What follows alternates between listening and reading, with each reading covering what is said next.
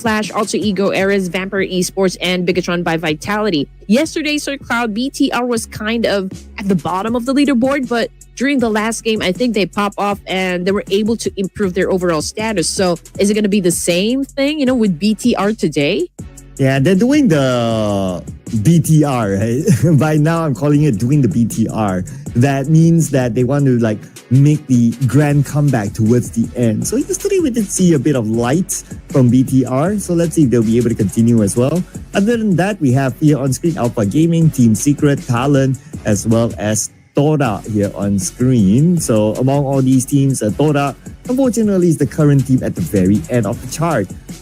So they need to work a lot to come back here and at least close the gap with the match point bound to be set by the end of the day so that they can give themselves a chance of doing well tomorrow. Oh, exactly. And I'm also looking forward to see maybe if Baron's going to play today, in the matches for Alpha Gaming. We're also looking at Vikings, Tribe, Aeromacy, Sen9, D Savior. And I don't know if you guys are updated, but I've been following, the Instagram page of Tribe, Aeromacy. And it looks like they just announced a very good news, to the community and to the whole world of Pubg M that, the boys are going to stick it with Tribe, Aeromacy. So that is very promising. Yes. And also, of course, among these, of course, you did mention about AZ Slumber. They are the only brand new team in the international stage, or at least in the Ruthless Invitational Showdown. They qualified from PMNC Malaysia, and they're in the upcoming PMSL Southeast Asia as well. So far, we can say that their performance have been okay, considering that they are a new team as well, and they are using this platform to gain experience in the upcoming professional.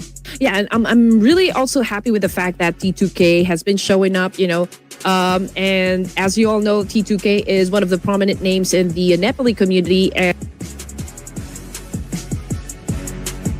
kind of waiting for T2K to get back to their true form as well. It was not, I guess, super the best, for T2K during the PMNC, and hopefully we can see also quite a strong comeback coming from Trained to Kill. But speaking of being the MVP here, we got Hugh from Team Flash again. dropped 29 eliminations yesterday with 5,618 damage output. So this is his, second day to be the MVP. And third day, will he still be the one to take this title? Yeah, we thought that yesterday maybe his title might have been taken over by someone else, right? That includes Mela because he did very well in the game where they scored 23 elimination points. By the other day, it is still Hugh here as our overall MVP. But speaking about Mela, he's not too far away. He is number 2 right now in the road to MVP together with his other new teammate, Red Bull at number 3. And then we have Win from Team Flash, who is obviously the teammate of Hugh at number 4. And we have the new kid on the block, the latest signing of Sem9 Fax here, also in the road to MVP at number 5. You know what? When it comes to Miala and Hugh here, obviously Miala has a better number in terms of his average elimination points per round here. And I think the only difference, that's why Hugh is actually at the top here, is the average survival time. So I guess, when it comes to a bit more riskier plays, I think that would come from the side of the Vampire Esports. And looks like I have to disappear for a moment. So Red Queen, please take over. All right, so again, we're looking at the overall fraggers, ladies and gents. We got Miala being at the top spot here with 31 elimination points. We got you coming in at second with 29. We got Red Bull as well, repping up Vampire Esports with 29 elimination points. We got Fex of Sem9, and of course, Lamborghini. You know what? When it comes to this tournament, even if we're talking about the Clash of Giants, we're talking about the Ruthless Invitational Showdown, and even the official stages, the official tournaments, we always see these names. These are the usual suspects. And, I did mention them yesterday that, maybe, just maybe, even if this is just like an off-season tournament for most of the players here, for most of the superstars that we have in this lobby, is it like just their bare minimum? And I mean, it's such a grand thing to know that even if this is just like the bare minimum of their energy, well, they're still making it at the top. But of course, we're looking at the overall rankings. We got Vampire Esports again landing at the top spot with a total of 134 points. And then Team Flash coming in at second with 129. So far, if we're going to be looking at the first page here, we only have 2 teams that had crossed the triple-digit score. But of course, we are just on the third day of the grand finals over here, and the gap is not really that wide. There's plenty of chances, and opportunities for those teams, of course, to have that sudden burst of energy and take over, teams that are at the podium stages. So looking at the overalls, on page number 2, we have 4 tries and the Vikings, the 2 teams that scored the chicken dinner, but somehow they're on page number 2. But because we have today, whatever it is, we still have tomorrow. Just that tomorrow, we don't know how many games are going to be played. So today, these teams will need to do their very best to try to close the gap at the top and give themselves a better chance tomorrow in case the games don't get smashed and they have 6 games tomorrow. Maybe a huge comeback can happen. Maybe. And also, you know what? From the second page, we can only see 2 teams here that was able to secure a chicken dinner. So that would be the boys of 4 Thrives and, of course, Vikings. Let's talk about Vikings at the moment. Vikings, I feel like when it comes to firepower, determination to actually win, and how accurate they are when it comes to gunfights and their aim, I think they're pretty good at it. It's just that I feel like they should have better rotations, from each of the maps that we're going to have for this evening. So perhaps, that could maybe improve the way that they gather elimination points that they need to be able to improve in the overall rankings. Yep. And they need to do a lot more than what we have seen yesterday, because yesterday there was a streak of rounds that they got 0, at least 3 rounds, and then there was 1 round with only 1 point, and then before that there was 0. So in at least 5 rounds they only scored 1 point towards the after the first game. So that's definitely something that they need to relook to, and hopefully they'll be able to do better today.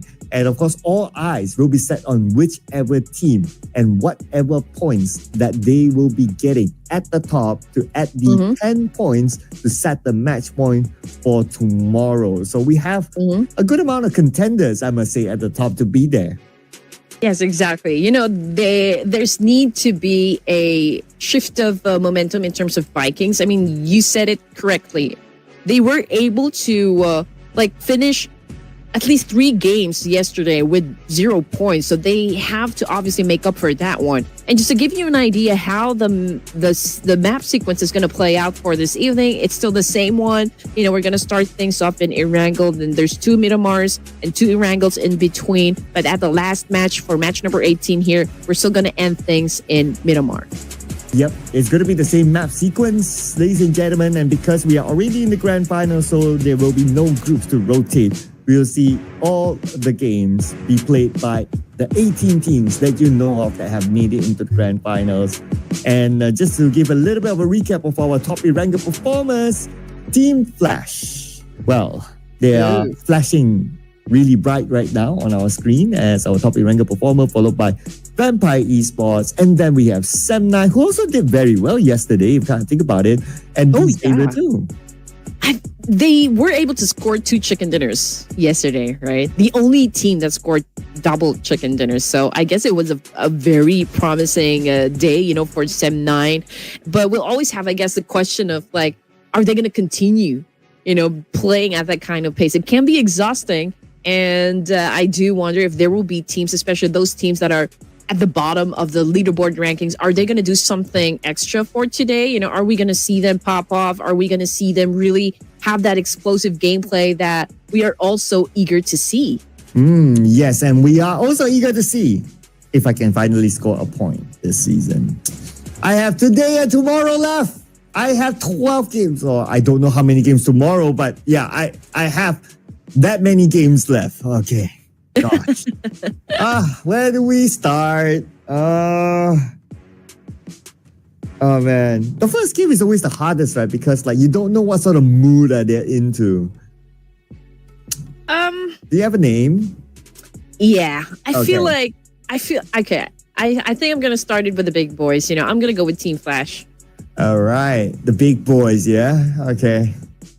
All right.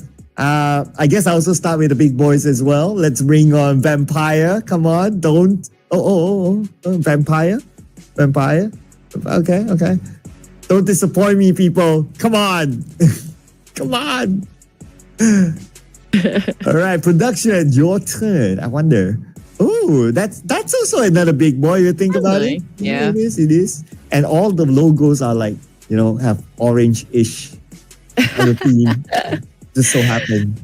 Yeah. I mean, yesterday, obviously, Team Flash got pushed out of their comfort zone. Vampire Esports, they showed us, how it was done yesterday. They took the top spot. So I guess coming into our first game today, Sir Cloud, can they be lightning fast in taking back the penthouse? Or will this be the beginning of the end for Team Flash? Ooh. I mean, in terms of just getting at the top spot, okay? Ooh, you made it sound like, is this the beginning of the end? Beginning of the end. That's a plot right there. Yeah, that's like the Red Queen in villain mode, sort of speak. Is this the beginning of the end? Sounds like Batman, though. Oh, wow. I can audition for that. Hello, Warner Brothers, we can talk. I'm Batman. I'm Batman. I am vengeance. We're gonna do good in this. Oh yeah. I'm the Cape Crusader. I'll fly in the night. Gotham City be prepared as we also fly into Erangel. Let's start the game, people. Oh, that doesn't sound Batman. Okay, I think that's a different character. But anyway, okay, we are about to start and we are about to drop in the first map this evening in Erangel. Will we see different gameplays in front of us, or will we see again a shift in terms of their rotation and strategy? But there's also a difference that we are seeing right now from the titles coming from the left side of the screen here. When it comes to the most number of eliminations, I don't think it's you anymore. I think it's Mela. Yeah, yesterday the round that they did really well, he scored 11 just by himself. That was insane. I hope to see more action like that from Vampire Esports. And yeah, it's a testament here. 31 total eliminations by him. But Hugh is just behind him by 2 eliminations, so that could change today. But looks like the fight here is not going to change. We're going to see Talon and Trapper Messi. It's an early engagement. Tribe Air Macy seems to be winning the fight. I mean, that was a fast one coming from Giante. I think that's already like 2 in the bag, or okay, just 1. Okay, but they do already have that slight advantage.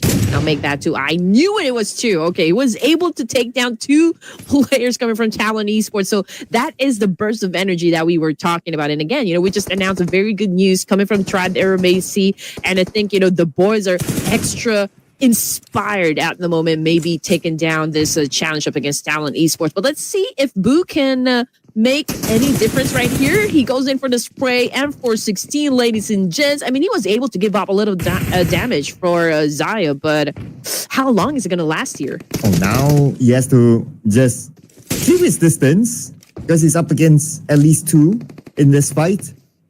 And Zio ready in front of him. Rick as well with the UMP now going up against another player. I believe that's Yoru that's also running away on the southern side. So himself and Bubuku, they are split up right now. Bubuku has to win this fight, but unfortunately not able to against the 2 players of Trapper Messi. As for Talon, obviously, right off the bat, they were already at a disadvantage because of like what Giante did. I mean, it was already 2 in the bag in an instant, so it was really hard for Talon to recover from that one. But anyway, let's see if Yoru can still maybe outsmart and outgun Tribe Air Macy. But with this kind of momentum we're seeing from Tribe, it's almost impossible for them to be stopped, for now. I mean, especially their eyes are already red and just hunting down this last remaining player from Talon. It does look like Talon is it's just buying time at this moment.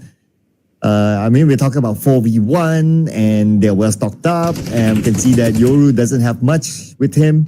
But another fight's also happening. We have Torak and the Vikings, and it seems like Torak is winning the fight somewhere else. But we're going to see the end of Tribe Air Messi versus Talon very soon. Now that Giante is on the rooftop as well. Everybody's just waiting for the right moment, and they don't want to look down on their opponent in case a big clutch might come. I mean, Superman's rear end just got kicked hard. He's back in the lobby, so there's already a deficit on the side of Vikings. But Tribe Air Macy again with a wonderful jump shot. They just eliminated Talon Esports, and they did not even let them take anything from this game. As for Todak, I think they were able to win the fight, yes, but they also have a chance to save 9 in the process, so they remain to be a complete squad here. And the Vikings confirmed out. So with the fact that Tora has won against Vikings, I'm looking at the points now. Okay, they're only 1 point behind the Vikings. And that means that Tora, they potentially can overtake Vikings soon. And also Talon, they have been eliminated. So now Tora is no longer at the very bottom. Instead, their spot is replaced by Talon. Yeah, and also BTR. I hope they can maintain the pace, for the set of matches we have this evening. I mean, they started really, at the bottom of the leaderboards, and it's great to see that slowly but surely they're climbing up the ranks here. Hopefully they can continue on stepping on the gas. But anyway, we're looking at the map feed, ladies and gentlemen. We've got RQ already in the middle, close to Selcom DJ Alliance, but just looking at the situation and where the teams will be coming from, I feel like, it's going to be a busy north and even the western side of the circle here. Yeah, as teams will rotate through that area, right? APG will have an easy entry. They are the only team in the military base island, and so it's easy for them to take the right side bridge into the circle. So wouldn't be too worried about them. I'll be interested to see what's going to happen in the middle of that circle from the left to the right, where most teams are also rotating. And that includes Sem9 as well, passing by Pachinki now. We were talking about like Vikings, if they're going to be showing up for today. And again, this is their first game and they just got eliminated with 0 points once again. This makes it their 4th game since yesterday that they weren't able to perform well. Oh yeah, you're right. So it's like technically 5 games in a row they are at 0. Well, Leons doesn't want to get a 0 for himself. Managed to escape just in time before Xavier arrives. But Xavier, they're hunting. Early lunch for the boys of D Savior. Okay, this is what we want. I mean, usually we see them have a late surge, for every map. But I guess, it's a good day, for the boys of D Savior. Now looking at Selcom DG Alliance. They're over here at farm area. Ooh, it looks like they could have a collision, maybe, against Sem9 boys. Yeah, Salcom DG Alliance. They're behind Sem9, but they didn't really go all the way. So they stop around area of farm, so I guess that's okay. Oh, but then again, there's still Fax here behind. Ooh, I wonder if he'll be able to survive that one. But he can play by the really side, right? So we can see here there's a view that's blocked. So Salcom DG Alliance won't have a good clear shot. So Fax will survive this one. Okay, so BTR at the moment, pretty close to the edge of the circle here from the western side, just east of Pachinki. They could probably do a lot of gatekeeping. I mean, Four Thrives is already there, but maybe still gauging the situation if they're going to step inside now or will they wait it out. But still, BTR is in the position to assume a lot of points considering the fact that there are a lot of teams headed towards that spot. But then again, we are waiting, for those teams already in the middle here, Sir Cloud, to engage against each other. I mean, they're pretty close to one another. D Savior, RQ, Selcom, Boom Esports, and even Alter Ego Eras. Yeah, more teams getting close. And I guess everyone's trying to target this high ground area, right? It's a premium spot with this kind of circle still. But that might change in stage 2, so we will monitor the situation. That's why these teams, they are not really all in. We must get that high ground. It's okay, if there's someone there, we can let it go for now. It's not the most important position in the world yet. It's so amazing. Teams are really taking their time here in Erangel. I mean, we're at stage 1 and we're still looking at 16 teams. So hopefully we will be able to see more drop clashes happen, in the remaining matches. To see some of the teams, especially that are still part of the second page, to again turn their aggression up a bit, just gather those elimination points to remain competitive in the game. And let's see who can remain competitive at the next stage of the circle. I wish it would be a hardship towards the right. That would be kind of fun. And this is a challenging circle. We've seen the high ground circle before, and it will be a hardship. Oh man, yum. In Malaysia, what do we call this? If we say something before it happens, and it happens, we call it our mouth is salty.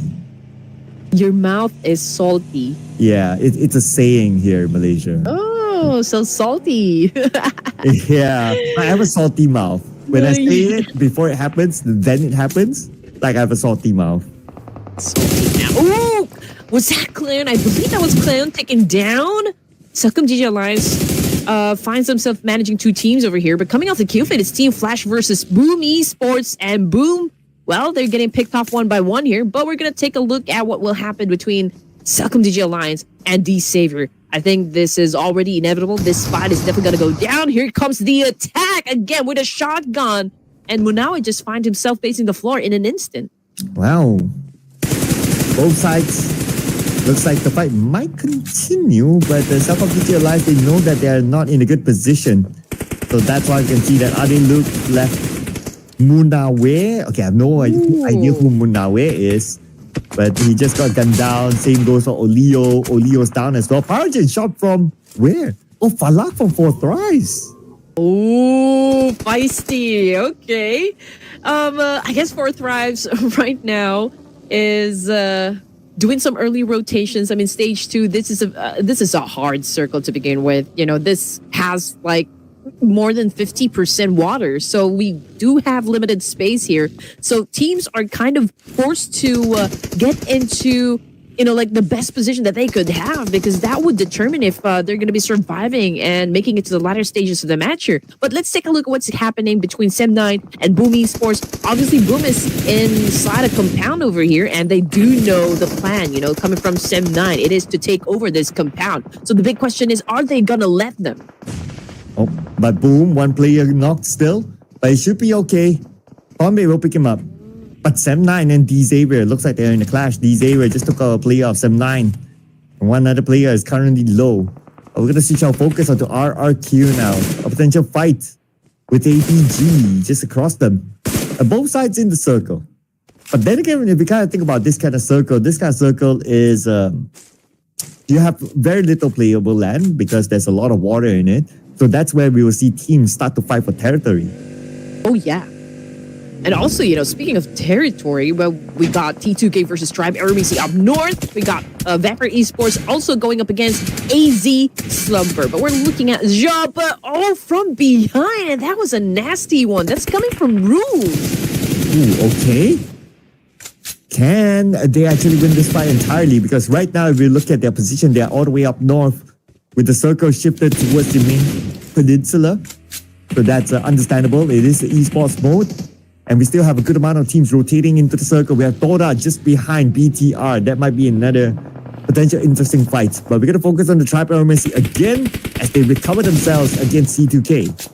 Little civil war happening between the Tribe and, of course, T2K, but it's not looking too good on the side of Tribe. I mean, Zayo Rig currently not down on the ground, but one of them had already been picked up. But unfortunately, Delta took another hit coming from Train to Kill. So this is an interesting back and forth between these two teams. I mean, we're not exactly sure who's going to be winning the fight. I mean, obviously, Gyante, he's the only active member left for Tribe Aeromasi. But the good thing with Tribe Aeromasi is that they have cover. But here comes T2K right now with the attack. Can he be successful? Can he be the knight in shining armored? Igneous right now low in HP, but he was able to get the job done. And he still has a chance to save his teammates. And here comes Tora. Now they might fight with BTR. The fight that we thought early on could potentially happen. Zaxi now on the ground. And the rest of Tora coming in. BTR, they turn around to fight with Tora just by the edge of the circle. Tora is here for spread. Lang is coming in though to join together with his teammates. We have Ruthless here.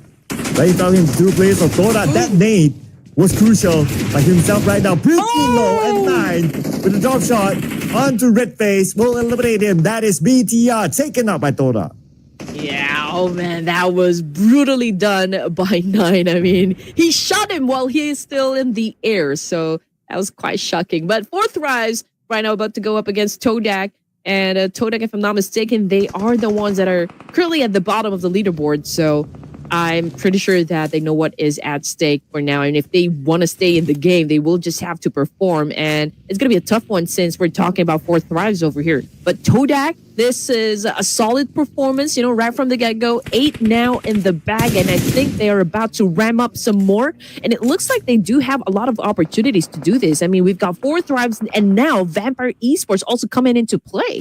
Oh, yeah. Vampire want to hold their #1 spot, but it's going to be rather difficult for them. Now with the fact that Fourth Rise will try to stop them.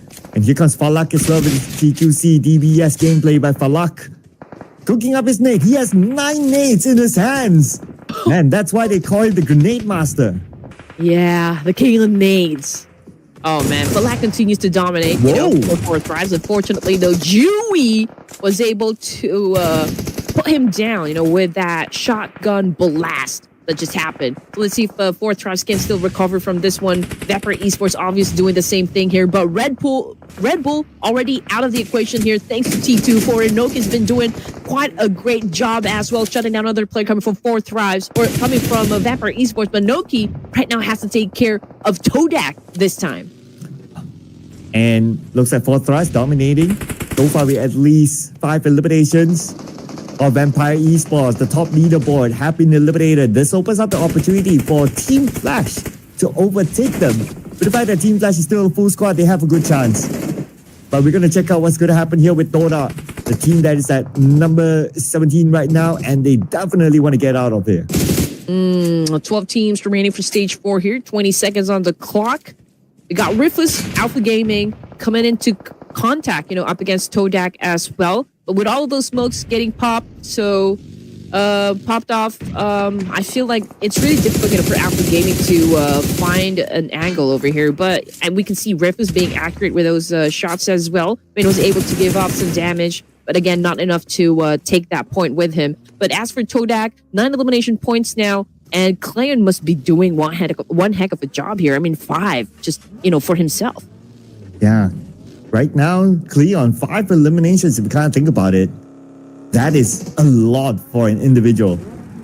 And they have a full squad still, so they can still rank it, those elimination points. We're going to check on them later because right now, Forthright, they're looking for their spot to be in the circle. Entering it, they're circling around trying to find a good spot, but around them, we have RRQ, we have Pubg Esports. It's not that easy because they were one of the later comers, but they should be able to find one. I can see IQ there, found a spot. But Xavier, Team Flash, here we go. Tops now, currently at the bottom. Levi's as well took a major hit, and we're down to our last surviving member from the side of Xavier. Let's see if they're going to be making it out alive on this one, but that was such a great nade coming from Natty T, putting down Win on the floor. Now it's all up to Hugh to save Team Flash, but then again, they have to do this as fast as they could because Boom Esports is also lurking within the area. Coming off the kill feed, though, it's RQ versus Alpha Gaming versus 7-9, so it's sliding up. Oh man, so many fights erupting at the same moment.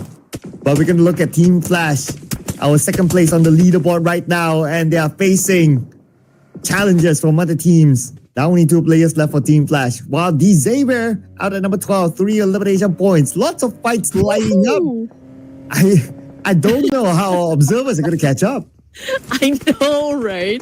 But T2K, okay, coming back into action over here versus Alter Ego Eris. And this is something that, we are definitely excited to see. Just look at the exchange happening in front of the screen. Moana, right now, one of the 2 players still alive for Alter Ego Eris, and is coming after T2K, but then again, had to step back a little. But let's see who's going to be winning the fight. This is a dance-off, and T2K remains at the top. Ooh, okay. T2K better win this one because earlier on they needed their own teammate. To be exact, Ignis went down. And Ignis can still be picked up. But we have Rosemary here. A man who's known to be very clutchable. For the moment he stepped in, just before he's able to step in, GK from the side took him out. Oh, man. That was beautifully done by GK. Okay, here we go. Team Secret right now going up against T2K. Now, obviously, T2K just had gone from a fight, and it will be difficult for them to greet and make sure that they eliminate Team Secret in this situation. But then again, they could still turn the tables up against Team Secret. Right now, we are seeing them, trying to flush out points of T2K here. But GK took a hit, and that was a great one. Oh, here comes. And T2K, just too much for them to handle. That's a third party by Team Secret cleaning up. And they managed to score a total of 4 elimination points. Now, after resetting, it's time for Team Secret to move into the circle as the circle went towards the left side. And we still have Team Flash, who's playing in the middle of the circle with a compound on their own. But I can say that it was still a very good performance coming from T2K. I mean, they were able to score 6 elimination points, so I think it's a pretty good one, for first game, day number 3 here of the grand finals. Now we're looking at Boom Esports, and this is one of the teams that I can say is also performing, for the entirety of this tournament. I just hope that they can continue on stepping on that gas, as we mentioned a while ago. 7-9 taking down some elimination points for themselves as well, but we still got 8 more teams here for stage 5. In 7-9, they already have 1 casualty, but 3 is still a solid number. Yeah. 7-9 doing so far so good as well. But let's see if they can wrap it up. So far, the only team with a full squad is Dora, and they already have 10 elimination points. Where was Dora all this while? All of a sudden, they're showing up today. And that's what we like. I'm pretty sure, the fans of Todak Esports celebrating if they can deliver a chicken dinner. Hey, there are a lot of teams kind of showing us a little power that they have at the moment. We're not seeing an explosive gameplay just yet, but we'll just maybe have to wait. I mean, this is just the first game this evening. We're looking at Amaza. 7-9, again, still trying to rack up some more points here. I mean, potentially they could shut down Team Secret from this position. So let's see if they can find, an angle that could best work for them. I'm looking at the minimap, and if we look at the northern side, Dora is just next to Team Flash. And looks like the fight is happening now.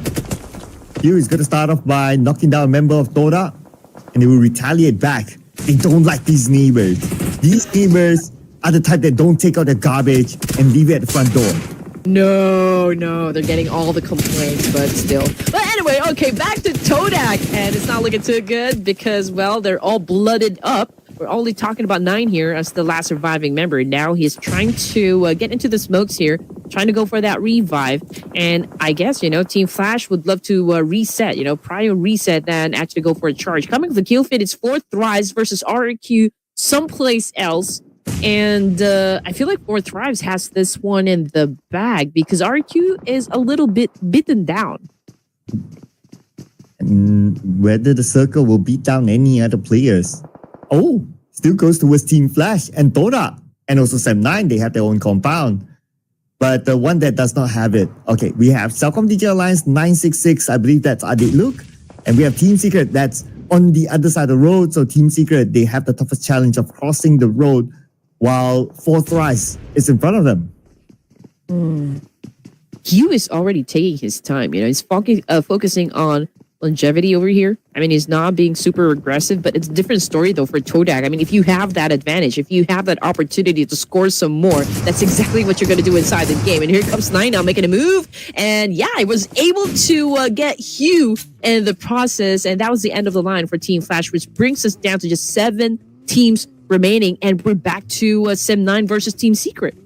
Yeah, Sem9, 3 players playing without Satya, aka Farron. So far, they can still hold this area of Milta, so that's okay for them. But okay, I'm looking at Team Secret right now. They're making the rotation towards where Sem9 is at. Are they going to go all the way up north? It would make absolute sense if they do. Go up north, try to check that high ground, and take that spot instead. But if they were to go there all the way, they have to face off against Toda, which I think is fine. But they decided to stop just right at the rim of the circle above Sem9. Obviously, Sem9 has the biggest advantage since they're the ones really occupying a small portion of that compound. So it's a little difficult, for Team Secret to actually intrude their position. Same thing goes for 4 Thrives. They don't exactly have enough firepower to take down Sem9 in the process. But from the kill feed, it's Boom versus Celcom DG Alliance. And of course, this fight is happening a little bit far, from Sem9. But then again, 4 Thrives right now has a better view up against RQ. And 4 Thrives did not even hesitate or bat an eye. They just went in for the charge here. 4 Thrives, they had to find a way to move inside. But they had to pick their poison. Is it going to be Sem9 or is it going to be the left side where RQ is at? So this is the decision that they need to make. And Sem9, they know that 4 Thrives is there. They're lobbing nades now across. Same goes for Boom Esports against RQ and the nade by Napeko onto Yummy. That might open up this fight. Okay, now we're talking. RQ stepping up finally for stage 6 here in Erangel. And now we can see 2 of them ready to get closer to Boom Esports to take that lead, to take that charge, and of course to take that momentum going for them.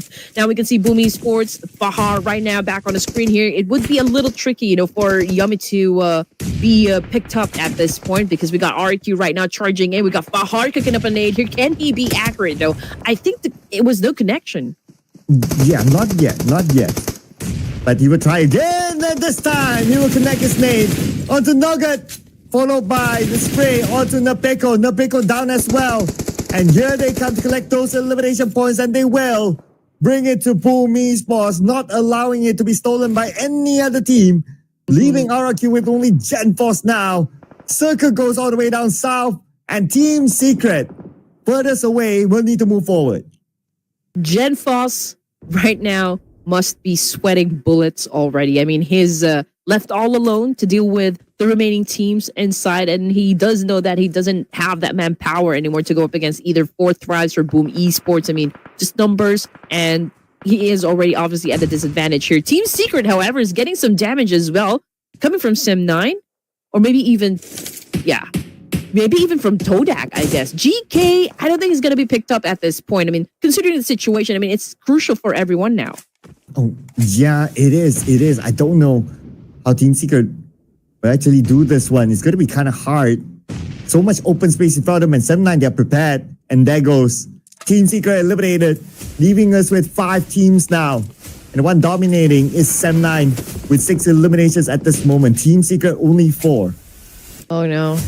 Production might get the point once again, but we did talk about the big boys. Okay, so Sem9, obviously, it's a great advantage to be there in that specific compound, but obviously Fourth Thrives, I think they're the closest, of course, to challenge the boys of Sem9. So this is going to be a dance-off. This is going to be a dance battle. We got Amaza trying to come close to where Fourth Thrives is, and there goes the trap from the top. Make it drop. Fourth Thrives Esports again getting some elimination points for themselves.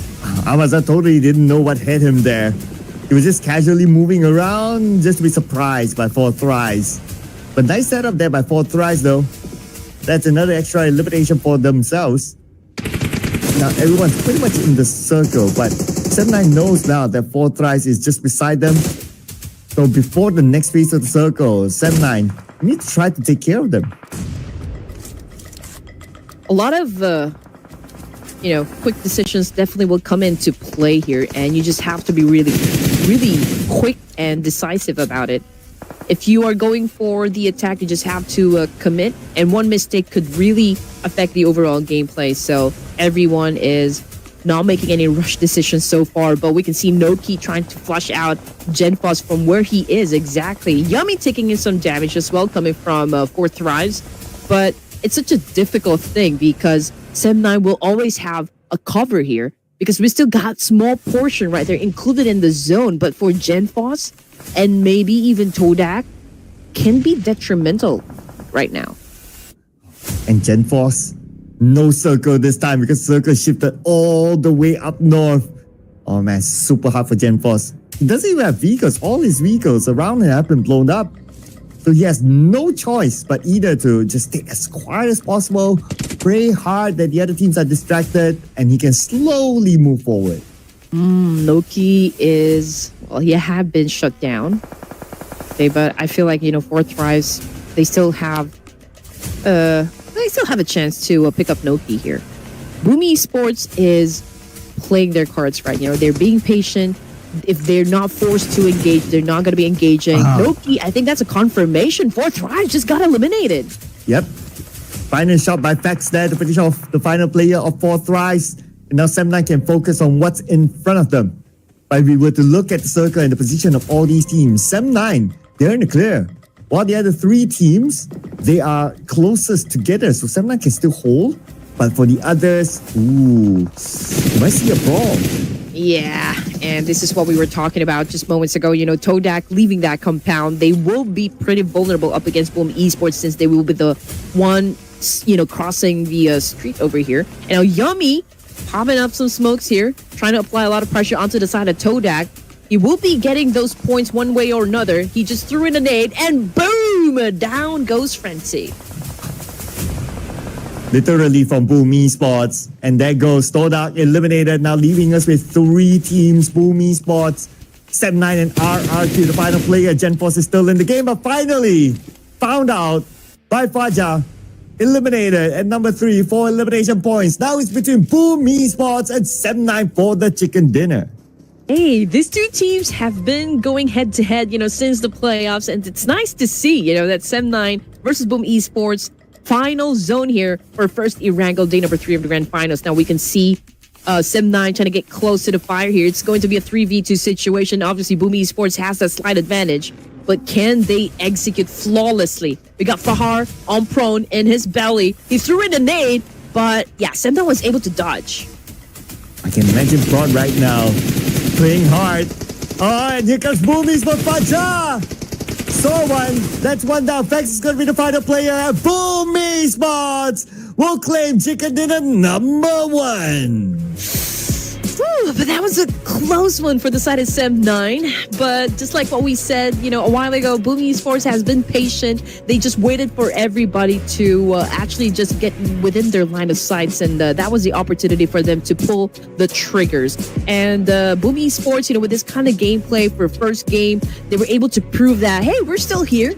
We can rep up Boom Esports and raise our flag just to let everyone know that we are here to remain competitive for this tournament. Yeah, they're remaining competitive here with 9 eliminations, so 19 points for Boom Esports.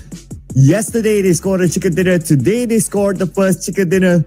Well, I know it's still a little bit early and we still got games to go, but could this be the comeback of Boom Esports? Ooh, well, again, we are all about those major plot twists, to happen. I think that's what makes, every tournament really, really exciting. But yeah, I mean, Boom Esports, again, this is one of the staple names, also pretty much just like RQ. And it has been a while, Sir Cloud, that Boom Esports is actually showing us what they got, what they can bring into the table here. And we would love to see more, of this coming from the Wolfpack. Oh yeah, absolutely, right? We do love comeback storyline. It's always exciting to see, right? I know it's still early for us to call it out, but the fact of the matter is that Boom Esports, they have been starting to do well since yesterday. But let's see how consistent they can be. Checking out the other teams besides Boom Esports, Toda this round, actually, they brought in a lot of elimination points too. Yeah, I mean, it's about time. I mean, obviously, Todak boys, they don't really like the fact that they're currently at the bottom of the leaderboard. So they're doing something about it. And this is what we want, coming from Todak Esports. And it's not even about, okay, maybe they're not a good team. It's just that, are they up for it? Are they down for the challenge? Are they down to make us witness a little bit of that prowess, coming from Todak? Yep, and Boom Esports, we're going to zoom in onto them because we're going to compare the number 1 and number 2 team in this round, Boom and Sem9. Both sides scoring 9 eliminations each. When it comes to heal, Boom Esports is a little bit more, but when it comes to damage output, Sem9 a lot more than Boom, but they were not able to convert the elimination points in totality. And with the fact that Toda, they scored a lot of elimination points, that's why they are ranked higher than Sem9, even though Sem9 got a second place. I guess, Boom Esports was just a little bit on point, when it comes to conversing or like when it comes to the conversion of elimination points. But as for the MVP of the match, again, we got 9 over here from Todak, 4 elimination points, 1,251 damage output. And, his name has been shown a lot of times, on screen. And he's been the one really doing a lot of the work, I guess, for this round. And I'm excited to see, the totality of what they can actually bring into the table here. And not only 9 though, his other teammate Cleon, aka Deb, who's playing as Cleon, is also here as our top performers. But the new kid on the block, former Manparang, Fex, is also here as our top performer. So gotta give it to him. He's still consistent for the team. And Fajar with 5 eliminations also here representing Boom Esports. Now, speaking about Boom, 19 points collected. We're clear about that. But Toda brought in a whooping 12 eliminations, bringing them a total of 16. And I really love the fact that, Sem9 has been flexing, quite a lot, for the grand finals. And I would love to see more of Fex. And yes, Boom Esports coming up on top here with 19 points in total, 16 for Todak, and we got Sem9 with 15. So 3 teams with a double-digit score for AC Slumber, Talent Esports, and again, Vikings Esports with another 0. Not exactly sure what is happening with Vikings Esports, but we do know these boys can retaliate. We know that they know how to get those elimination points. They do know how to get things done, but we're not seeing that. And of course, everyone's interested to know whether or not we're going to see something, come out from Viking. Yeah, that's like 5 zeros in a row since yesterday now for the Vikings. So I really don't know. I mean, if you kind of think about it, like last season, Vikings, they did fairly well. But this season is a very different showing for the Vikings. Anyway, we'll check out the overall rankings. So after the first round, the top 4 is unshaken. Everyone's still at their respective spot, except for the fact that Team Flash is 3 points behind Vampire Esports. But Boom Esports, talking about a comeback story, they're number 5 now. And the difference between them and D-Saber is only 3 points. So they can still go up. You're absolutely right, Sir Cloud. And you know what? For Vikings, man, I don't know what Ragnar Lothbrok is going to say if he finds out that you guys are part of the bottom bottom in bottom rankings in the overalls. But yeah, coming from the second page again, we got Team Secret at 11. They moved up 3 ranks here with 53 points, close to Celcom DG Alliance, who's currently at 50 here. Same with BTR. Oh, same with BTR and Alter Ego Eris. So since we've witnessed quite an improvement, coming from Todak Esports, Talon right now is the one at the bottom. So if you're at the bottom, what are you going to do about it? We'll find out what they're going to do after this as we head on to a break, ladies and gentlemen. So don't go anywhere. Be back for round 2.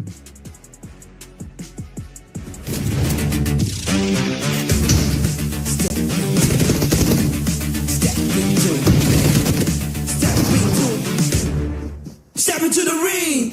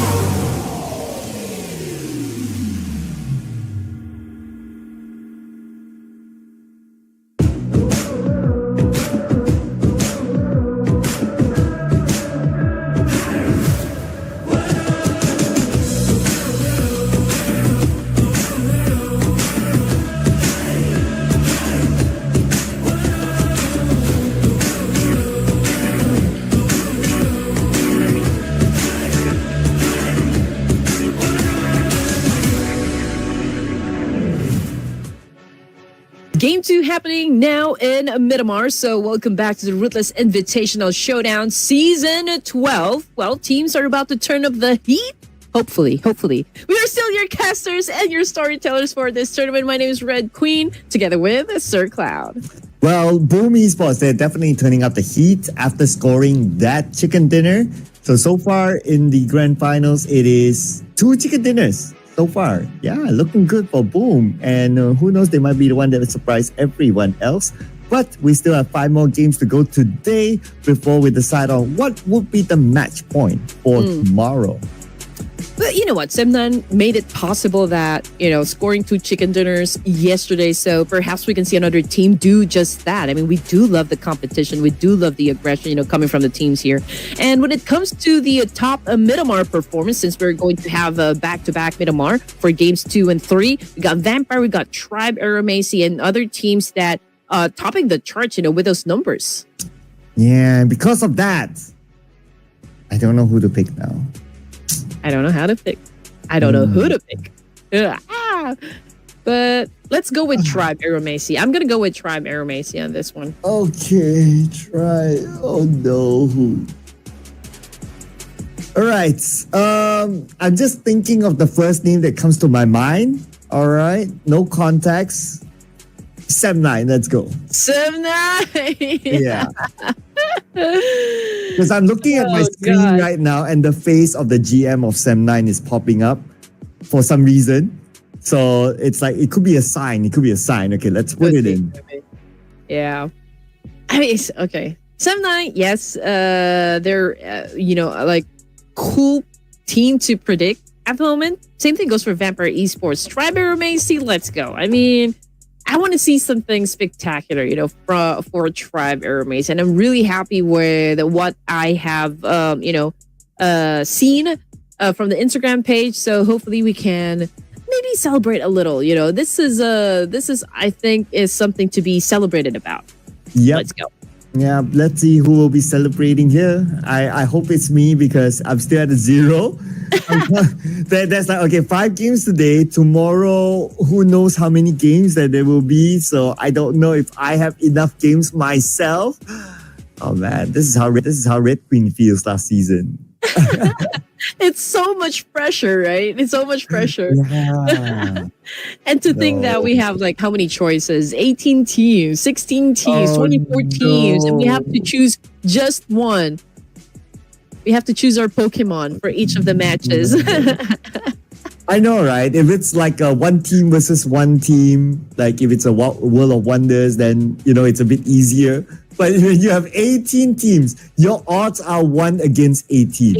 That is hard, I'll probably stand a better chance, just hoping for my cat to dance rather than trying to hit like 1 to 18. And also, I love the fact that we're not even sure like if we're going to be basing it on the numbers or like basing it on their reputation and their current status in the competitive scene. I don't think it will make sense either. Yeah, because sometimes, they're a great team, they do well everywhere, but they just choose not to show up for whatever reason. It happens. So it's not our fault. No, we're throwing the blame to the teams. It's their fault. We believe in them. Come on, as I believe in Sem9 in my prediction for this round, here we go, baby. Miramar, game number 2. Oof. And again, interesting if we're going to witness 4 teams drop in Los Leones. I do remember Celcom Digi Alliance. I do remember Team Flash headed towards Los Leones all the time. So perhaps, it could be the same thing or maybe not. We don't exactly know. But Flight Path is dictating that we might see a Los Leones fight happen. But of course, we have to wait where the initial circle will land. But so far, the teams are getting ready, heading towards their favorite drop spots. We're looking at the highest damage so far. It's still Hugh from Team Flash here, 6,199 damage output. Most elimination, I think, was, Hugh. He was able to reclaim that spot from Yola, but we're talking about just the 1 point difference. Ooh. getting close between each other. Let's see if the gap will change in this round. I'm looking at, okay, Sandman is dropping close with Talon at the right side of the map. That's worrying for me. Okay, and Alter Ego is somewhere there too. Okay, guys, just let Sandman go, please. I need my prediction. Oh, the circle is taking some time. Okay, I think this is a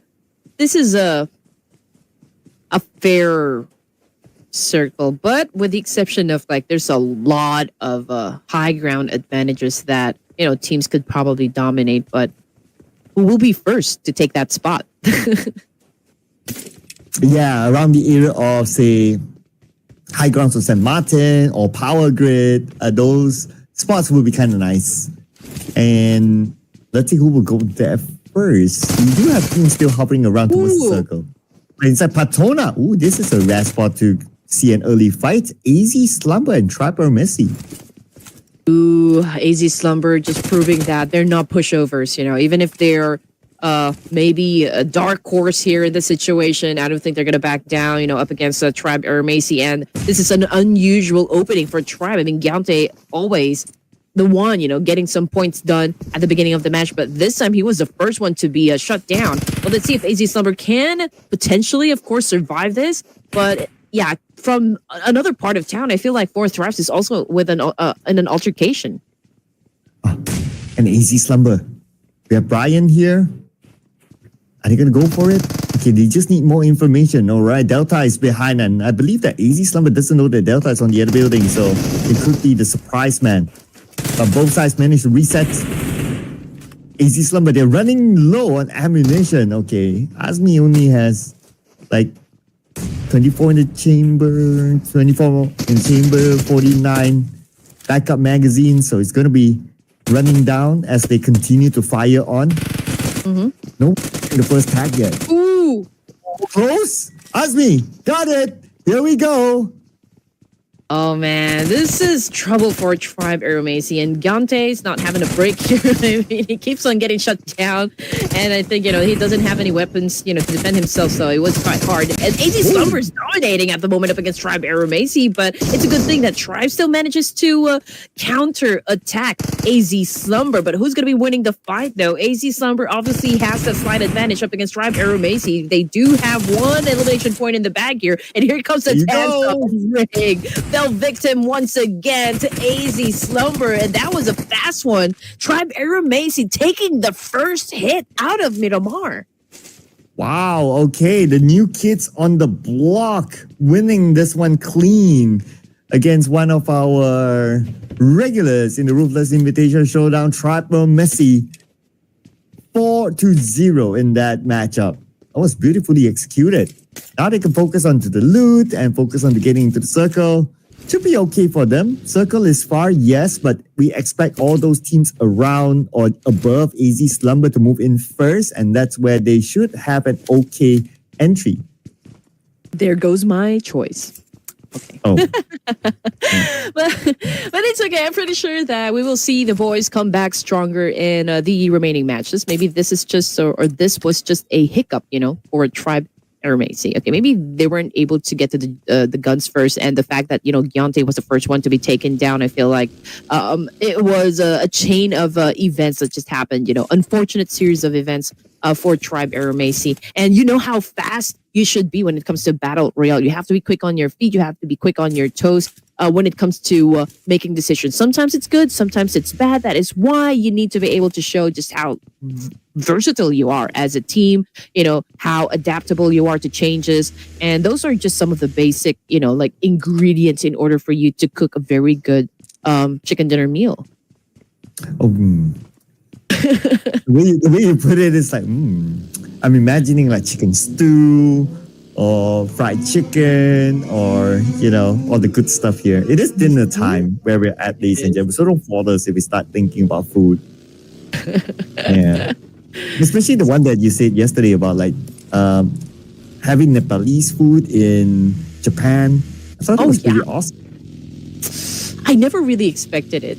But okay, before we continue on that one, Sim9, Talon Esports, having a go And it looks like Sem9's been the one winning the fight. I mean, that was one casualty for the side of Talon Esports. So great start, I guess. But Sem9, the question is if they're going to continue on hunting down the remaining players, or are they going to head on over to another spot here and maybe take over a land where they could best, enjoy a very good vantage point. Yeah, it looks like they're going to focus on the rotation, which is fine because you did point out when the first circle showed itself, like there are a lot of high ground spots. So in the ideal world, you want to be the early team to take the high ground so that when other teams come by, you're already there and you have the advantage. So that's probably what Sem9 is thinking about. And where they dropped earlier during the very beginning of this round, they can move quickly into the zone and potentially take one of those premium spots.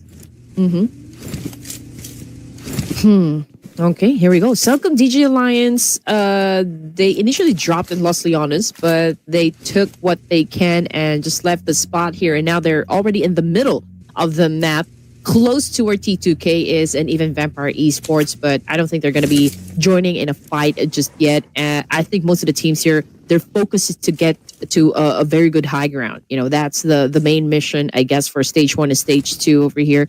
But for Team Flash, even AZ Slumber, they're already tanking the blue. Same thing with RQ. So they will be coming from the south side. I think it's still clear as to like maybe if teams are going to do a little bit of gatekeeping. I don't think that's going to happen for now.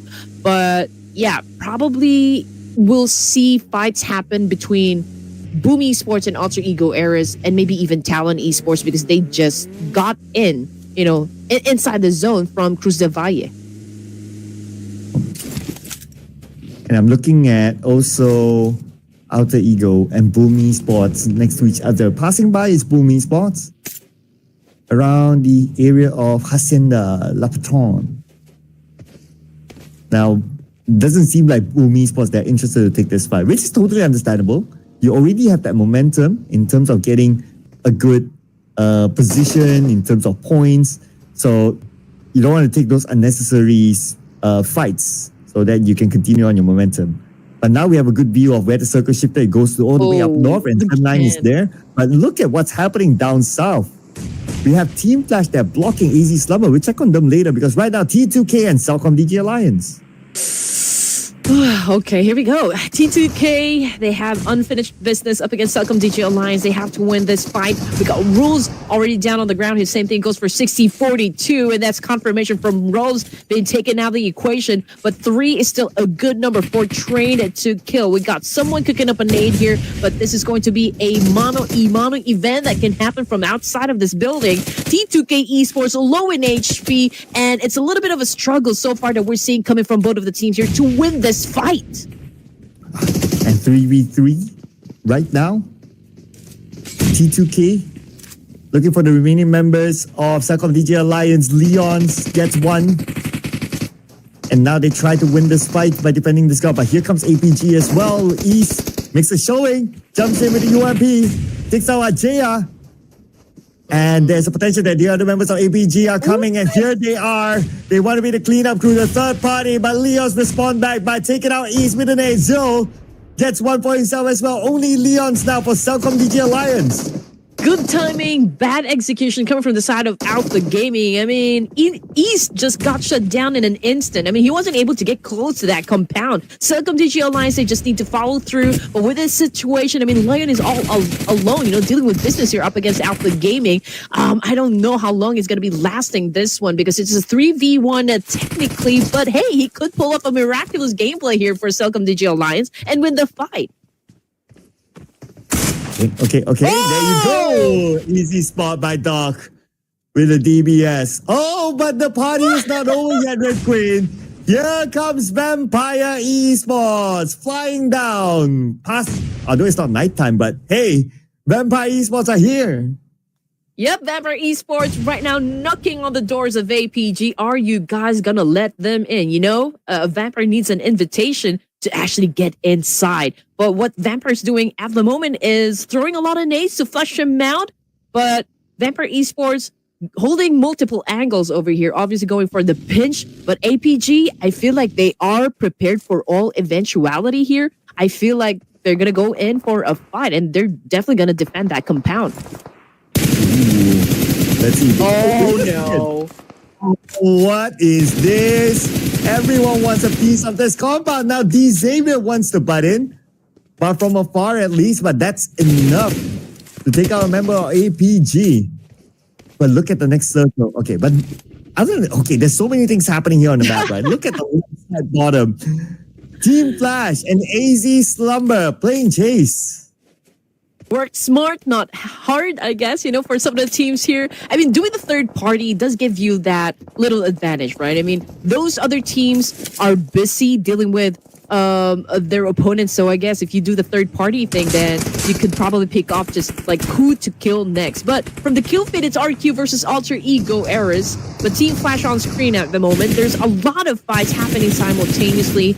But we're looking at Alter Ego Eras right now getting punished. But RQ Lapar knocked down on the ground here, thanks to Krypton. And yeah, that's it. The confirmation Alter Ego Eras next team to be taken out. Oh. And Alter Ego now not having the kind of performance that they would have liked. But RRQ, so far they're okay. 4 eliminations, but they need to save Lapar while managing Xavier that's around them. Xavier? Wonder, are they interested to take this fight, or they want to focus on getting into the circle? They still have a full team though. And they are taking spots inside. But East gunned down Paragin. Now he needs to be picked up. Here comes APG. There will not be enough time for Paragin to be saved. Yep, I don't think there's going to be enough time. And Joel is just as eager as we are to take that point to get that job done. And now 5 elimination points in the bag now. And Alpha Gaming continues to dominate the Savior in the process. Joel about to take in another elimination point. Oh man, Alpha Gaming seems to be on a roll at the moment. But Natty D, can you make any difference so far for the team? East trying to get close. Natty T! Oh man, he got knocked down by East, but Levi's was able to respond, and East right now also out of the game. That means APG now have Zeal and Doc. Can they save Ruthless? Yes, they will. Ruthless is back up again, so playing as a trio by the edge of the circle, so they're fine. Just need to be aware of RRQ. But the next opponent, Xavier, will be waiting inside. Let's check out what's going to happen here with RRQ passing by water treatment, going up north still. Team Secret is there, waiting at the high ground. It's going to be a big trap if they continue forward. Yep, I mean, they have the opportunity to score some points, and RQ is in a lot of trouble. I mean, obviously, they're pretty exposed to Team Secret, so this is a vulnerable spot, and Team Secret capitalizing on this one. GK obviously knows exactly where to point his gun, and now it's cooking up a nade here to try to flush him out to disorient RQ, and let's see how RQ is going to do an effective counter up against the team. In the meantime, it's Alpha Gaming also going up against Vampire Esports. It's a lot of nades I'm seeing right now. It's a lot of exchange, and Lazarus in an instant just dropped on the floor. Same thing goes for Red Bull. Okay, here comes APG rushing in. Vampire Esports not really holding down their ground well. They will lose player after player. Red Bull is the next to be eliminated by Doc, and they have to abandon ship. Lazarus, aka Schwabs, gets away, but here's Team Secret. And they're dealing with RRQ, the fight that we expected to happen right now. Team Secret, they don't have GK with them, but GK is on the other side, left and right, full of players, and RRQ shows up. But Doc is there to save the day. Team Secret bringing the pain. It's RRQ. Man, that was a great scenario that just happened. But anyway, back into the action we go, and we're seeing the map feed over here. La Cobreria, I think that's currently inhabited by Todak, and they're not leaving that spot just yet, although they're pretty close to Sim 9 and even 4 Thrives. But in the meantime, we're looking at Team Secret still, and Boo is still alive, playing for Talon Esports. We got Achul following up from right behind here. Maybe Talon is maybe thinking, okay, is this occupied by a full team here? Can we actually crash this compound and claim it to ourselves? So they have to be careful because we're already at stage 4, and you don't want to go making any rush decisions. That's why Talon is not really rushing now. But Zeros, he seems to know. They're just waiting for the execution to happen. While that's happening, we see here 7-9 moving into 4thrice's position. 4thrice, 2 players down. T24 is the only one that's still active. It's neat. On the left side, nobody's home. Even the Molly as well. And that will allow the rest of 7-9 to come in. They're going to take point position on this elevated high ground. But they're waiting for the right opportunity. Oh no. Looks like Yuhai just got gunned down by Frenzy. It's a little chaotic at the moment for the side of 4thrice. I mean, obviously, some of their players got knocked down on the ground here, so there's a need of like a pick-me-up situation for the team. Coming off the kill feed, though, it's Alpha Gaming versus Team Flash. Team Flash dominating a little with 5 points in the bag, but we're looking at Sem9 as well. APG Doc, however, just got shut down hard, but Satria caught a nade, but hey, still not enough to take him down, but not for that Molly and not for that second nade as well. Okay, they respond back right now. Toda looking for more as they're rushing into the compound where Sem9 is at. Sem9, 1 player on the second floor. That's going to be Amazal. On the other side, there's another player of Sem9 still active. 2 players will need to defend the ground against the incoming Toda. The Toda that has the momentum from the previous round, but 4thrice is around the area as well. We have 3 teams here. Now Toda, they have to deal with 4thrice. Here comes Noki from the side, and Frenzy got Noki. Look at his help, only 1 tick left. Kenny shows up with a DBS, and they will win it against 4thrice, but they're not out of it yet now against Sem9. Catastrophic execution for the side of 4thrice, but again, the fight is not over just yet. We got Sem9 still trying to do a massive counter up against Todak. We got Clean still knocked down on the ground here. Kenny was able to dodge that nade attack. Unfortunately, with that shot coming from a shotgun, well, it wasn't exactly as lucky for him. And now Sem9 Fex is still alive here, managing 2 teams. We got Todak and Boom Esports trying to take him down in this situation, but it's just so amazing the way that he set up his defense for himself. And now as the circle shifts, looks like BTR will get the circle together with the high ground, one of the best position in this sort of circle. Fight will continue on between Toda and Sem9. Fex is alone right now, as you can see here. But on screen, the Vikings. Oh, the Vikings! This is their best showing so far, but because we still have 10 teams, the Vikings have not yet started to collect placement points. They have to survive at least 2 teams more. Not very good rotations from Team Flash as well. I mean, yes, they managed to get to stage 5 with 6 points in the bag, but 3 of them already out of the game here. And again, we just have to really give recognition to what Fex is doing at the moment. I mean, obviously he got attacked by 2 teams here. Todak and maybe even Boom Esports coming from up above, that mountain peak. But, he remains to be alive in this situation. Just 2 points in the pocket, but still, he continues to gather some placement points for the team here. I mean, this 1v1 situation is not over. But let's see. I mean, Fex obviously is getting a little aggressive, getting a little impatient, but his low in HP, can he still make it out alive? Fex, he does have this first aid to heal, but he does not have time to heal. No. And Cleon shows up. 1 shot is all it takes. Sem9 eliminated. Calm down. So Cleon is actually dead. And basically, he just finished off his former team. Not exactly sure why he turned his back, though, up against Cleon. I mean, it's like giving him the opportunity to just take him down, WWE style. But anyway, okay, getting back. Or a plow driver, or what do you call maybe the a move? suplex. Maybe a suplex will do. Okay, suplex. But I've 8 been watching teams. enough wrestling. Oh yes, I did, and it was so unfortunate that Do I even mention it because Hulk Hogan is actually the timeline is giving away the. Anyway, okay, Team Secret.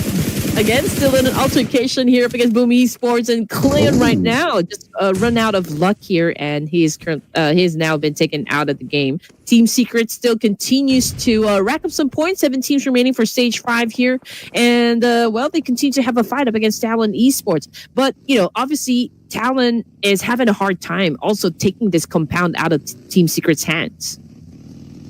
Ooh. I'm just looking at which team is still a full squad. So BTR and the Vikings. You know what? That's why it's so hard to make predictions. Like we thought, Vikings 5 games in a row, 0 points. And all of a sudden this round, they're doing not bad. So I don't know anymore on how to make predictions. Well, I don't know either. I'm just I'm going with the flow. That's it. But hopefully, like Team Flash, I did expect them to really go big, for this round. But I guess they're like maybe still warming up. Maybe we could see them really put down the rhythm, for the whole team. Maybe we're done with 3 matches or more. But speaking of matches, we got BTR already inside the zone, so perhaps they could turn this situation into a full-blown advantage, compared to the rest of the teams, other teams. But BTR could make full use of their advantage. Since they have the high ground together with the circle still. Zaxi spraying onto Achul. Achul, one last hit. Is needed to knock him down. But Zaxi, as he wants to spray, he's shot that by Bubuku, I believe, from the other side. Got to be extra careful. Vampire Esports, now they don't have the circle, but they face resistance from the Vikings in front of them. I mean, Vampire Esports right now holding on to a compound outside of the zone, so there's a need for them to do a little cleaning up, especially with Vikings currently in front of them, and even Joel of APG. I mean, Joel, even if he's all alone, he can be pretty dangerous, I mean, after all, he is still Joel of APG. But in the meantime, Joel right now performing for us quite extremely. And he was able to get one player from Vampire Esports to continue to hunt down Miola in this process. But let's see who's going to be winning the fight. So far, it's a play of a cat and mouse. And Miola coming out of that small shack over there to continue to fight up against Shoal here with a shotgun. But who's going to be winning the fight here? Shoal pretty low in HP. But Miola at the end of that chase. Man, that was a long one. Miola still coming up on top. Looks like in the chase of cat and mouse, the cat actually came up on top. Mela, literally winning that fight. And now he will continue to survive for Vampire Esports. Wow, what a duo. 6 teams now for stage 6. Vikings again is going to make it impossible for Mela to even survive this. I mean, 4v1, that is going to be tough. And it's also tougher, for Doc of Team Secret. He just got shut down by Wunti this time, still coming from the Vikings.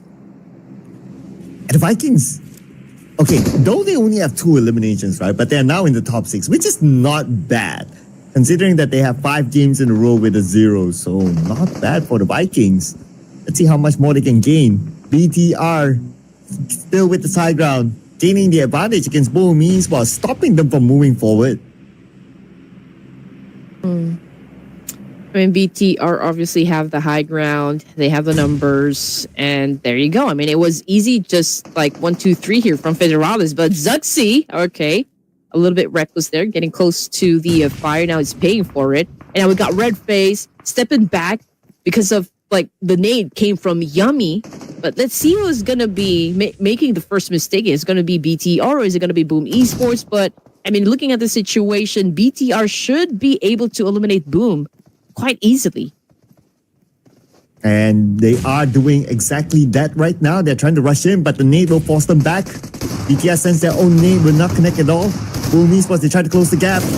Duxie gets Yummy, and there's only one more left. They need to follow out upon it, and it's going to be an easy cleanup here by the rest of BTR. But wait a second, the nade from behind, from the Vikings. Now it's their turn. Here comes the Vikings. Wow, what a way, of course, to eliminate their opponents. They came in by surprise, and BTR right now a little bit catastrophic. We got Zuxi trying to recover from the situation. Red Face backing away for now. Federalis just waiting for the right opening to take down any player from the side of Vikings. But Break continues to cook up a lot of nades here, and Zuxi continues to get a lot of damage. And Talon as well. They seem to be moving towards the position of BTR. So BTR, they have to manage 2 different teams. It doesn't help that the fact that they're on the outside of the circle. The zone is starting to close right now. Because of all these fights happening, Mela at the southern side, all he needs to do is stay put. Drunk by Zuxi. And that's an opening for them. They're probably going to go all in. They're looking for the 2 remaining members of BTR. We have Federalis there. together with his other teammate, Vikings. Just not gonna let them go. Now they have the high guy advantage.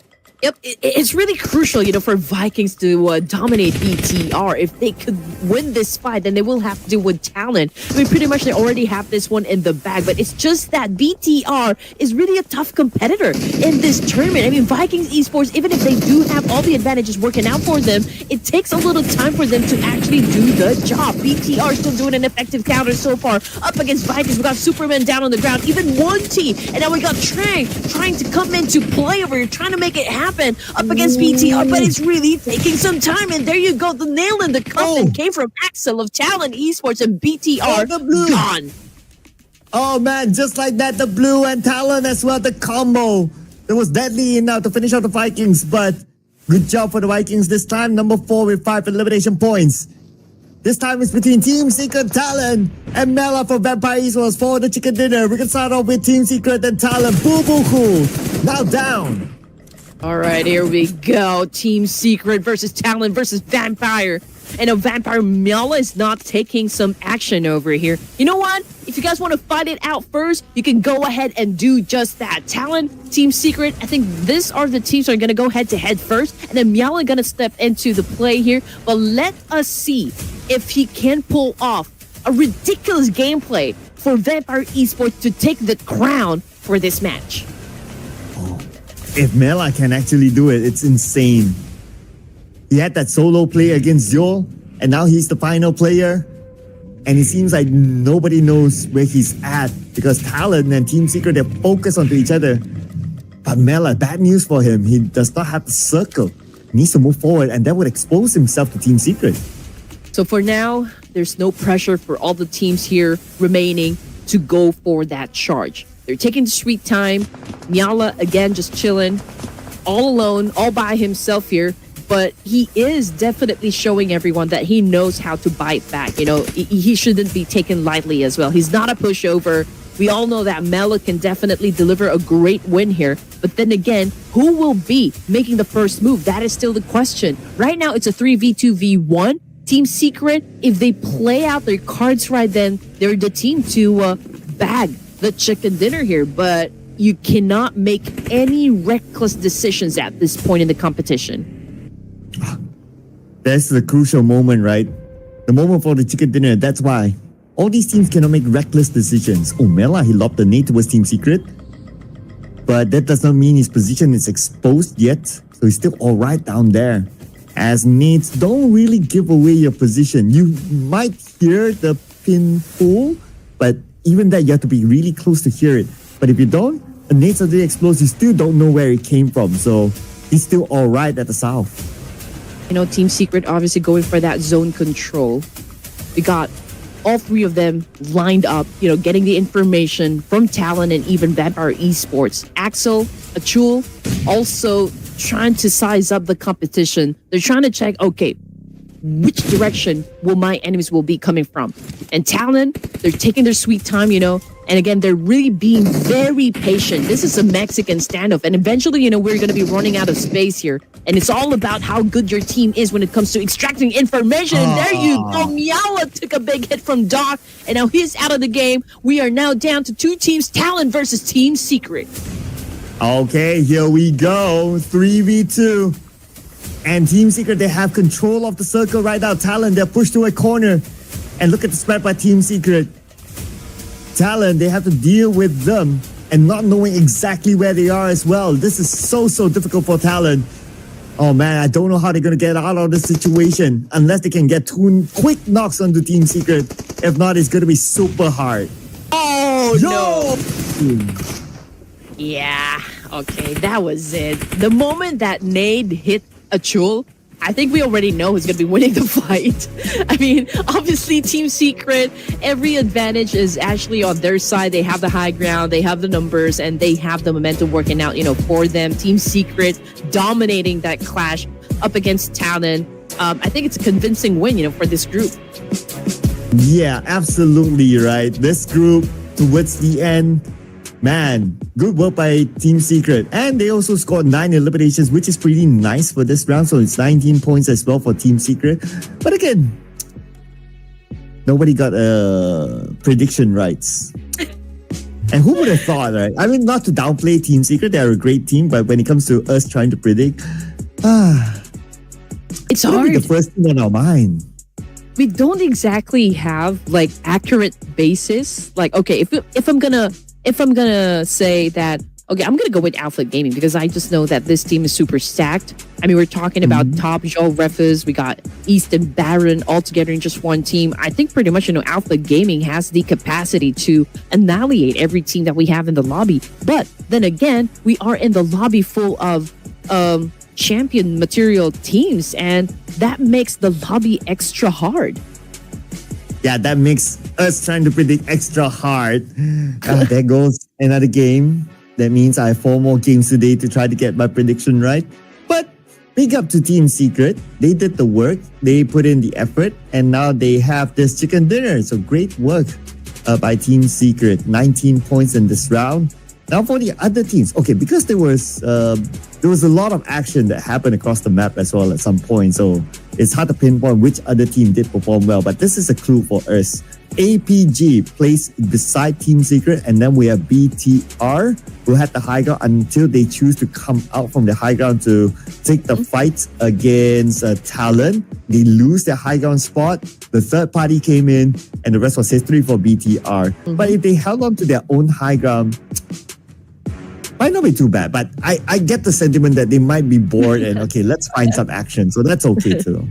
Right? I mean, if again, we're going to be basing our choices on the numbers or their reputation. I mean, pretty much, we could probably win the prediction if this was an official tournament. But looking at the head-to-head, Federalis again from BTR, we got Doc.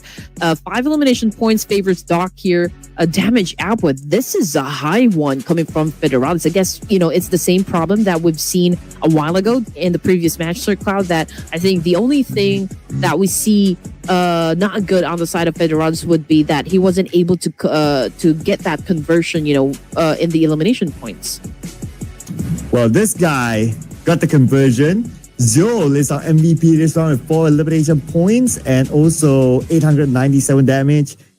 Interesting, even though he lost the fight against Mela, but overall he still did well, and that's why he is crowned the MVP in this round. And that's why APG is one of the top teams too. We'll get to know the points later on. But besides Zio, we have Doc here with the most eliminations. Kenny from Tora with 4 eliminations, Former 7-9, and Win 4 eliminations as well. At least we see a variety of different teams coming out as our top performers. So that's great. You know what? I'm trying to remember if for Team Flash, when I think during the last tournament, I just couldn't remember which specific tournament, if it was the Clash of Giants or the Ruthless Invitational Showdown.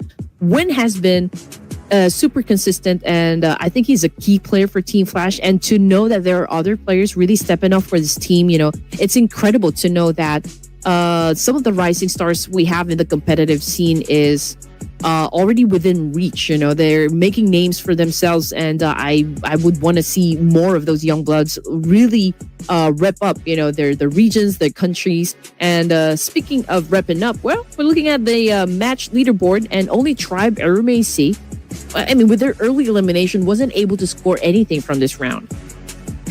Yeah, so 0 for them. Unfortunately, but let's see, they'll be able to make a comeback because they are a potential team too. But the one that did very well, we did see a good action from Mela. He is also showing up here as our longest elimination distance player of 393. Throwables used 198, so that's okay. That's like a regular number, 2 airdrops included, so I guess that's fine. But what matters is the points. So no changes for our top 5 in terms of ranking.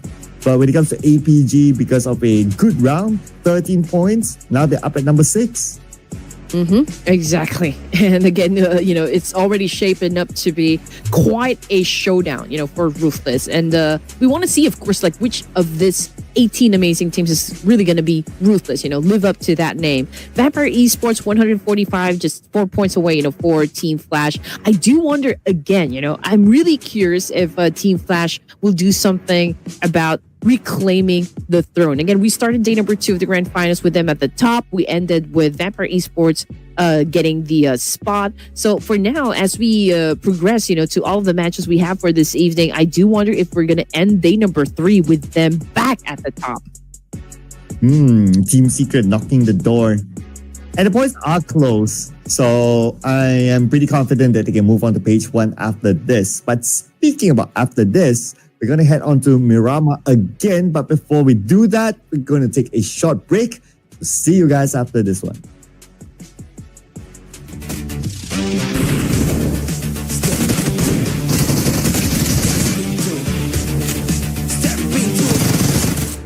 Step into the ring. Come on, come on, come on.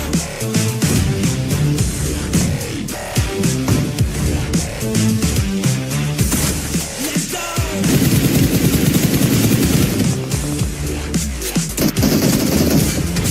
Step into the ring.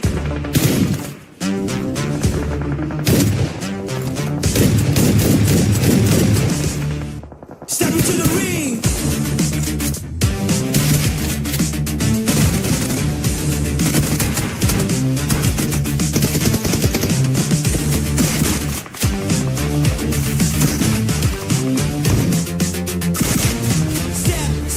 Step into the ring.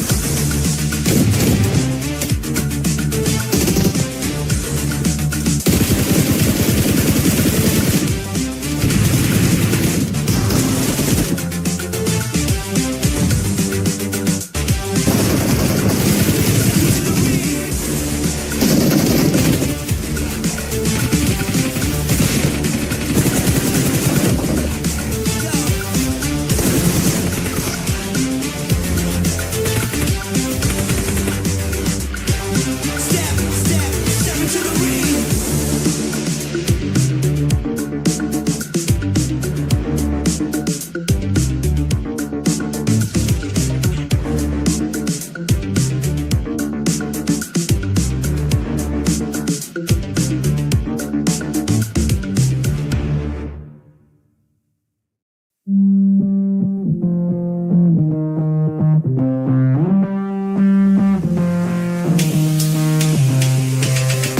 Lights out. I got feeling, but I can't shout. I got reasons, but I'm all out. No rest for the weekend.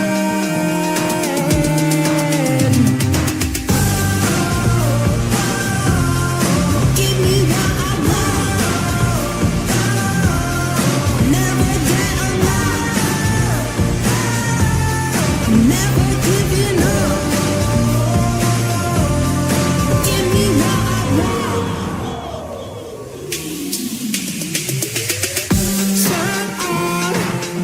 Get ready for it. Stay strong. I'm here for it. Don't stop. No rest for the weekend. Turn it up again. I lose control. Give me everything. It's what I want. Best I've ever been. I see the glow. And we are back into Miramar for game number 3 today. This is the Ruthless Invitational Showdown Season 12. And we're still here. My name is Sir Cloud together with Red Queen. Don't forget to follow us on our socials. They're all down here, ladies and gentlemen. And also do follow Ruthless Hype Esports for more hype tournaments in the future. But the fight is starting to be even more hyper because we are edging towards like the final day, which is the Smash Grand Finals of tomorrow. I feel like those teams already at the top, Sir Cloud, I feel like they're already taking it easy but it's a different story for those teams probably still trying to catch up, with some more numbers on the board. And yes, we're done with 2 games. We got 4 more. After this, we're already halfway through day number 3. But let's check out or get back to the top Miramar performers, right? I mean, we got Vampire Esports, we got Alpha Gaming, Tribe Aerobase, and Team Flash. But then again, we are not seeing this big names really pop off. Like we got Boom Esports, we got Team Secret, first 2 teams that took chicken dinner for today. So I do wonder, even if we have this stats like saying to us that, okay, for Miramar map, these are the teams that you need to choose, or like these are the teams that really is a high performing team. But it's not like that, for now. I know, right? That doesn't help this. That doesn't help this. Oh, no. Oh, the stress. Oh, man. Okay. I need a moment to think. So, if you have one, feel free. Okay, wait up. So who scored 23 points again yesterday? Vampire, right? Vampire. They're Vampire. number 1 in the overall, in the top performing teams. Just saying. Okay, so for now, let me go with Vampire Esports. So they dropped 23 elimination points yesterday. Perhaps, for this round, specific round, maybe they can do that again. Maybe, just maybe. Okay. Oh man, I really don't know by now. It's so difficult. Oh man, where do I even begin? Okay, let's go for something unconventional. Okay, unconventional in the sense that they don't show up on the stats and all that. Let's bring in Toda. Let's go. Oh, Todak. I mean, you're not wrong at all. They were able to, improve quite a lot, for the tournament. They were able to improve their overall rankings. So perhaps, they're okay with with their momentum, with their pace. So maybe, just maybe. Okay, what about the production team? Yes, production, your turn. Going Team Flash, for the big okay. boys. Okay, all right. The fight for the top. I mean, at this point, you can't say no to Team Flash. You also can't say no to Vampire just because they are dominating the stats now. So, yeah. Yeah. You can't say no. Yeah, I mean, what are you going to do in our situation? What are you going to do in our situation? So please, again, we'd love to know which team you are supporting for this next round. Not even the entirety of the tournament, just for this next round. Who are you going for? So let us know down there in the comment section. Of course, let's just have a great engagement for this one. Again, this is the last, or not really the last of Miramar, but just like a back-to-back Miramar. So let's check if we're going to see, alternate routes, alternate rotations, maybe even some more drop clashes to happen. So far, I guess, for most of the teams here, they go for passive few zones, first few zones, and then we see them really engage towards the last part of, the match. So again, we don't exactly know the outcome. We don't exactly know who to pick, but we'd love for you guys to join this major headache that we are experiencing at the moment. I don't have a crystal ball. I wish I had one, but I have a furry ball though. A furry ball. Show me, furry ball. Show me who will score that chicken dinner. I don't know, team. It's so hard. Oh, don't give me the pressure. I thought you were going to say, show me the meaning of being lonely. Whoa. I get the reference. Or show me the money.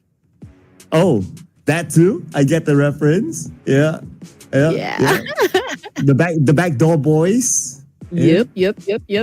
So do you guys know? If you know, well, if you know, you can drop them in the comment section. I think that song is like evergreen. Like it should be in every karaoke. Like everybody should know that song. Right. Show me the meaning of being lonely. I don't know. It's such an old song. Oh man, put it in the comments if you know, people. We want to find out is how big the generation gap is now. Oh man, do we like this? I'm really gonna go for that one. Well, let's go. I want to hear it. From the comments, people. Put it in. But what we want to see is also our next flight here that is happening inside of Miramar as we jump into the flight. Man, I can't get enough of this cinematics. I always love it when the plane comes in. Oh, exactly. And we did see the flight path in a previous Miramar to be favoring a little bit of the south part area. So, yeah, I guess it's the same thing. I mean, we got the flight path starting from Valle del Mar and then headed towards El Azahar. So, again, we got plenty of space to go up, northern side, but we'll just have to wait where the initial circle will land. But as for those individual titles, again, it's Hugh all over. I think he was able to get most, if not all, of the titles, but I'm feeling like he is topping each one of them. Yep, and he's okay. Even in the most knockouts, he's there. He's quite ahead though. 32. Mela is behind 25. And here he is still with the most headshots ahead of his teammate Bao or his twin brother Bo. And it's still him. I mean, this guy has been really performing, putting in the work. Interesting. It's just him really making a statement, and just really making a name for himself. Like, oh, I am one of those good players that you need to watch out for. And this is a platform. This is a stage wherein we could really keep tabs on those rising stars, those rising super players. Eventually they will be extremely big in the region, and that's what we'd love to see, the grassroots. But anyway, okay, I think we already have a little action going on, especially for the side of the Celcom DG Alliance. And again, this fight is happening around Los Leones, and I believe they're having a gunfight up against Team Flash. And looks like it's a long range one, so I guess it's more of like an introductory. So happen they managed to pick up a weapon. They see a floating Team Flash player. They tried their luck, but to no avail. So right now, Team Flash, they have the liberty of looting inside Los Leones. But if we were to look at the map, right, and how they position themselves, like Celcom DG Alliance only has that one small corner, and they don't really have the space to move forward. We'll check on them later, because right now, 7-9, direct engagement with T2K. And also, Tribe Aramasi wasn't really lucky, during the previous Miramar. So perhaps they've, had a different drop clash. But let's talk about more of that later on, because there's a fight that's about to commence here. Okay, this is going to be a 1v1. Okay, I think Sem9 needs to settle the score, not wait for the rest of the team to arrive. But okay, speaking of the whole team, I think the backup has already arrived. And I don't know what Sem9 is going to do. I mean, we're talking about just one here. Oh. Look at them surrounding Yuhai. Nowhere to go. By the way, Yuhai's name that he's using now, DR, is his actual real name. A bit of a fun fact for everyone. But where is he gonna go from here? I mean, he has no choice but to pull off a big clutch unless his teammates come to save him. All right, here we go, man. We got nades coming in. T2K Esports. It's a full force, for this team hunting down this one player. And T2K, man, that was a great shot. T2K taking in some damage. So what's gonna happen next? I mean, obviously, Sem9 is pretty low in HP over here. From the second floor, he jumps back to the ground. I mean, we're talking about just like one player here, and T2K is having a hard time, getting the job done. But let's see. I see on the minimap the rest of Sem9 passing by, but they don't seem to be interested to commit. Maybe they're not confident with the weapons that they have in hand, so they have to let that one go. But right in front of them, RRQ. Oh, hello. Happen to be the same direction. La Par is still around the corner. Are they going to go for it? I guess if they're not that confident to try to overtake T2K, then I guess they will let La Par go as well. Oh, for sure. I mean, obviously, they don't want to risk it. They've already lost one player, and I don't think they want to add to that anymore. So probably they're going to be going to another location, perhaps to reset and continue on with getting, some of the stuff that they still need before they get into any fights inside the game. Okay, so we're now looking at where teams are currently situated. So Talon Esports will be coming from the south. Same thing goes for Todak and AZ Slumber, but they could potentially say hi to the boys of Alpha Gaming, who's currently sticking close to the edge of the circle here. Same thing goes for Four Thrives. I feel like they could have an altercation as well up against the Savior. But as for Team Flash and Celcom DG Alliance, I feel like it's just a matter of time here before they really have that gunfight. And Circle, it's going to be a nice kind Circle this time. Not as brutal as compared to the previous Circle where it ships all the way up north. But here is our winner chicken dinner team of the previous round. Team Secret. Only Juke here. Vikings arrive. He will need backup. Zerus is on his way. Juke just needs to buy a little bit more time. Well, Juke hasn't moved, so I'm not sure if Superman is even aware of the fact that, this is occupied by a team.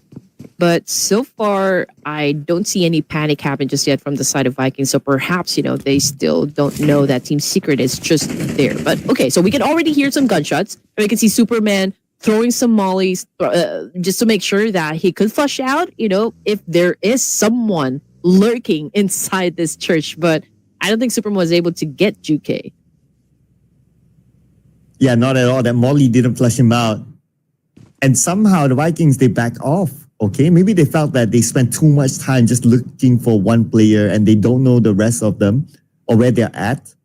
So that's why they don't want to take that risk. Instead, they backed off behind. They will position themselves until they get enough information and maybe they will re-engage from there. That could be the case. Yeah, but for now, stage one, it's too early to really go big, at least in how they approach the situation. But from the kill feed, I think one of the player currently knocked down on the ground. No confirmation just yet, but okay. So it's up against Alter Ego Eris. And that's going to be another knock, but also no follow-up. So, okay. That's the follow-up there.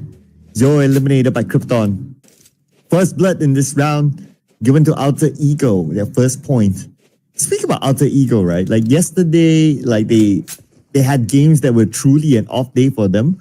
But and today they haven't really been popping up, and that's why they dropped down now to number 15. They're sharing the same amount of points with Dota at this very moment.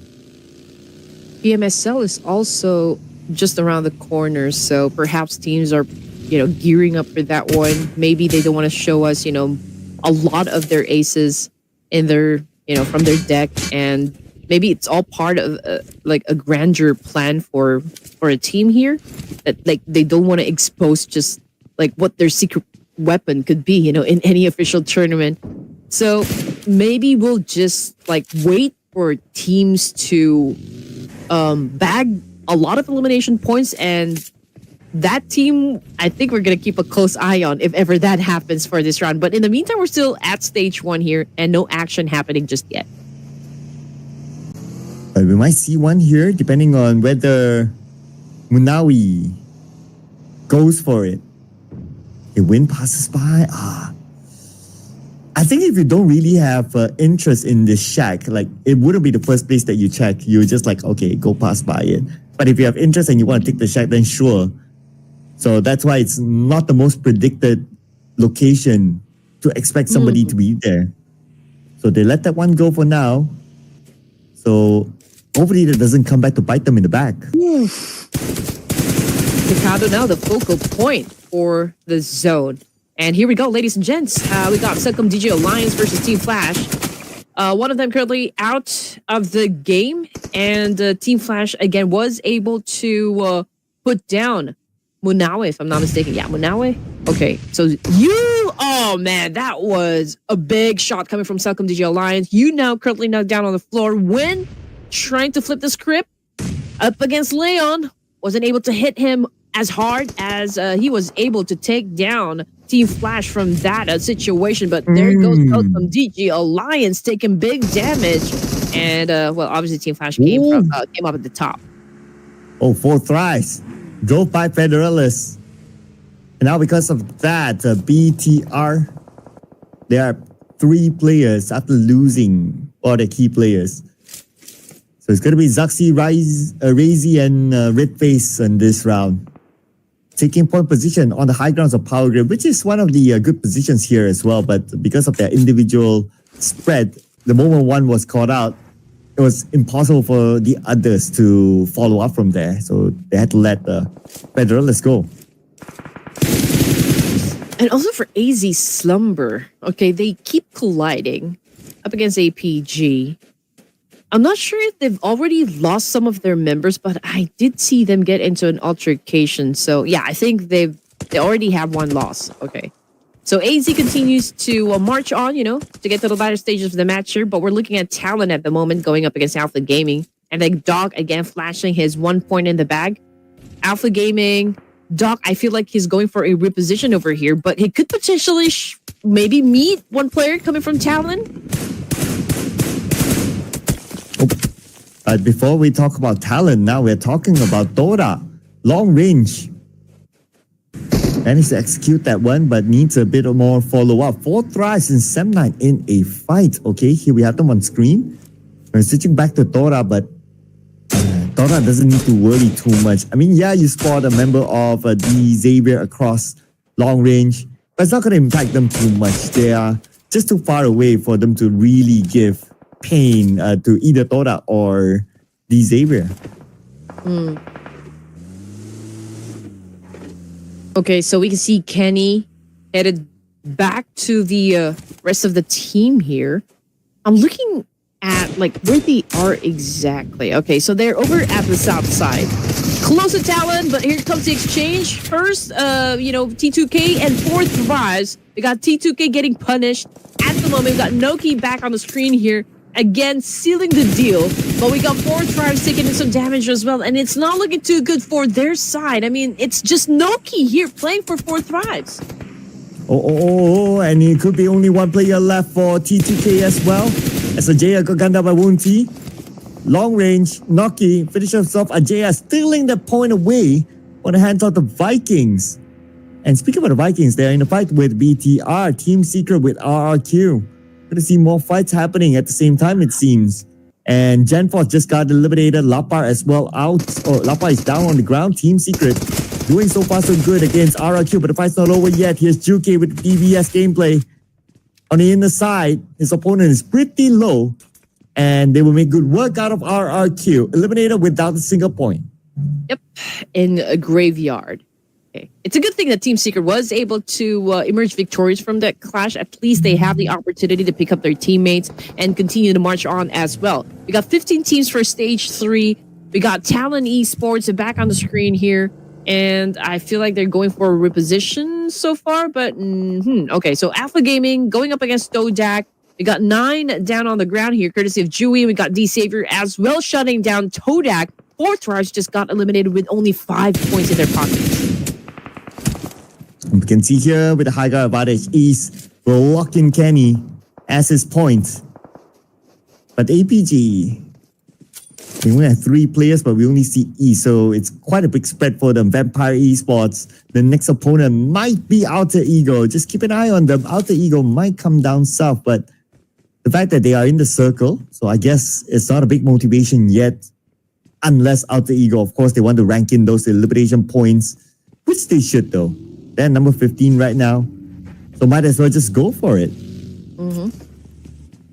And from the, mini-map, I can see that, perhaps Sem9 can continue to have a fight up against D-Savior. Tribe Arumacy is getting ready to step into this zone as well, but they could potentially meet, and have a conflict with D-Savior as well. They have to pass through Pecado.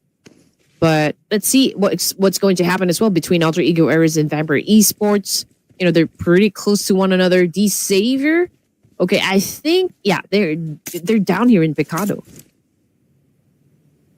And right now, we're going to see Sem9 coming into the circle, and that's where a conflict might happen. But another conflict happened with BTR, 1 player down. All right. And that's thanks to Team Secret. And where are they right now? Okay, they're by the edge of the circle. T2K is not in it. They're tanking the blue. But the circle will shift and it will deal more pain to T2K. Circle goes away from the high ground. Look at the amount of teams on the high ground or power grid that we still have. We have the Xavier, Sem9, Break from the Vikings. We have BTR. There's a good amount of teams that all need to come down. And that's where we'll see the next clash point around the area of Picado. I feel like, for the side of Vampire Esports and even Alter Ego Earth, I think it's a power position. But we're going to go back to that later on because we got Vikings over here having an exchange up against D-Savior and Picado. Still outside of the zone, ladies and gents. And Patagen coming into play here. Got behind that concrete wall, getting ready to charge down up against Vikings. But a little bit too hard for him to get that point done. And now he went on prone, goes for that drop shot, and now he's paying for that. Patagen already taken out of the equation, but this time it's from Alter Ego Eris. Oh, and we still have the D-Savior here needing to win that fight. Oh man, we're starting to see a lot more fights happening at the same time, including Boom Esports and T2K, but we're going to focus onto the Vikings right now with the nade lobbed into the building next to him. Levi's is there, but that nade will not connect at all.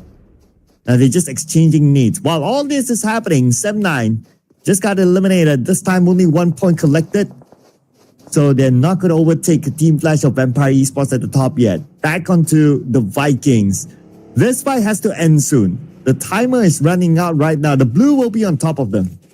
This may be the first bad game for the side of Sem9, at least for day 3. But anyway, coming off the kill feed is Vampire Esports versus Tribe Aromacy and Rig. Man, he took a big hit and now is currently down on the ground. Here we got Trang again with that spray. Big damage, but oh man, what a way to end things. I mean, he caught a nade and now he is looking at the floor at the moment. And Vikings taking a lot of damage from D-Savior. I'm not even sure if they're going to be lasting long in this situation. And without the circle, it's also going to be very difficult. Okay, on the elimination feed, we see D-Savior trying to fight back. But on screen right now, Alpha Gaming spraying. Tribal Messi passing by, but he fight back as well. He has to follow up. He's on the lower ground. He needs to find his high ground advantage. His opponent is pretty low as well. And here comes with us. Okay, East will clean them all up. Tripero Messi taken out. But East is not the only player for APG that needs to survive. Okay, here we go. BTR, red face, high ground advantage, cooking up an 8 here, trying to take down Zerus, but it's way off chart here.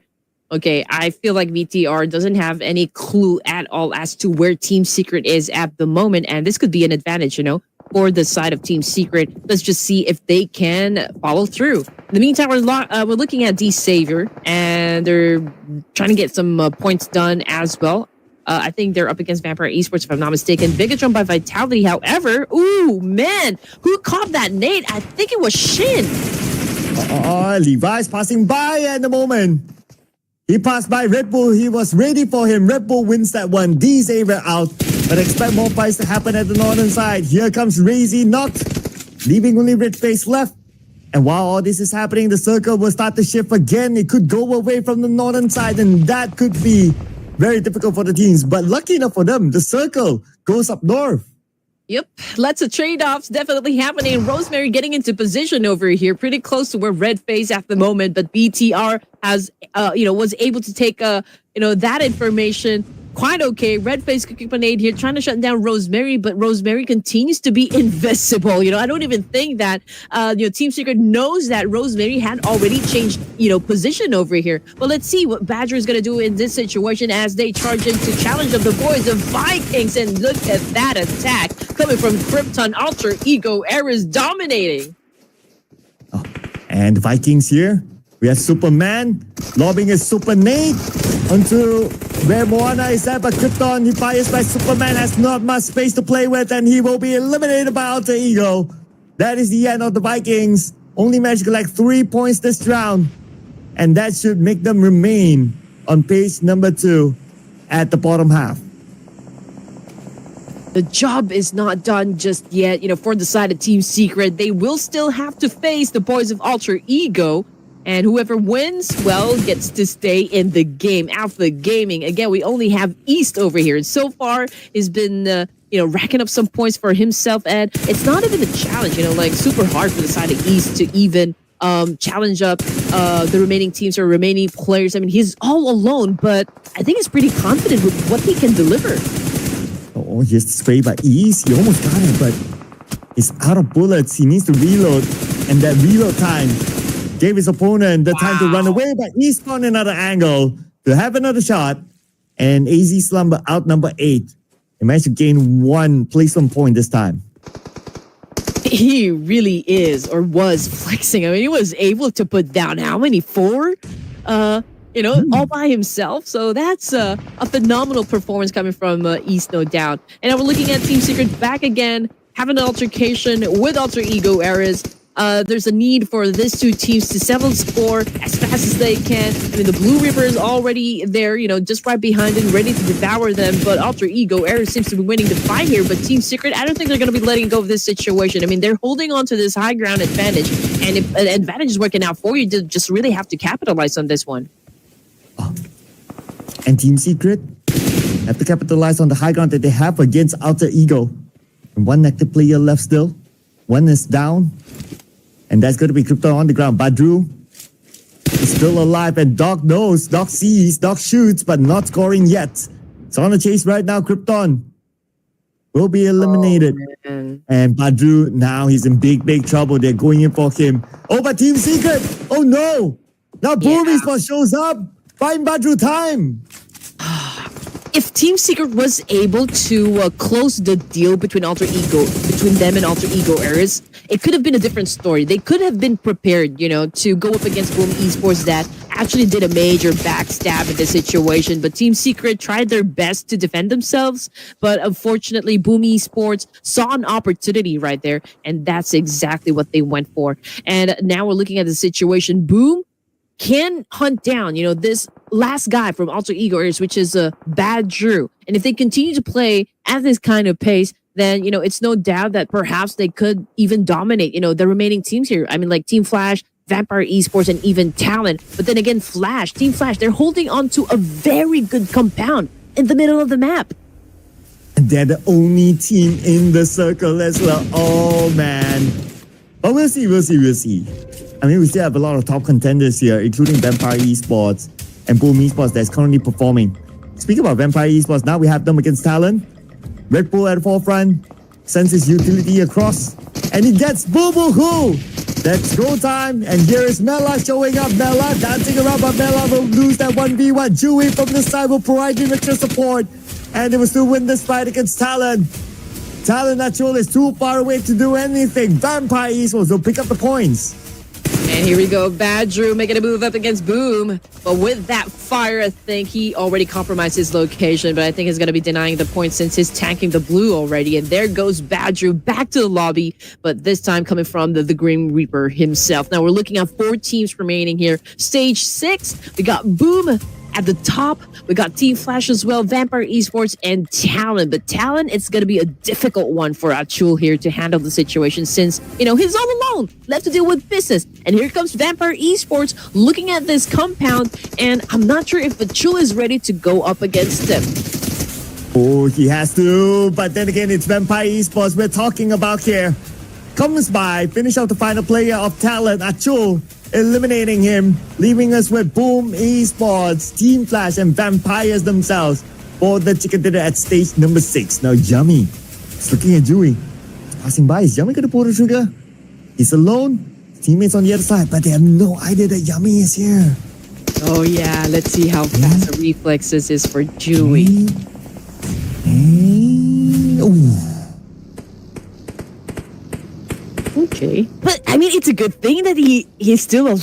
It was a close call, but then again, okay, he had to expose himself.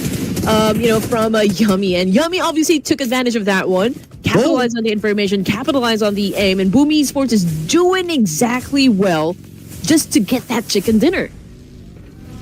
Okay, and Boom Esports, because they got 2 knocks, now they need to hunt for the final player of Vampire Esports.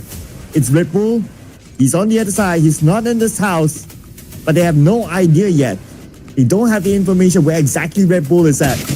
They're still finding this house. Mela will be taken out by Yummy.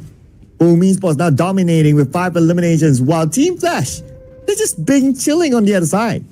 Yeah, they're not joining the mix. I mean, who wants to be in that kind of situation? I mean, if they already have like the biggest advantage of scoring that chicken dinner, then there's really no pressure for them to leave the compound just yet. And just look at that. They continue to be favored by the zone. I mean, that whole compound where Team Flash is actually staying at is still included in the zone. But number advantage definitely goes to Boom Esports. So how good of a defense will Team Flash able to put up against Boom Esports? Yeah, because Boom Esports, they have the numbers, right? But when it comes to like Circle, pretty equal. But because again, Boom Esports, they have the numbers, so naturally they can position themselves even more within the circle. Or Team Flash has 2, Boom Esports has 3. Red Bull still caught on the southern side alone. He needs to cross the road, and he's hoping for these two teams to distract each other so you have better access into the circle at least. We've seen this, happen. Like even with just one player from a team can make all the difference. But let's see if that's what we're gonna get, for this round. That could be a major plot twist waiting to happen. But in the meantime, we're still looking at the 3 teams over here. It's still the standoff, but we got Team Flash right now, getting a lot of shot coming from Yummy of Boom Esports, but was not enough to take him down just yet. Oh, still looking for the target, but then again, the terrain isn't kind to both sides. Look at how rough it is around this area. But I'm waiting for Red Bull and how he's going to survive this one. Okay, we have him on the mini screen. He's trying to make his way, but position compromise. They saw him. A bullet did land on the Red Bull. But Red Bull will be forced to move forward because of the blue as well. He's chunking a lot of health. He can heal up this one, but no, not enough time. There goes Red Bull to the zone, denying away the point. Okay, 4v3 situation. We got Win managing 2 players from Boom Esports. Pawnbit, okay, relaxing a bit, stepped away. In the meantime, we're looking at Fahara as well. Low in HP, has taken a lot of damage, from the opposition. I got Team Flash back on the screen here. I think they already identified as to where exactly the players of Boom. Oh, Boom Esports now. Let's see if they still get the circle advantage. But before that, Pawnbit fires on the Win. Win 50% of health left. Circle shifts. Very soon. Oh, goes into the middle, but still Boom Esports had the advantage again because of the manpower that they have. All I can see from this situation is that Boom Esports is really showing fangs up against Team Flash. We got Yummy taking in big damage from those nades set up by Win here. Win continues to be super aggressive with all of those grenade eliminations. And there you go. We got Fajar taking the hit, and now he's down on the ground here. What is the next step for Boom? And what will be the next step for Team Secret or Team Flash? Are they going to follow up from here? Long range spray by top into the smoke, but nobody's home. Okay, Win. One last nade. Needs to make it count. Nade across, and he will not. It was close. He almost got it. Oh, Pawnbit! Naded out by Thompson State on the other side. Now Boom Esports, 3 active players. It's 3v3 for now. Ooh, man, Team Flash can still do this. Judging by the situation, okay, all they needed to do was at least take down one player from the side of Boom Esports, and there you go. Another one bites the dust, thankfully, to a bow of Team Flash. And now this is going to be a 3v2. Top continues to apply a lot of pressure onto the side of Boom Esports, pushing them out of the zone. Still spraying into the smoke, but nobody's home. And like what you said, because Team Flash, they managed to push Boom Esports out of the zone. Now the pressure is on the Boom Esports. They need to win this fight somehow, but only one player left. And Wow. Team Flash got the chicken dinner. And the production picked Team Flash. What? Production got the point? I think so. Let me get a confirmation. Oh man. But yeah, I love Production got the point. I love what like Team Flash did in this situation. They were pretty quiet, and they were just like really monitoring all the situation happening. The back and forth trade between those remaining teams, and I love how they pushed Boom Esports towards the eastern side and actually applied a lot of pressure for them to back away and get back into the blue. So I think Boom Esports wasn't able to recover from that one. How many is this? 9 eliminations for Team Flash. Surely they will secure their spot at the throne. So that's for Team Flash. But you know what? When we go for stats, like, they don't show up. When we don't go for stats, they show up. I'm like, how else do I make predictions? I don't know anymore by now. Yeah, you're absolutely right. I'm already confused. Like, I have been, picking Team Flash, for a lot of rounds already, and I haven't really scored a. Oh no, I think the first point that I have came from Team Flash, and I never got to replicate it again. Because then it becomes like, the page 2 team starts to show up. Page 1 teams, they're okay, but they didn't score the chicken dinner. And then all of a sudden now you have like, they're back. And production had to be at the right time at the right place. So, I know, right? Yeah. Well, your team came close here based on the overall teams to watch. Vampire Esports here. Yeah. Pubg was starting to show some level of consistency.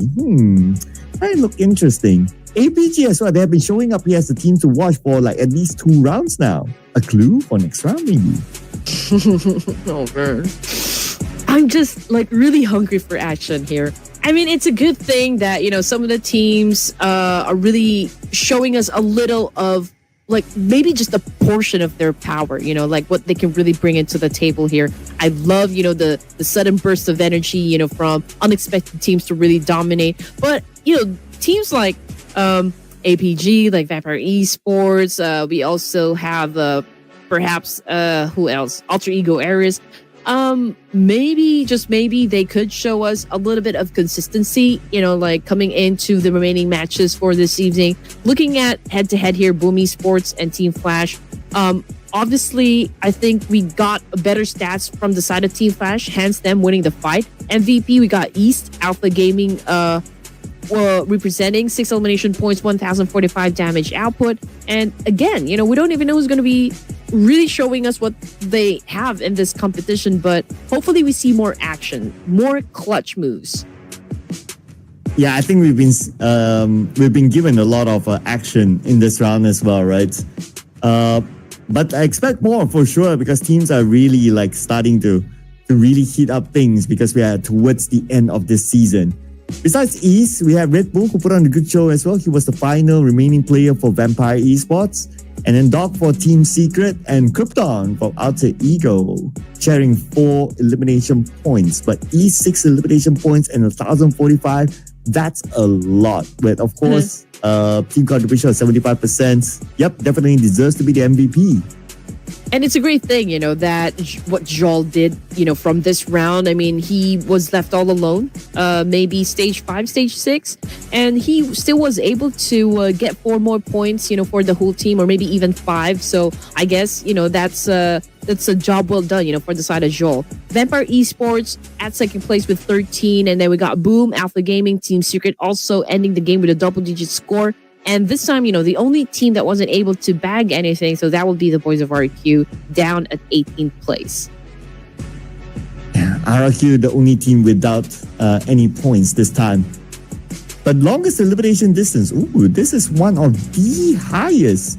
412, if I'm not mistaken. It is the highest itself. Maybe you guys in the comments can help to verify that too. And we have a lot of airdrops looted, like it's 4. This is on the higher side. Throwables used, pre-standard 181. On the overalls, because Team Flash scored the chicken dinner, welcome back to the Iron Throne. It is one of our questions, when we started the matches this evening. Is Team Flash going to be able to dethrone Vampire Esports? Will they be reclaiming the throne? So I guess it's a yes, but then again, they shouldn't be too complacent. They're not supposed to be comfortable just yet because that's just 2 points, against Vampire Esports. So we already have 3 teams again that already crossed the triple-digit score. And, out of the 3, Team Flash bagged the most number of chicken dinners, a total of 4. And the biggest movers here is Alter Ego on page number 2, going up 3 ranks with 8 points collected this round. It's okay, but we have seen a lot more from Alter Ego. So let's see what sort of climb they could get here. Other than that, we do have a few movers here with T2K, Circle DJ Alliance, Toda, and AZ Slumber going down one placement each.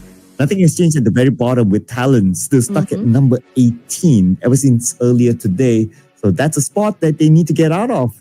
But will they get out of? They have 3 more games to go today. We're going to be in our second half. But before we get on to that, as usual, we'll take a breather and we'll see you after this break.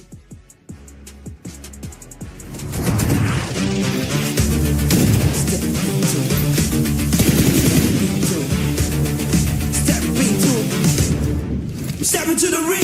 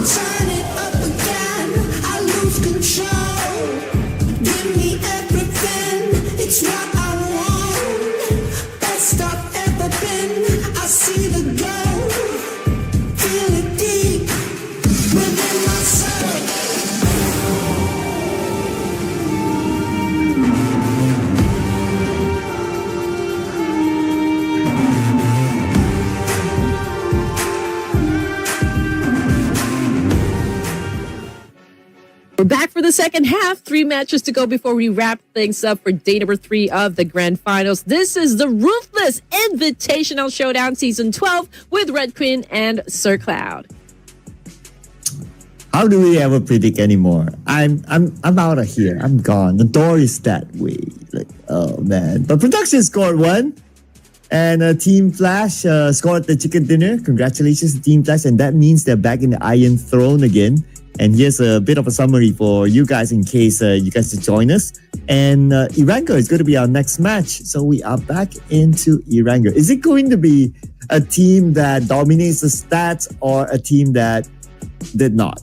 I don't know by now. Yeah, Team Flash is up here. They are flashing brights and number 1, followed by Sem9, and then you have Vampire and Desire. Where do we begin? Do we even choose from this roster? That's a question. I mean, we don't even know. No. Like, whenever we go for a team that we know is doing really well, one of those high performing teams for this tournament, they don't win. But like the moment that they do, it's okay. I mean, like it really goes, like the opposite for us. But we have to do this. Production team, well, obviously they already have 5 points. I have 1 at least. But oh man, this is really starting to be quite a challenge. And again, I mean, hopefully you guys can help us because we really have no idea at all who's going to be winning the fight. Well, we have to still do it though. This team seems to be showing some potential. We've been talking about them quite a bit. Let's bring the wolf back in. Let's go. Okay. I mean, yeah. There you go. If you're with Boom Come on. Esports. Let's go. You're I'm with Boom chanting out, Esports. boom, come on, boom. Come on. Oh man. Okay. So for me, I think I would go with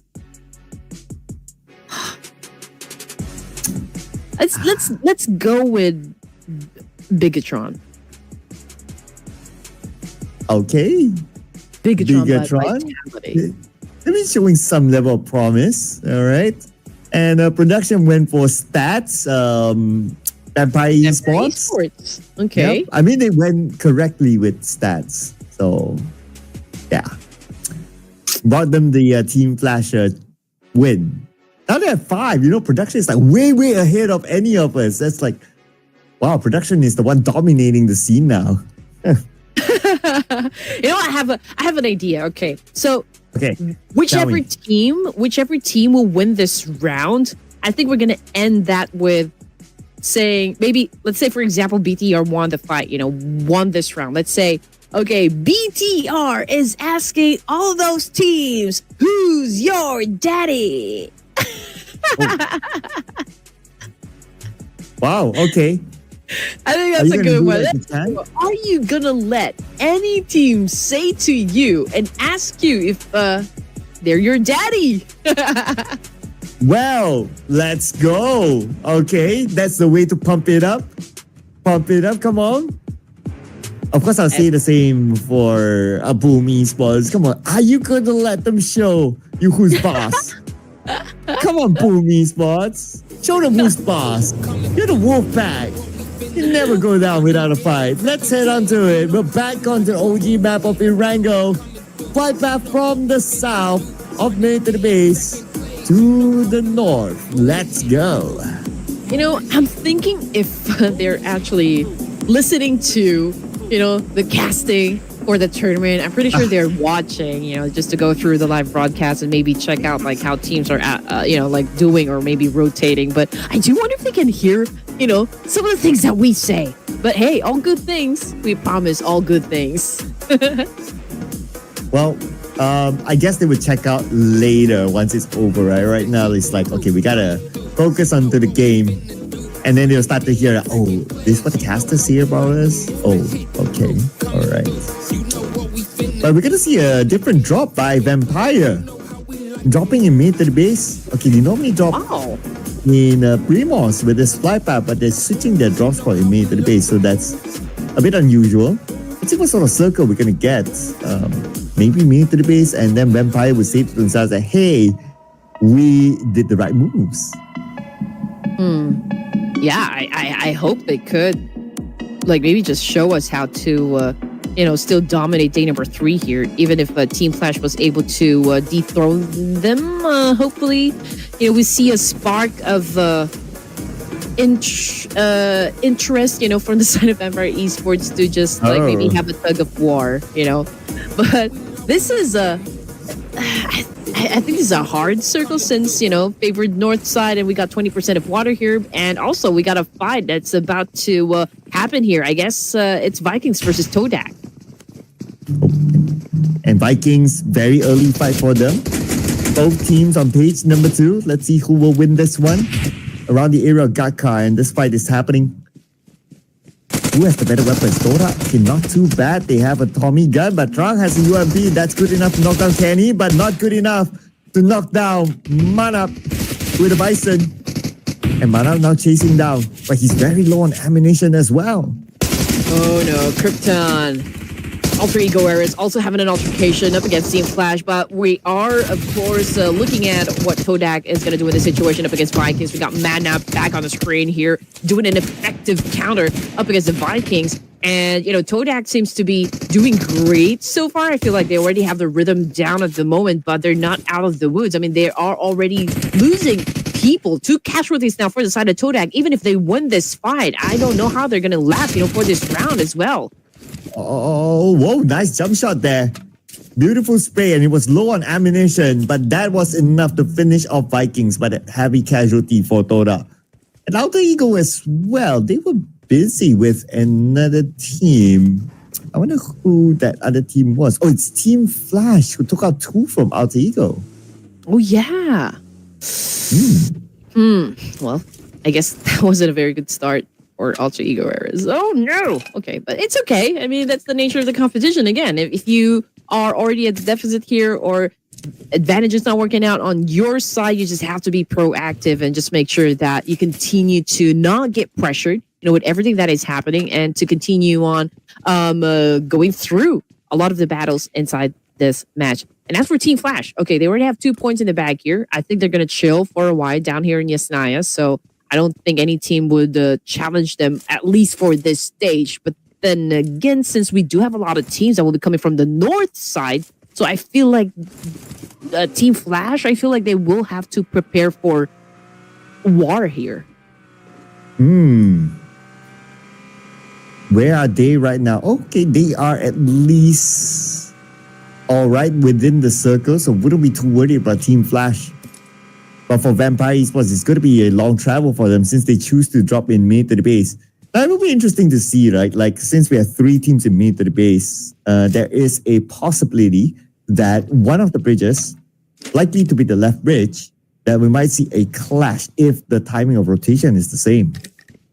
Yeah, Four Thrives loves to drop in that particular spot. They love to do bridge camping, looking to see if they're would be a team brave enough to cross, and I think they're there to really just get those elimination points that they need so far to remain competitive. But I do wonder if they're going to be focusing on maybe having an early rotation, since the initial circle had favored the northern side. But APG is about ready to I guess move from the military base back to the main peninsula.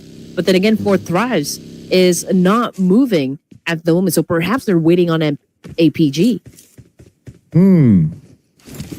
Yeah, I guess they're just waiting for who's going to make the first move. As for T2K, they are okay in Severny. This is a good drop for them. Up north, Circle is pretty much there. There will not be a chance that Circle goes to main peninsula, so all they need to focus is to be up north. And I would expect shooting range to be one of the more populated areas. After the teams loot, they want to try to get focus onto the high ground of shooting range, especially those teams that are close by, like the Aerial Rozor, like AZ Slumber. And Pubg Esports, look at this, they're already on the way there. So they know that that's a prime spot that they can access because their starting point is at Rozor. They should have quick access into the prime area in the circle. Okay, so obviously first wave of teams already headed towards the south side. We also got Todak coming in to play here from the west side. A Tribe Aerobase could potentially also head towards that same direction. So, I mean, just looking at how close the teams are, from each other. I mean, Boom Esports, BTR potentially could have a fight here, and even with like Team Flash, RQ already in the mansion area, but we're looking at D Savior over here. Since Natty T opened fired up against a team that just passed by, they've already compromised their location. But then again, maybe they are prepared to fight. Maybe they are inviting teams to crash in that compound. Oh. No crashes yet. Boom Esports left Rozor just in time before D Savior come by. D Savior, now they are aware of the presence of Boom Esports. They took the high ground. So they need to be aware of if they were to rotate there, who they could deal with. But they're not in a hurry since Rozor is still in the circle, so they're okay. They can hold the spot until maybe another team goes to the shooting range high ground. Boom Esports gets distracted, and that's where Xavier can potentially come in as the third party.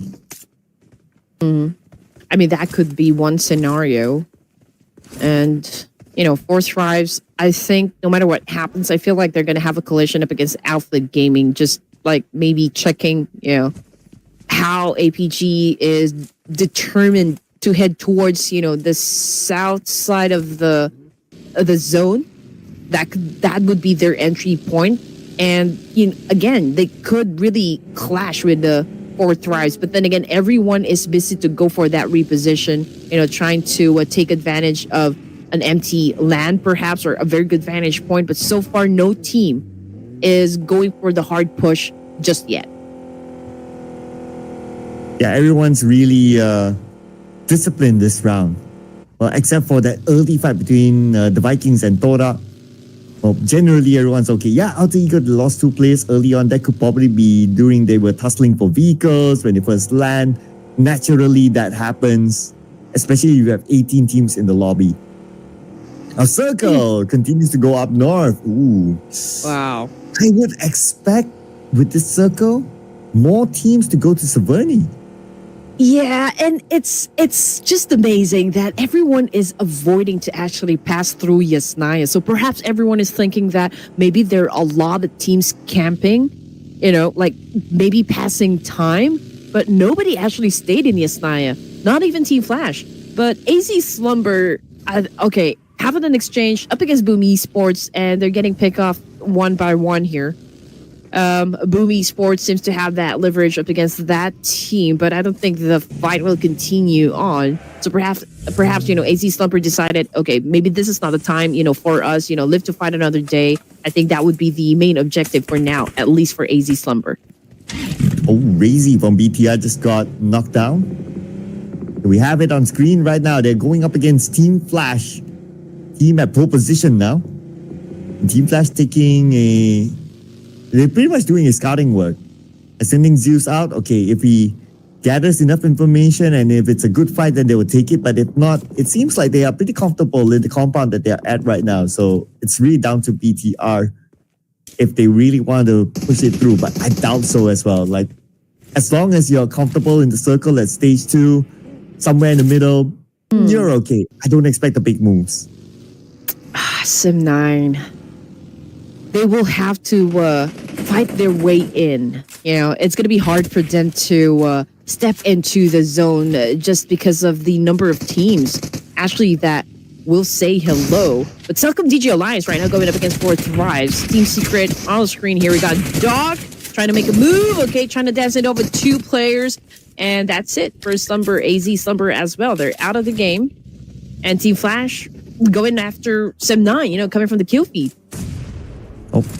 And the elimination feed starting to erupt again with Trapper Messi and APG. T24 spaced down. And T2K passing by as well. And here comes Jaya. Full squad. Oh, nice jump shot by T24. But he's not out of the woods just yet. Pushed to a corner, very low on health. He's in a very risky position right now. Only 1 shot needed to knock him down. And with that, okay, they're trying to land a shot, but they're finally taken out. It is T2K winning it against Force Thrives. Well, if you got 1 shot, you should not miss to blow. But anyway, back into the action we go. Team Secret, Juke cooking up a nade here, flushing out his opponent. Let's see if he can be successful. But unfortunately, that was a very good drop shot that happened coming from Sem 9. And we got a couple players from this side of Team Secret curling up down on the ground. So let's see who'll be dominating or will be reigning supreme from this clash. And while that is happening, the circle will shift into the main peninsula. We still have a good amount of teams tanking the blue, especially Trapper Messi. Gente eliminated by APG. That's Trapper Messi out. Vampire Esports making their way towards the northern side. On the left side, they might meet with APG. We might meet with APG.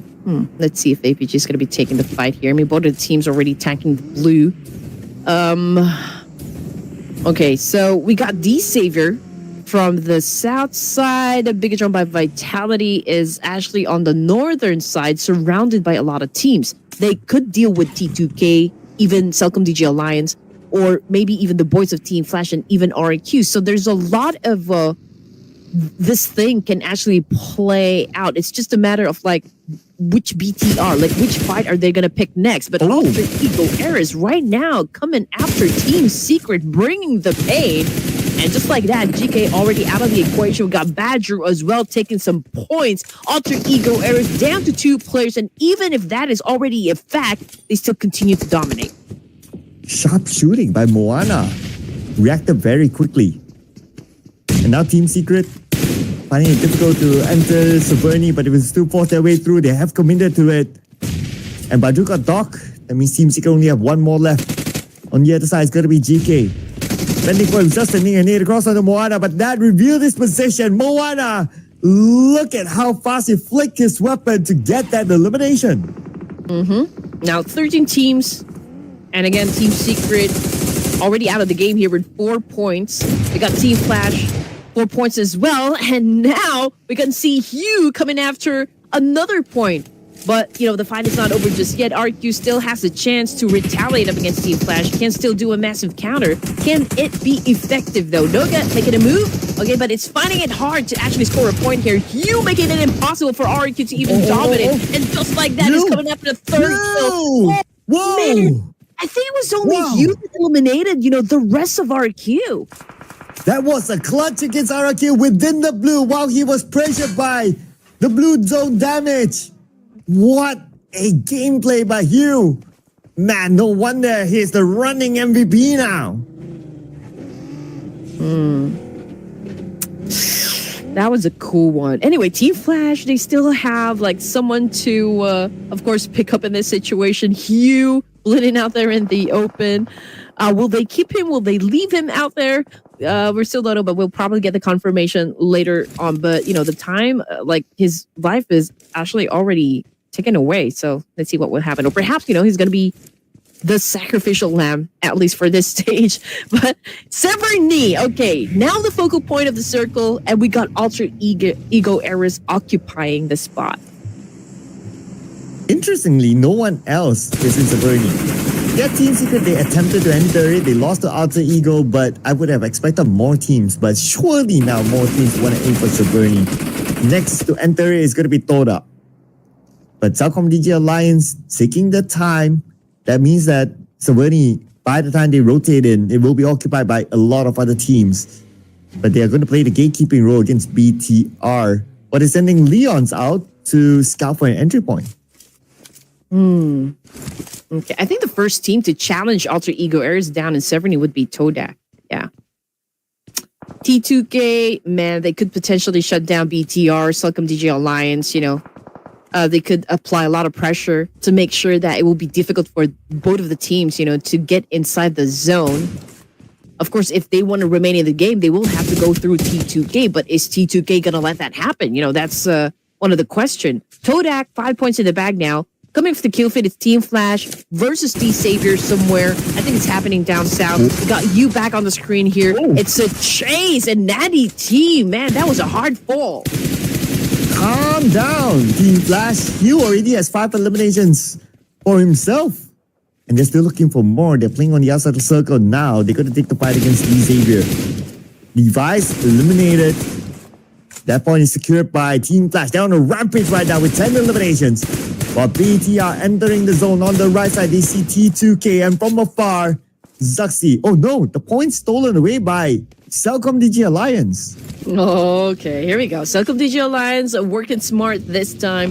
Back to Bigatron. By Vitality, Vexy doing a little bit of the scouting. Talon Esports going up against Boom at the moment. But Boom right now taking a lot of damage from Talon Esports. But then again, you know, Talon has been suffering, you know, like a loss as well. You know, the damage Axel down on the ground here. But Fahar, man, next player from Boom to take a hit. And there you go, Yoru. Nailing down the coffin over there, was able to come up on top. Whoa! Nice spray by Boboku, stopping Leons at his track. Immediately taking him out. I feel like I'm watching the game at times 1.5 speed. Like everybody's so fast. Yes. I mean, this is the after that we came for, so it's what we're getting. And it's what we love, coming from the teams here, especially we are already at stage 40. We do expect, teams really go at it. And we are already at day 3 of the grand finals. So we are really expecting, for the aggression to be really off the charts here. We got Boo, again, from Talon Esports, still trying to ram up some numbers for the team. Axel still bleeding out there in the open. And now we got Boo down on the ground as well. What is Yoru going to do in this situation? Oh, here comes Yoru with a spray. Second attempt by Yoru. Not able to get his target. Now he needs to defend the CQC. He will show up with a shotgun. And Yoru from the second floor going down to the ground floor looking for his target. His target is just on the outside right now. Cellcom DJ Alliance with Olio. 1v1 against Yoru. Olio 50% of health and now he's cooking up his name. But Yoru is going to close the gap. Goes back up to the second floor. But Team Flash had to interfere from the other side of the road. Okay, here we go. This is getting intense. Okay, obviously we got Team Flash packing in some heat up against Talon Esports. Boo, I'm not sure how they're gonna do or how are they gonna save their teammate here, but just look at that. Vampire Esports looking interested to join the game over here. Maybe even BTR, but maybe change their minds. But Vampire Esports, the fact that they actually getting closer and closer to where Team Flash is, maybe they're expressing, their full out intent to actually come out and play. But let's see if Talon Esports will surpass this challenge with them dealing the situation up against Team Flash here. Obviously, we got Tops cooking up a nade here. Same thing goes for Win, and Boo took a hit. Oh, here comes Team Flash. Now they need to finish up Yoru's on the other side with a DBS. Tops with a shotgun. CQC moment for Yoru and Win will come in from the other side as well. And looks like they managed to deal with Yoru at the other day. Talon eliminated and Team Flash. 14 eliminations now. All right, here we go. This is what we want. A top 1 and top 2 right now. Settling their conflict. And that was such an aggressive crash happening coming from the side of Vampire Esports. That's 1 point in the bag there, which puts Team Flash in a world of trouble here. It's going to be a 4v2 play for that compound alone. But 14 elimination points in their pocket says a lot with the kind of pace Team Flash is playing currently. Oof. Well, Paragon is going to slow down pace for himself since he's the final player for D Xavier. 9 spots facts. And that's Sam 9 eliminated. And let's see if Win and Tops, they don't really need to do much now. Vampire Esports on the other side of the road, both teams in the circle. Just waiting for stage number 6. And that's where the fight might potentially erupt. Oh, man, I feel like, Team Flash, after getting the throne back, they are getting challenged right ahead by Vampire Esports. Just maybe asking, do you think you can maintain playing at this kind of pace? Do you think you will be able to sit long on the throne? I don't think so. I mean, obviously, Team Flash needs something of a miracle gameplay over here. I mean, they're outnumbered. This is Vampire Esports that we're talking about. We do know how these guys play. So we're interested at what kind of maneuver we're going to be witnessing, from the side of Flash. That will depend on the circle. Well, there's a high chance the circle will move away anyway. But if anyone were to make the first move, it's surely going to be Vampire. Since Team Flash, they don't have the manpower. I'm looking at their vehicles. A lot of them seem to have been blown up. So I don't know about this one. But anyway, Vampire, they created the smoke bridge. Here they come. Yep, Red Bull came in first, followed by Dewey. Red Bull taking in a lot of damage from the nade, but what a response from Vampire Esports, taking down Win in an instant. Now Tops is all alone to deal with the situation, but what is it going to do? I mean, it's a 4v1, and Vampire Esports a little bit kill hungry at this point. Can he still defend himself? I don't think so. Red Bull just ended it. There's no coming back from that one. Team Flash just got eliminated, and now we're looking at the final 4 teams. Whew. Okay, but anyway, Team Flash, they collected a lot of elimination points, at least 14. So we're gonna look at the overall score later on, but here comes Todak onto Vampire. Oh man, and DTR right now could potentially take off the Eagle Raiders, but Vampire Esports right now coming after Todak. We got Dewey down on the floor. Red Bull still trying to make sense of the situation. And there you go. An accurate shot again coming from Red Bull. Vampire Esports continue to dominate with 6 points in the bag now. What a shot there, Red Bull. Man, Dota stood no chance. They couldn't even land themselves. Now top 3, BTR, Vampire Esports, Alter Ego for the chicken dinner. That's going to be Alter Ego fighting their way in. BTR playing the gatekeeping role. Razy gets Badru. And now it's only Moana left for Alter Ego. He's currently on the outside of the circle. Oh no, he's on the inside. He's going to charge into the middle, but he has to take this one fight. And he got Zuxi along the way. Zuxi behind him, he has to do the job. And Moana gets a double just to be shut down by Razy at the end. Lazarus right now trying to get close to where BTR is, trying to pick up information if the fight is now over. And now we got Vampire Esports getting some moves done. We got Bigatron by Vitality defending themselves as well. We got Jui with an S12K trying to put down Redface in this situation. And that was a good shot. Effective even. Coming from the side of Vampire Esports. Who's going to be winning the fight? I mean, it's still a complete squad for the side of the Vampires. And we're talking about the last remaining player for the side of BTR. And that would be Razy. Oh, and Zuxi. Oh, yeah, Zuxi's going to be Razy on the left side. So this duo has to do it against Vampire Esports, a full squad. And they know exactly where they are. It's a matter of them getting into position. Look at Dewey on the left side. He's rotating all the way behind. And he could potentially backstab the 2 players of BTR. Don't have much space to play with. And now they will come in all together on the BTR. Dewey gets Zuxi. One more to go. It's going to be Razy. The IGL will be taken out. Vampire Esports locks in another chicken dinner.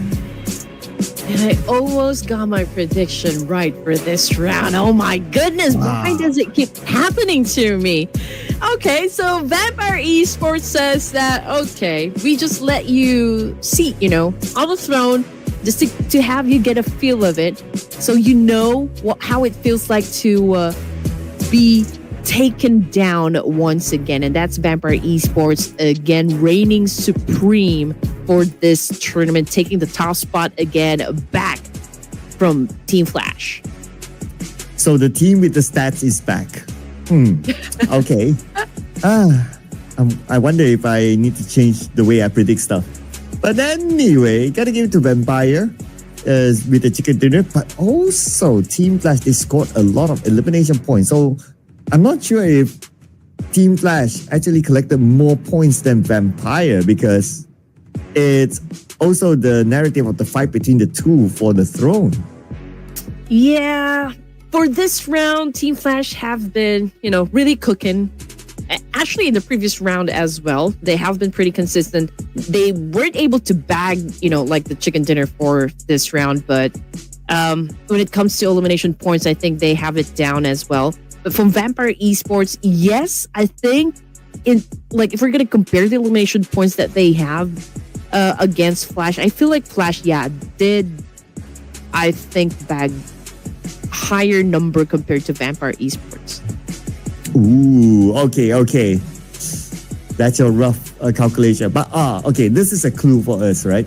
So Team Flash is still behind Vampire in terms of team to watch. That means the amount of points collected is not as many as Vampire Esports, but still above teams like BTR, who scored the second place. So we'll calculate the points later, but we also have to give it to Dota as well. This is a round where they also perform and they are part of the teams to watch here. BTR, we did start the day talking about them like, okay, could they do the BTR? Could they do the comeback? And they seem to be somewhat consistent. Yeah, I think we are looking for consistency, from all the teams.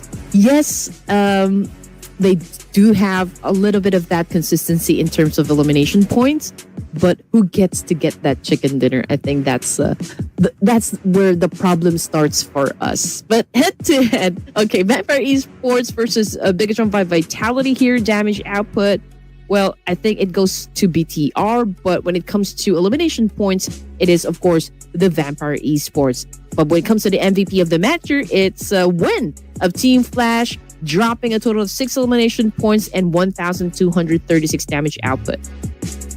Oh, so Win is also one of those players that are in the road to MVP. And by him getting the MVP this time, well, it could give him a good chance of being there in the pole position. But that will be tabulated at the end of the day. Other than that, the Yoru is up here representing Talon. And we always have to have you. This guy has been really performing this season. And then we have the new signing of Vampire Dewey with 5 eliminations as well. So between Win and Hugh, they have 11 eliminations. So majority of the eliminations for Team Flash is divided by these two players. Yeah, I mean, this is why it's super interesting for me, at least for this, like the twins, for Team Flash. I do wonder if this is going to be the same energy, the moment that we see them perform in the official stages. It's a very promising. It shows a lot of potential. It shows a lot of skills. It shows a lot of heart. But of course, what we're trying to consider is the amount of experience that they've already gone through in the official tournament. So that's also kind of like part of the random elements that, any team would want to deal, going through games. But Team Flash right now obviously is a formidable team for the tournament. But again, we don't exactly know just which team is going to be crowned. I mean, there's also Alter Ego Ares. There's also Boom Esports and even Vampire Esports still trying to catch up with the numbers. But really, with everything that happened, with all of the action that happened from day 1 and day number 2, I feel like we are still a little bit hungry in terms of like the intensity of like the clutch moves we are seeing from teams here from every match. Yeah, a lot of fights seems to be rather straightforward, right? So that's why. But we still have games to come. Now, looking at the overall chart, no moves at all for all the teams on page 1. And Team Flash, they're tied together with Vampire Esports in terms of points collected. But because they have 4 chicken dinners, so the tiebreaker does favor Team Flash. Oh. Page 2, a few movers here and there. And it looks like good news for Talon. They're no longer at the very bottom. Instead, they swap places with AZ Slumber. Now 1 point away from Talon Esports being at the bottom of the barrel here. But also to point out the fact that 4 Thrives. Okay, this is very unusual. Usually we see them have an explosive gameplay, maybe 1 or maybe a couple of games, in a day. But right now it's still a no-show, for the side of 4 Thrives. Perhaps, they're still trying to cook, but hopefully we do see even just a little bit of their prowess, into this competition. Could be good. But we will see more of them after this break, ladies and gentlemen. So don't go anywhere. See you guys after this one.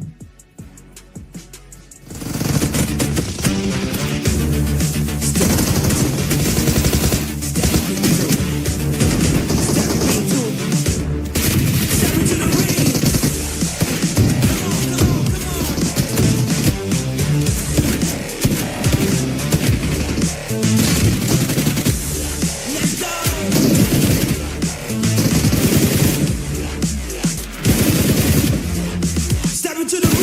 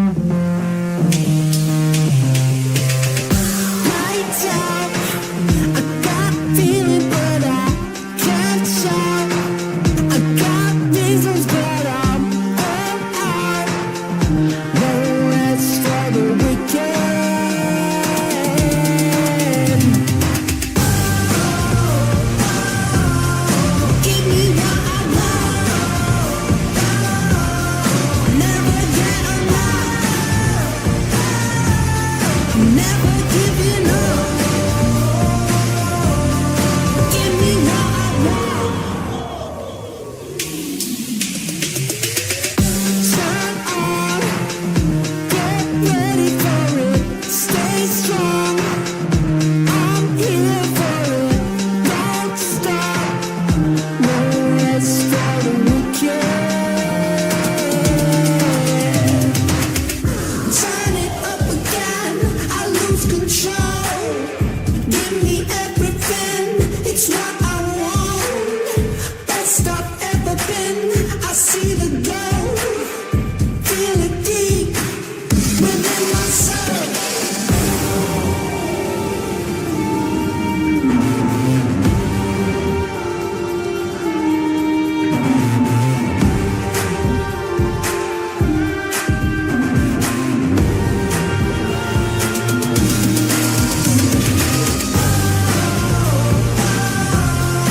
Give me what I want. Never get enough.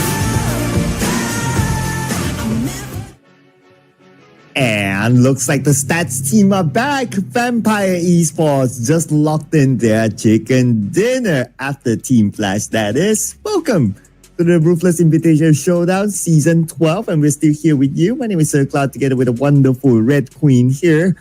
And my oh my, when are we going to see Red Queen play the guitar?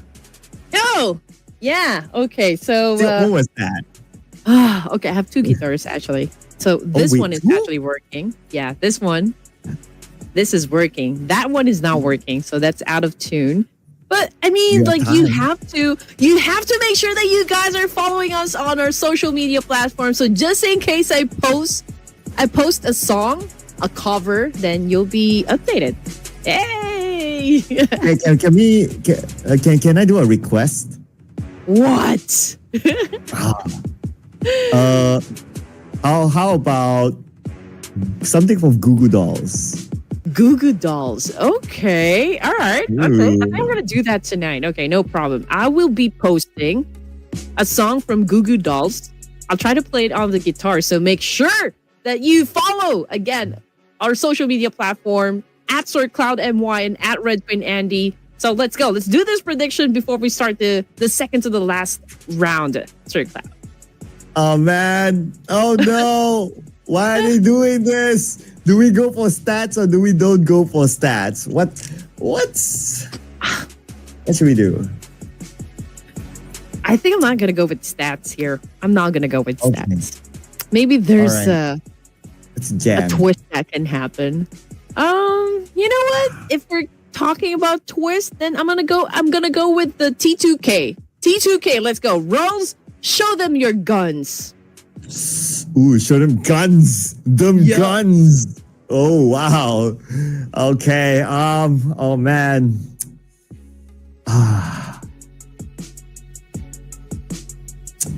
Oh man, so hard. Okay, let's bring out the boys. Oh, BTR for me. Let's go. I'm just gonna do this now. BTR. Okay, Bigatron by Vitality. Okay. Somebody These guys save are me. pretty awesome as well. 6 correct predictions now, for the side of production. Okay. Boom I know, Esports. right? Okay. Okay. So, So I mean- none of us are going for stats. yeah, no. But you know what? For today, so there were already 2 teams that are representing Vietnam, at least for those teams that scored a chicken dinner, and then 1 from Indonesia. So, like, if we're just gonna play a little game, I don't see any Nepali team yet holding a chicken dinner, at least for day number 3 of the grand finals. Again, we already have 1 from Indonesia, so that would be Boom Esports. Do you think T2K could probably score a chicken? I mean, if we were to look at their gameplay, okay, one of the highlight fights that they won was against Fourth Rise, and they did it pretty clean. So, I mean, they do look like they can. Yeah. I guess it would be nice to see some diversity as well in terms of like which region is getting the chicken dinners, right? So, yep, maybe T2K. Yeah. I mean, Who's gonna at this point, support? you know what? At this point, it would be nice to get like production to like speak on what they think and what's the secret to getting those 6 predictions right. We it's always us just assuming what production thinks. So maybe one of these days we Yeah. need to do that. How are you guys always good when it comes to prediction? Something's really fishy. Something's fishy. They're from the future. They know. Oh man, I'm just kidding, guys. Again, we would love for you to join us into this little game that we play. Please do let us know if you have any team in mind that you guys are supporting or you would want to win, for this round. And again, we're almost nearing the end of day number 3 here. This is going to be the last Erangel that is about to drop. So let's go. Let's go, people. This is going to be the last Erangel today before we wrap things up inside of Mirama. It's going to be pretty interesting. Flight path is going to start from the south to the north, just like before, but it's skewed towards the right side of the map. It's slightly different. I want to see if Vampire still drops in military base, just like how they did in the previous round. And it seems like they're heading the same direction. So this just tells me that Vampire, they're trying out something new. And by trying out something new, at least at the start of a round, it brought them the chicken dinner. So, yeah. I'm looking forward to that, something new. Perhaps, they could serve something fresh, something more spicy, I guess. I'm pretty sure we can take that. Okay, we're talking about food again. I'm already being hungry. Oh. But yeah, it's already dinner time. So let's get it done. Let's get it over and done with. So again, Vampire Esports, same drop spot. Down south, close to APG, close to Talon Esports as well. We got RQ coming into play, close enough with the boys of Sem9 around Milta. And as for those teams at the top, we got Tribe Aramasi, close to where T2K is, but I don't think they're going to be dropping in the same place. But just look at that. Circle landed over to the west side. We got Gatka as one of the focal points. Circle playing with the players. Well, I guess it is what it is. I'm hearing gunshots. Forthrise and D Xavier. They're very close. D Xavier, naturally, they want to get back to Pachinki, so that's their not regular movement. Another team passing by is the Vikings. An attempt by T24. Does not connect. So it's just more of them saying, hello, my friend. Hello. By the way, do you know of that movie, The Mask? Oh, yeah. Or is it The Mask? Or was it another Jim movie? Carrey? Yeah, that one. But I think it's another movie. Now that I think about it, it's like, I'd say hello to my little friend. I don't think Or it's is it Ace Ventura? I forgot. Oh man, yeah, I do get the reference, but I'm not sure from which movie though. All right, we'll come back on that. We're showing our age now, okay? Say hello to my little friend.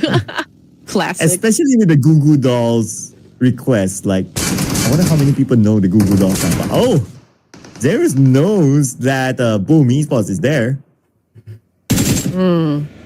Yeah, it's an early engagement between them and Team Secret, but massive spray with an AKM. Unfortunately, he overextended his peak, and now both of the players from Boom Esports are paying for it dearly. Team Secret gaining that advantage. I mean, obviously, it was a good stop, for Team Secret. They held their ground and was able to win that fight. So it didn't play out quite nice on the side of Boom Esports, and just at stage 1, few minutes into the game here, and they lost 2 of their players. Yeah, very early on, and that was happening while everyone was kind of moving around. But Team Secret collected 3 points, so that's a very good start for them. And Forthrise. I thought Forthrise and D-Xavier did done, but it looked like D-Xavier, they turned around, and now they're taking fight against Forthrise. Oh, I'm just really waiting for Falak to step up, because, well, who needs luck when you have Falak? And, well, I haven't seen that gameplay just yet from Forthrise, and I am eager. And I'm really excited to see them pop off. But in the meantime, yep, we're waiting for them to really get into an engagement here up against the Xavier. Nandity on prone here. Try to goes up with a spray with a new micro Uzi. Oh, and he won. He shot down Nucky. Okay. With just a micro Uzi with level 1 helmet, level 1 vest. Wow. And now he will pick up the level 2 vest from that. Oh, a Cellcom DJ Alliance, they're coming by too. Wait a second, guys. The circle is all the way to the left at Gaka. What are you guys doing here? Why does everybody want to be here? Oh man. Oh, I mean, it's actually beside the edge of the circle here. Todak, Vikings Esports having a trade-off. We got Man-Up on screen here, sealing the deal. Getting some damage done as well. 1T confirmation coming through already out of the game here. 4 Thrives as well. It's been getting some damage. And just look at that. It was fast. 4 Thrives already out. And now we're looking at D Saver having an exchange with Telkom DG Alliance. Oh, this is going to be a really fast round. Look at this. The elimination feed continues to light up. As Cellcom DJ Alliance, Leo with spray onto Nati. Nati behind that rock. But Cellcom DJ Alliance, they're going to engage. Here comes Nati, 1v2 at least. Leon's coming in from the other side. He's going to be at the forefront with the UMP in hand. He knows that Nati is just right in front of him. Just with a micro Uzi, not enough. Leon's, he found an angle and he will take him out. Levi's can't do much. Oh man, 966 crawling desperately back to the rest of the team here to get picked up. But Break is not having a break at all up against Todak Esports. And you know what? He's all alone left to deal with this kind of situation. I mean, obviously he is probably sweating bullets as well. I mean, he's getting hunted down by like full Todak Esports. And that was an obvious outcome. Could be overwhelming, for just one player. 16 teams remaining, and we're looking at BTR close to Todak. Will they be challenging them up next? Just waiting to see where are they going to rotate. Okay, they're still around Todak though. I think they're kind of deciding on that. Okay, do we wanna? Do we don't wanna? But I guess they decided not to. Okay, they are moving away from Todak. Todak will be okay with that since they just landed on their compound. But now APG against Vampire, long range by Doc, and Dewey is down. But we have Mela here against Doc, looking for revenge against his teammate, but he's from the side, and that's where Vampire Esports will be eliminated. Ah, man, okay. Again, it's a hot and cold situation for most of the teams here. I mean, after a great run, from the side of Vampire Esports, they had an early elimination in the last E-Wrangle. So again, something that we're not really expecting to happen. But anyway, we continue on with the game. We're looking at Bigatron by Vitality and Curly. They're already in the middle here, close to Boom Esports, Todak, RQ, and even Alter Ego Eras. But since we still do have a little bit of space, we're just at stage 1, I don't think, any of the team, even those teams that are already in the circle, will go in for a fight. But it may be a different story for Team Flash, T2K, and Tribe Aeromacy because they're still tanking the blue here. They will be coming from the northern side, probably passing through Rozok. So I feel like at some point, they're going to be meeting each other. And that will bring us to potentially another fight. Well, T2K making their move now. It's still stage 1, so it's a tankable zone, and they do have a few players that have passed that blue. So the remaining members will surely follow up from there, and I expect them to be okay. But I'm not sure about Alter Ego and RRQ now. And RRQ, they do have compound, but Alter Ego, they seem to be interested. We can see the movement by Alter Ego. They're heading there. Okay, Alter Ego Eras right now. Rosemary probably deciding, for the team, like, okay, I think you guys need to back me up in this situation. Okay, I'm going to go and knock down at least one player, and that will be the cue for you guys to step in and take charge. But in the meantime, kill feed, it's Alpha Gaming maybe losing some of their members from somewhere, but I think we're going to leave the situation away. Okay, we're looking at D Saver at the moment. Down to the last player, that will be Levi's, and he is the one trying to take care of business up against Alpha Gaming, but I think Doc will be leaving the situation. Oh, he goes in for a reposition. Oh, Ruse just got taken out by Zayo.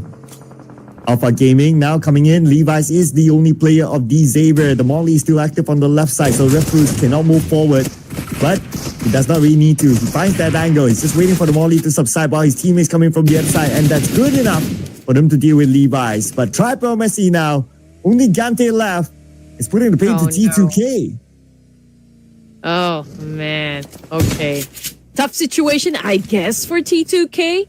Okay, I thought they already have the momentum down. I thought they were able to set up the pace or maybe even the rhythm. But, you know, judging by the course of the situation, T2K may be struggling a bit, you know, going up against Tribe Aeromacey. But Yante here to make all the difference up against T2K. Right now, they're having an exchange. And you know, it takes two to tango. And right now, Giante and T2K is doing just that. Giante switched now back to his M416. Alter Ego Eras, however, Krypton still doing a massive damage up against RQ, and they seem to be winning the fight. And Rosemary, the moment he steps into the compound, he gets gunned down by Nepeko. Yeah, trying to land the nades on the second floor, but Padru stop a player of RRQ on the ground floor. And RRQ now, they're falling apart at the hands of Alter Ego. They see another target, and here comes Nepeko getting one. Moana gets gunned down as well. Nepeko fighting back, but he's very low right now. Badru with the M4. This should be a straightforward spray by Badru. Ooh. And there goes RRQ. Alter Ego survives. Oh, man. Okay, Alter Ego Eras is showing dominance, you know, for stage 2 here. AZ Slumber not getting lucky as well, going up as another team here, and the members are also getting knocked down one by one. Talent Esports, even Selcom Digi Alliance having a trade-off as well in the middle of the map here. But we're going to stick close to Alpha Gaming because they're about to, of course, have an engagement here. There's going to be a little chase that can happen between them and Talent Esports, but Dog already found his footing, and perhaps, you know, I think this is a fight, you know, that's about to go down. From afar east, tries to get the members of Talon. Vehicle blown up. Talon, they'll lose one vehicle east. It's aiming down on another vehicle, but being shot back. Spraying into the smoke, hoping to hit this target. It did hit Arturo, but not enough to knock him down. While all that is happening, the circle will shift again. Look at the amount of teams still spending time in the blue. I know, right? So don't exactly know what they're waiting for. But since they're already situated, you know, in that area, I feel like Team Secret and Todak will just have to settle their business, you know, even with AZ Slumber and Team Flash. So let's see what's going to happen because, I mean, we don't really have that much space to go for up to the northern side. So I guess we'll just have to go through eliminations when it comes to the teams here. And Alpha Gaming doing a lot so far because they're surrounded by teams here. Selcom Digi Alliance, Talon, and even BTR. And, you know, they will have to manage a lot of directions. Yeah, as they... Oh, okay, Talon. Okay, I didn't see anything on the minimap. I wonder what happened there. Okay, they're on the southern side where Fairy Pier is at. A lot of teams also managed to enter into the circle. It's stage 3 now, and the zone will start to close.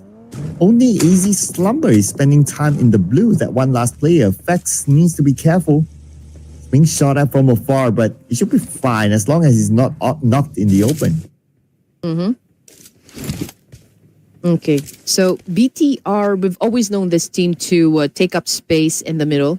That's how confident they are when it comes to their skills. And, you know, it only goes to show that they're not really shy or they're not going to back down in any possible scenarios that can, you know, happen inside the game. And BTR right now just protecting, you know, that very space, you know, that area that they occupied. So let's just see how, you know, impeccable the defense can be for the side of BTR. But there are a lot of teams, you know, looking at their direction. So it's going to be an interesting stage 4, I guess. You know, the moment that the circle shifts, man, let's see if BTR can still manage to get through the stage.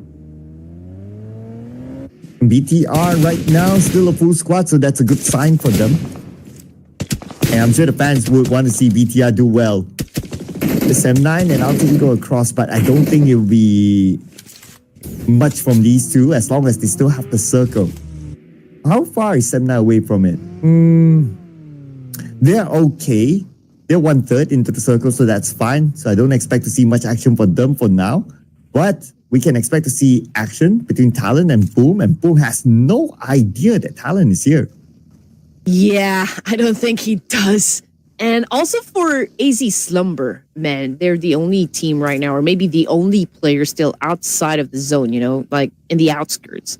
Can be a little more time for him to decide to get into play here, but is this a smart idea? Is it gonna just deny the point here? I mean, he's just about ready to move up again, go through Gaka. So it's going to be hard for him if he gets spotted down by any of the squads. Then that could be the end of the line, for AZ. And what an erratic behavior coming from the circle. Now it went far east. Yeah, and Alter Ego will be happy with the circle. BTR thinking the same way as well. But it will force a lot of teams on the left side to migrate into the circle. Okay, here we have Boomy Sports. At least they have easy entry. I'm not sure about Team Secret and Tora. This might be a face-off. Yeah, a face-off that is about to commence. AZ Slumber. Okay, spotted by Pondbit. And it was fast. It was a fast pull for Boomy Sports. Was able to get the job done. And now we're looking at 10 teams remaining. So Team Secret, on the other hand, I think they're going to be pushing through with a fight up against Todak. For Todak, they already have 4 points in their pocket, so I think it's a solid performance, especially when they were able to get to this stage as well. I mean, down to 10 teams remaining, so 8 teams have already been eliminated. Now, Team Secret continues to take up, to take a formation, but again, Todak, Team Secret, still in outside of the zone here, so I don't exactly know what the plan is going to be. Yeah, I guess they were trying to find an entry point without having to fight. So that's why they rotate all the way up north. And Tora's doing the same. But they're also trying to read where Team Secret is going to go. And they don't want to clash on the outside of the circle too. But we also have Talon. Axel on the minimap. And here we have Kenny looking at Talon. So they're taking their time because they also want to try to read out where Talon might be so they don't clash. But speaking about a clash, BTR, this might be the moment to clash with Team Flash, but Team Secret, the moment they moved in, they see Yuhai. They're about ready to spill the secret. And right now they're challenging up, of course, Sem9 over here. GK! Oh no! He got caught off guard. And that was a solid nade coming from Sem9. Now Doc is cooking up a nade for himself as well. Who's going to be winning the fight here? Doc charges in. Launches that nade, wasn't able to take that hit, but the fight continues on. Doc continues to cook up the nade here, but changes his mind and switch back to his S12K. And now this is a cat and mouse chase once again. And Doc, well, he got found out by Sem9, and that was a fast one as well. Team Secret punishment here from Sem9. Yuhai found that angle, and that's Team Secret eliminated. Number 10, 5 elimination points. Sem9 now, it's time for Firen to go into the circle. Stage number 4. Their next opponent might be Team Flash. Team Flash, they heard the commotion. So now they are prepping up for the potential fight against Sem9. But wait a second. Tora just shot down Hugh. Now Team Flash, they have company in the area. Okay. Can they manage it though? Okay, Sem9, Amaza, getting shot at by Rosemary of Alter Ego Eras. But we already have Krypton out of the game as well. So Alter Ego Eras still performing with only 3 members. And Rosemary, I don't think this is going to be a problem for him. We've always seen this guy do a lot of clutches in any tournaments. And we're looking at Talon once again. And, they're still having an exchange here up against a team. And that would be Todak. But it looks like Todak is the one dominating. We're just not quite sure just yet. But Yoru Achul, Talon Esports obviously down to a duo. Okay, yes, duo of Talon now without the circle, fighting against not only Tora, but also APG behind them. BTR wants to join onto the party, picking up the high ground. Zuxi comes in, but he gets gunned down by Frenzy. And Razy needs to save his teammates. And here is Bam aka Manap as the cleanup crew to lock in those elimination points. And he needs to save Kenny and Frenzy. Does he have the time though? Because there's so many teams around here. Frenzy, Kenny, Vexy, all facing the floor. And I don't think BTR will be coming back for their teammates. I think this is, of course, a fight or flight situation. But BTR, I don't think they have any more options left. I mean, they tried to escape. Unfortunately, well, they got gunned down. Same thing goes for Talon Esports and even Todak with only 7 points in the bag here. 6 teams remaining for stage 5, and we continue to witness a lot of action happen. This time it's going to be Sem9 versus Team Flash and Alpha Gaming East with a massive spray. Let's see who's going to be winning the fight. Oh, okay. East didn't get his target. Now Team Flash, time for them to find another spot in the circle. But there's so many teams on the north. Sem9 is still in this. We have Pubg Esports as well. And soon, we'll have another new contender within the circle as well. But Team Flash and Sem9. Okay, this is going to be another fight. Here we go. Only one team will be at the top, obviously. I mean, this fight is about to commence. We got Sem9 already making a move up against Team Clash. We got D taking in some damage. Okay, but he was able to hide behind that tree, so I guess he's still safe. 6 points, so obviously they do have that momentum going on for Sem9. I'm also checking if they can bag, their second chicken dinner of the night, but we'll wait until this match is actually finished. But Team Flash continues to do an effective counter, but Win still currently knocked down on the ground here, and Sem9 continues to set up a very good parameter defense. And Sem9, Team Flash, nade onto Yuhai by East. Wait, it's from East, not from Team Flash. Okay, anyway, 3-way war right now, involving APG as well, and East will knock down Fex. Sem9, they need to recover quickly. Yuhai will be eliminated, and Alpha Gaming on the rampage right now. Baron want to lock in that elimination point by taking out Tops, but it's not going to be easy. Backup is just right behind him, but there will not be enough time to save Tops. Tops will be out. Here comes the rest of Team Flash going on to Baron, and Baron goes down to the hands of Win. Still an impeccable performance as well coming from Team Flash. I mean, it only goes to show just how determined they are to score another chicken for this day. And we are seeing them trying to flush out the boys of Sem9, trying to take over that compound. And now the circle had shifted. Obviously, this fight needs to be settled. And whoever wins the fight will then have to deal with alter ego errors and even Pubg Esports, who is actually just close to their main entry point. But you know what? Alpha Gaming is just like watching everything that is happening, but not getting into fights just yet. Yeah, they want to be the long range elimination stealers. Sem9 and Team Flash now, no zone. The zone shifted away. This fight is inevitable right now. But technically, if Team Flash wants to avoid this one, they can like rotate somewhere else. But I guess they're not in the mood for that. They want to take this fight. And Win is trying to draw Sem9 out, at least draw those nades out. But Sem9, they're not falling for it. Still holding their ground in the building. Well, they tried to flush out Sem9, but they can't find that angle. Oh man, I already saw it coming, Like the moment that nade left his hands, I already knew what's gonna happen with Sem9. But Team Flash, reigning supreme, once again, coming out of that conflict, only goes to show that Team Flash is showing all intention of dominating the entirety of this round. And now looking at Alpha Gaming, 10 points in the bag. That is a solid, fiery performance coming from Alpha Gaming. Truly alpha. And this is what the fans have been waiting for. Team Flash crashing the compound, challenging up the remaining boys of Alter Ego Airs. We got Bad Drew back on the screen here with an S1K, but unfortunately a little slow in the trigger there. And that is a win by Win. Well. Team Flash. Okay, could they be back again? Let's see if they can wrap it up. Now we're in our top 5 teams. Cellcom DG Alliance in front of Team Flash. Just behind that shack with the smoke protecting them. But Team Flash, they seem to be creating the smoke bridge. Maybe they want to create something for Hugh to join together with him. Okay, they just want to step out of this building just to find that angle to lob that nade. So far, the first nade did not connect. And Hugh, he would join back with his teammates. Okay, so that smoke is to protect Hugh. Man, they have to get rid of Cellcom DG Alliance if they would want to push, Moana inside that compound. But that was such a great shot from Pawnbit of Pubg Esports.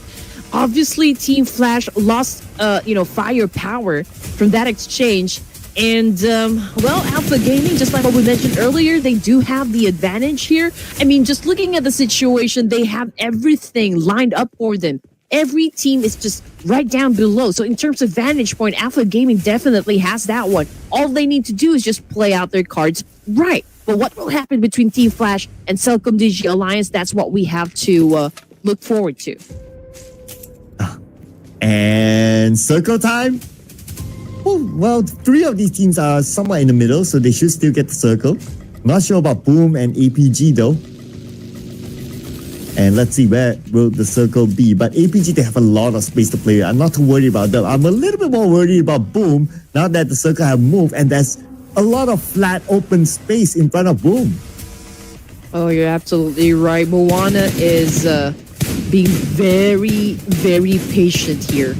I mean, he's not really being too much aggressive. At this point, he knows he doesn't have enough firepower to deal with Team Flash, who is just, in the next house. But we can see you cooking up a nade here. He would try to flesh out Moana, maybe, just create enough distraction for Alter Ego Ares to fall victim, to the trap. But so far, it's a standoff between the remaining teams here. And Boom Esports still outside of the zone, but they're not coming in just yet. Yeah, because it's kind of hard for them. They need to wait for a distraction. So that's one. Second is if they have enough smoke to create a smoke bridge, but they're making the move now because they know that time is not on their side. Okay, they're going to rotate towards the high ground, but if they go there, they have to challenge Alpha Gaming. It's either Alpha Gaming or the Compound Challenge. They have to pick their poison. And Alter Ego, stop them from moving forward. From the side, it's going to be Moana. He got one. Now he wants to finish off the final member of Boom Esports, Pubg. If he stays behind the vehicle blows up. That's it. But there's also Alpha Gaming on that high ground, putting pressure on him. It's a matter of who will lock in the elimination point, and it will go to the hands of Ruthless. Well, yeah, he just stole that kill from Moana. And now we're looking at Alter Ego Ares, Team Flash, Celcom Digi Alliance, and APG to be the final 4 teams over here. 11 points now for Alpha Gaming. Determination already at best. We're looking for, of course, if Alpha Gaming will be able to secure the chicken dinner, that would be the cherry on top. But Team Flash, I don't think they're going to be moving. They're definitely going to wait for Celcom Digi Alliance to get close, and even for Alpha Gaming. But in terms of really not exposing themselves and not risking anything to make any more mistakes for stage 7, that would be Alter Ego and Team Flash. And the circle continues to shrink into the middle. APG, no circle. And they have to clear off Celcom Digi Alliance. Oh, that nade, so risky. Almost naded down east. And the second nade will not miss.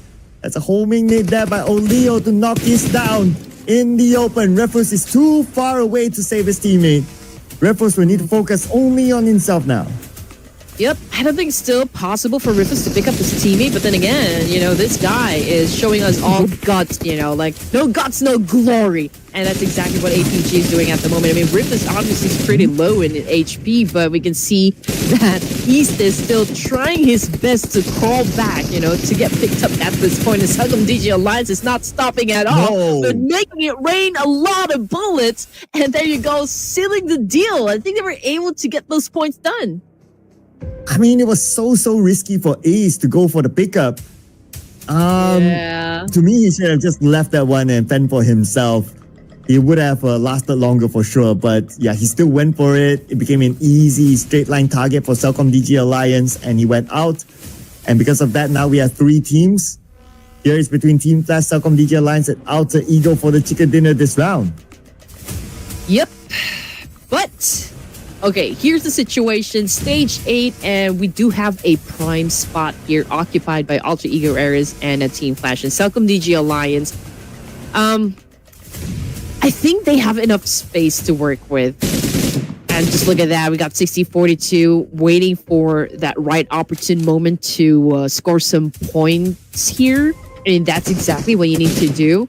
But again, a Mexican standoff happening, in front of us, and we just have to wait until we totally run out of space here before this guy's go for the engagement. But the first one to run out of space will be likely Cellcom DG Alliance. The next one, well, it's a 50-50 between Team Flash and Alter Ego. So hard to tell. So let's see how will Cellcom DG Alliance manage this circle for now. Hopefully they have enough utilities. I don't think they have a vehicle. Their vehicle is blown up. So their only hope is to have enough smokes for them to move deeper into the circle. Yeah. Oh, man. Moana, if he can pull this off, hands up. Hands up to this guy. Because obviously Team Flash will then get rid of Cellcom DG Alliance. They will be pretty exposed. But then Moana will just have to wait, you know? Hopefully he does have enough nades in his bag, you know, in order for him to flush out Team Flash. But Cellcom DG Alliance 60-42 still, you know, trying to crawl, you know, trying to sneak an attack here. Team Flash already out in the open. Here comes Moana with a massive spray. You goes down hard. And wow, Moana doing a lot of things here at the same time. Okay. It could be Alter Ego, but it's Moana against Win. 1v1 right now. Moana with the rooftop. He has the high ground advantage. S12K in hand. Below him is Win with the DBS. It's not easy for Win with this angle. Moana has a good chance. But before that, finish off Hugh to ensure that the elimination point is locked in. And now one more to go. He's out of throwables. What can Moana do? What can Win do? Especially because he's on the lower ground. Oh, the blue will force Win to move forward. Moana might find his chance soon. This chance will show up. And there goes. Okay, Moana is reloading. He reloaded. Wrong timing. Now Win has that space. Moana might be forced to jump down. Here we go. Moana 1v1. Oh, behind. Who's going to win this fight? So hard to tell you. They're dancing around this box. It is a TDM match right now, people. And at the end, it is Team Flash. Win. Got it. Oh my goodness. I could not believe this one. Wow. Moana dropped the ball at the last minute. And Win, that was an absolute phenomenal clutch that just happened, you know, for Team Clash. I mean, obviously the odds weren't on his favor. I mean, he was, you know, the player from down below, but he took that opportunity. He was really patient and was able to get the job done for Team Flash. And now we're looking at their second chicken dinner of the night. Ooh. And Team Flash is back. The team with the stats is back again to lock in the chicken dinner. This time 9 elimination points and a wonderful finish by Win towards the end against Moana when the odds were against him. But there was a moment where Moana was reloading his S12K. He reloaded at the timing where Win, he moved forward. If he did not reload that time, Win moved forward. There was a small opening for Moana to shoot. But because he was reloading that time, Win went behind and it became a 50-50 and it forced Moana to come down. All I know is that I clenched my fist and I was at the edge of my seat here watching, you know, Moana and Win go head to head. That was beautiful to watch. You know, it was a mano y mano CQC, and the perfect term that you said, it was a TDM match that happened between these two guys. And at the end, you know, Win was able to come up on top, which is absolutely great. Oh, it was crazy. It was crazy. All the timing, the split-second decisions, the movement, whether it was luck, whether it was game sense, I don't know, because it was so tight. Man, that was so close. Anyway, Team Flash back with the chicken dinner, followed by APG as the next team to watch. And then we have Alter Ego and Cellcom DG Alliance. We haven't seen much of Cellcom DG Alliance coming in as the team to watch, so this is one of their better rounds, I would say. Yeah, I think Cellcom DG Alliance is one of the teams that performed great, at least during day one of the grand finals, but somehow, you know, they kind of just like faded away. But anyway, we still got a lot more matches to go through, so perhaps, you know, they could maybe tweak their strategy up a bit. Head to head, it's you and Win of Team Flash here. I mean, like, they come from the same team, so all the stats here, of course, is doing wonders, you know, for Team Flash. Yep, That's why we can only compare the two players of Team Flash, Hugh as well as Win. But the MVP this round is given to East based on stats, 5 eliminations, 1,169 damage for 5 eliminations. This dude did a lot of work. Oh, for sure. Yes. I mean, he's been, quite strong from the get-go. I mean, he's always the last player to be taken down. He's always the last player to make it happen for Alpha Gaming. So I guess even like with this tiny performance coming from East, I think everyone is happy, still satisfied with what Alpha Gaming is doing in this, tournament. And Doc continues to always belong in the top performers. So again, this guy is not even exerting a lot of effort, but he still dominates. Oh, only 2 teams dominate the top performers chart here. It's either APG or Team Flash. Got East and Doc together as the duo, and Hugh and Win as the duo. But the bigger winner obviously is Win, but because he brought the chicken dinner to the team. And with that, 19 points for Team Flash. And then we have Alpha Gaming with 15, Alter Ego with 13, Cellcom DJ Alliance with 13 as well, so that's pretty nice. I can't say the same for RRQ, Vampire, the Vikings, and Fourth Rise. Not able to score a single point in this round. And there goes again my prediction. I don't know by now. I don't know. Well, at least, for Sem9, Todak, Boom Esports, even Team Secret, they... it's their energy is fluctuating as well. I mean, we don't exactly know when they're gonna pop off and just really go for the gold here.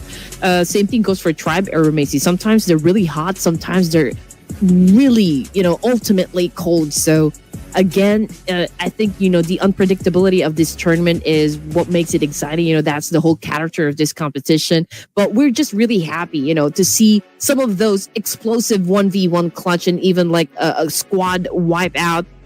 Those are like the things we look forward to. It's one way of like looking at the exchange, like taking it to the street instead of the arenas.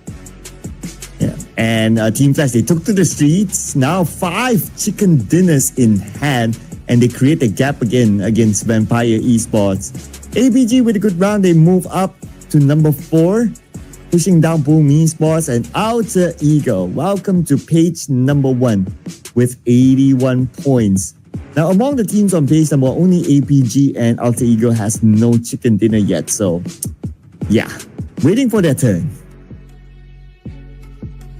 And AZ Slumber, man, they continue to be at the bottom here. So I don't know what needs to happen, or like if they are still up for it, the challenge of just maybe climbing up ranks over here. I mean, it's not always like every day you get to play with a lot of big names, in a lobby. So perhaps, we could see something that is as well from the side of the AZ Slumber. And as for, those teams that are still part of the second page, it's not late, for them to maybe come up with something like maybe a more effective rotation so far. But we're going to talk more of that action that just happened in the previous round when we come back after a short break. So please don't go away. To the ring.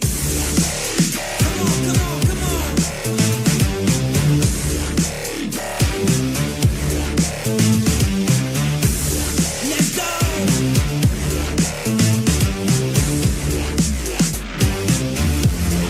Step into the ring.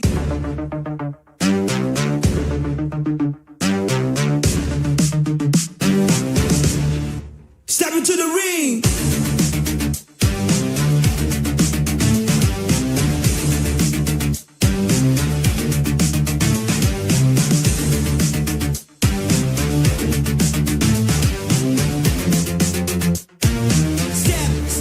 Step into the ring. Step into the ring.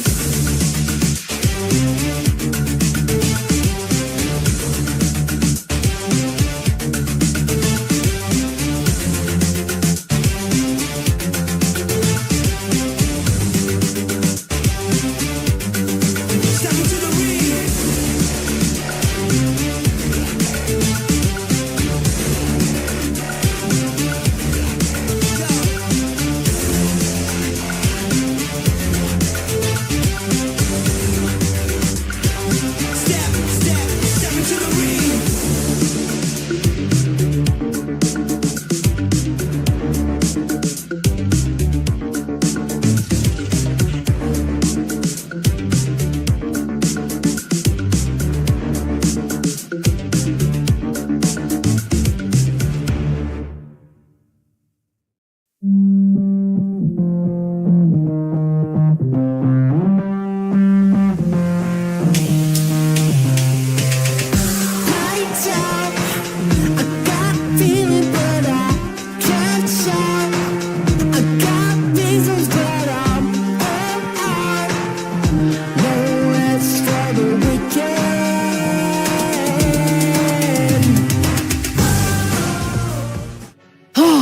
And this is the final wave for day number 3 of the grand finals. So welcome back to the Ruthless Invitational Showdown Season 12. We're down to our final round in Miramar. So is there going to be a shift, in the momentum? I don't know. This is Red Queen and Sir Cloud, your casters for this, spectacular tournament. Yes. And we're back on the stats team that scored the chicken dinner. And it was a team flash, but it was very, very tight. That it could have went to Alter Ego. It was that tight. If you missed that one, you need to rewind this stream and look at the final moment in that Irago match. It is arguably one of the best moments here today. And because of that, Team Flash, 2 chicken dinners in a day. Oh, yeah, absolutely.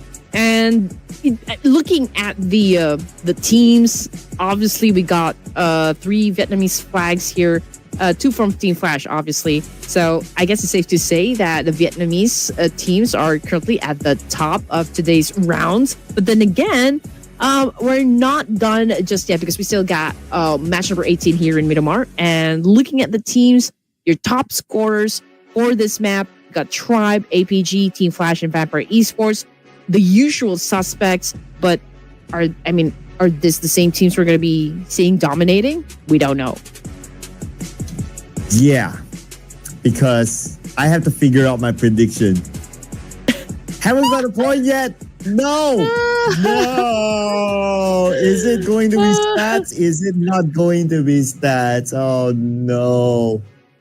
no. We're back at it again. Oh no. Can we skip this part? Can we just go to the game? Can skip to the good part.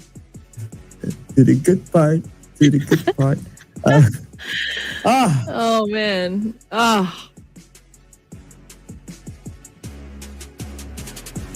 Vampire Esports. Let's go with stats. Yeah, there you go. Sem 9. Okay. All right, non-stats. Let's go. Man. So is Prod going to do stats or not stats? Yeah, let's go. Let's do it. Team Flash.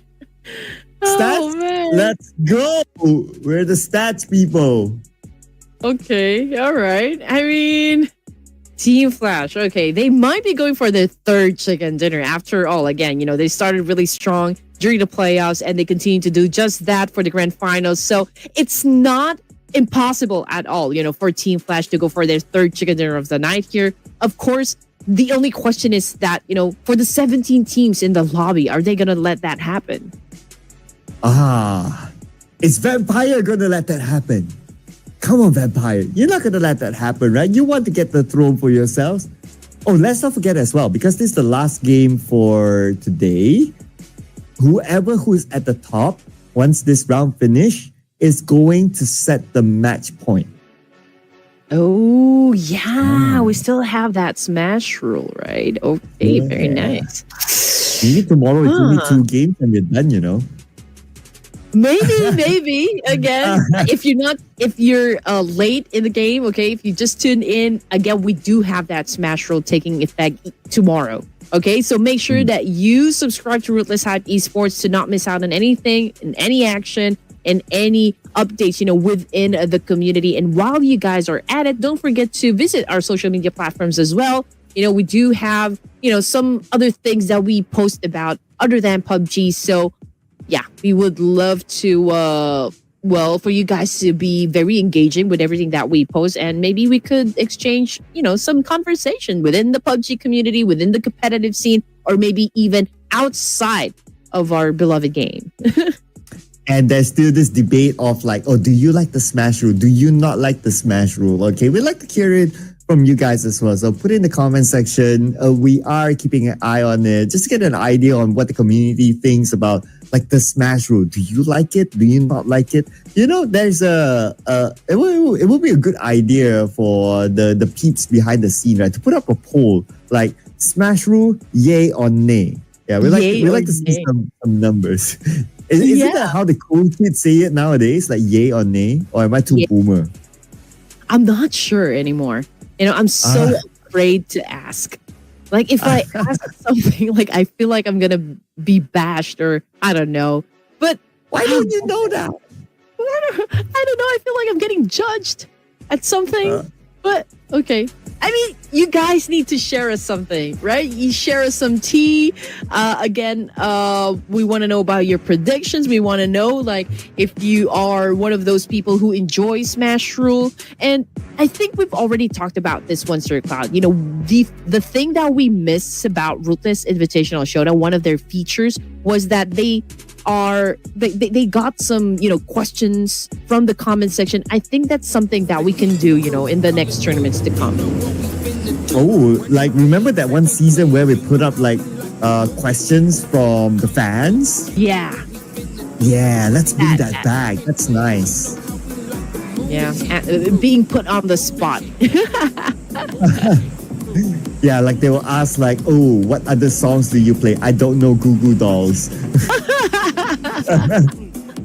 I don't know. That's too old for me. Well, you just have to Google it, ladies and gents. You just have to find out, like, okay, the band that Sir Cloud just mentioned, Goo Goo Dolls. It's a legendary band. It's like the same era as like Bon Jovi.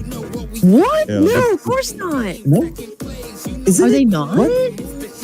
Aren't they? I don't know.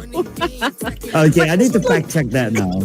I think no, like Bon Jovi is. Oh gosh, I think it's 80s, right? Not 90s. I mean, Goo Goo Dolls is 90s, so I don't know. Well, to be fair, Bon Jovi were active. They are 80s, and then they were 90s. They were still active, and the early 2000s they were still active. Remember, like "It's My Life" that was like the early 2000s. Oh, yeah. So they were still active. Yeah. So they were like across like 3 decades at least. Oh my god. It's now or man. never. Ooh. Oh man. Speaking of now or never, well, this is a fight that we don't want to miss. Todak versus D Savior, and Patagon first player to take a hit, and now also out of the game. Cleon is still trying to blast his way in up against D Savior, but is D Savior coming out to play this time? They're already at deficit here, so they're just waiting for Todak to actually come in full force. But D Savior they lost one though, so I don't know how full force are they going to go. But not only that, Tribal is going to say hello to AZ Slumber. Oh, Gante, don't get stuck there. Not the position they want to be in. Zio with a shotgun. But he got an assist from Gante. Now he will be able to pick up this elimination point. And the rest of AZ Slumber, Azmi coming in. Is he the final player? Oh, not yet. Or maybe he is. Not too sure. Need to see a summary here. But there are 2 different fights happening. D Xavier and Toda fighting as well. Brian gets rigged. Yeah, Rig already out of the game here. Just as I was about to say that maybe Tribe Air Mason, the execution is going smoothly, but maybe they could still win the fight here up against AZ Slumber, but they've taken a lot of damage as well. I mean, 2 players already out, and those are the key players. I mean, Zio and Rig. So this is not a good situation as well coming from Tribe Aeromacia. Now we're looking at Gyante. He does have an explosive bow over here, but not hitting his targets just yet. AC Slumber has the chance to win this fight up against Tribe Aeromacia just because of the numbers. Wow, okay. And they move like in unison, right? Like they see one person, they just go, let's go guys, 3 of us. He only has an explosive bow and he used it once and it took him out. Now it's only Delta. But we're back on the Tora and D Xavier. It looks like D Xavier, they have the best of Tora now. Yeah, obviously they're backing them in a corner over here, making sure that they won't be able to counter. But I guess Todak has a different, idea in mind. And, they were able to counter, but it was D Xavier at the end who won the fight, but not without taking some losses as well. Tribe Aeromacy also out of the game with only 1 point. And, D Xavier down to a duo. Shin and Patagon already out of the game. And that's 2 teams out. So that's Toda and Trapper Messi. Okay. Do we see any other potential fights now that we have a good overview? I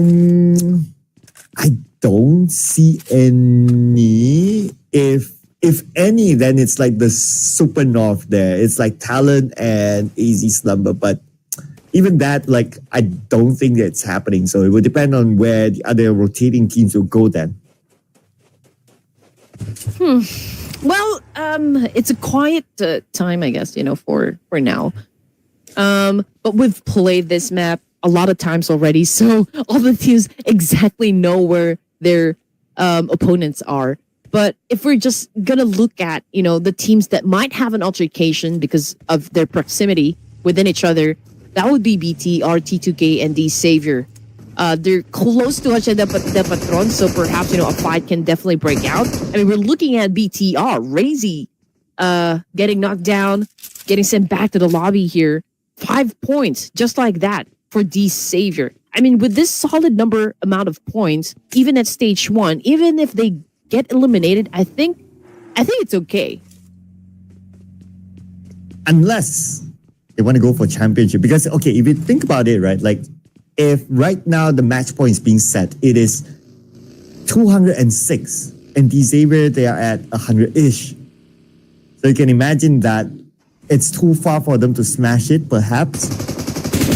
And they need to depend on, like, we go all 6 games also make a major comeback. But BTR, no major comeback yet this round as Zaxi eliminated by Nate. And BTR only has these 2 players, Vexy and Redface. So Federales is not playing this time. Taking a back seat for this round. Got Redface trying to do wonders with his UMP. Coming off the kill feed, it's Vexy shutting down Natty T with a Mini 14. So again, that's another casualty for the side of Bigatron. Okay, Levi's trying to find an angle here. But he's taking his time. Unfortunately, oh yeah, I mean, it's a 2v1. Redface obviously got a little assist, and the Savior, that was the end of the line. Celcom DJ Alliance is also having a trade-off, up against Team Secret over at Junkyard. So let's see what's going to happen, because Zero is back on the screen here. It's cooking up a nade, getting ready to throw up against Celcom DJ Alliance, but I don't think they know where they are exactly. And this nade needs to land because he does not have a visual. If it lands, he's pretty lucky, I must say. But no, Celcom DJ Alliance, they left. Bit of a backup from afar by Leons. That will push Zeros back. So this fight will be a disengage between the two. And they are all in the circle. So it's more of like just, okay, I want this territory, I want this area, and you back up. And that's about it. It's not like, okay, we want to take over your spots. Whether that will change or not later on, because now the zone is starting to close, we'll find that out in, well, more than a minute. So it's going to take a while still.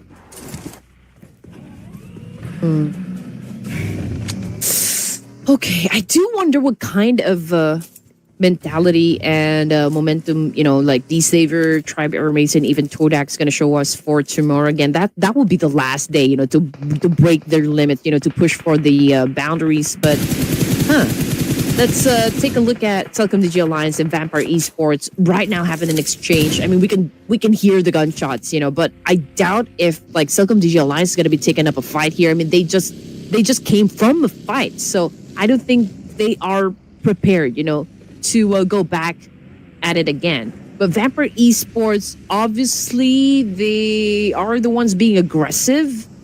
Now that they are at second place in the overalls, again, I'm just really curious if they're going to be stepping up and just take the throne, from Team Flash. That could be exciting to watch.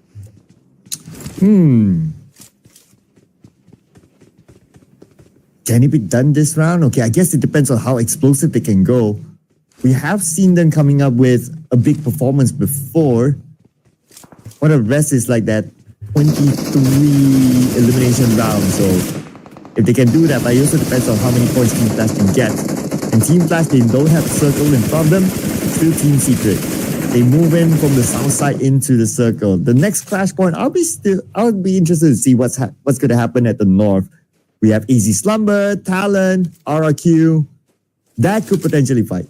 We got a lot of red zones, to be honest. I mean, judging by just how close they are, within each other. In the middle, we got Alter Ego Air, Celcom, and even Vikings. We also got Team Secret and Team Flash from Southside, and then Fourth Thrives, T2K, Vampire Esports. Oh man, there's a lot of potential clashes that can happen. We'll just have to wait until until the teams decide to go in for the push. But the first team, I think, to do that would be Alter Ego Errors and Celcom Digi Alliance, 60-42 with a massive takedown. And we got Krypton also on bended knees over here.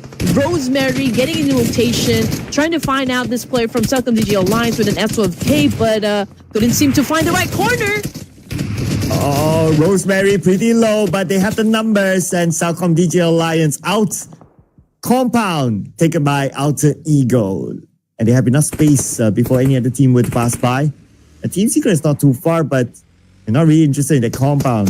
Instead, they want to take their own space in this area, so that's okay. But on the other side, we have APG needing to cross the road, and guess who's guarding the other side of the road is Fourth Thrives. Oh yeah. So Fourth Thrives, hopefully, before we end day 3, we can see something special, coming from Fourth Thrives. Fans, I believe, getting a little frustrated, with the performance, but then again, it's not too late just yet for the boys of Fourth Thrives. Currently, they are at second page, but I guess, with maybe like just 2 games coming from Fourth Thrives, explosive matches, there's no doubt that they could.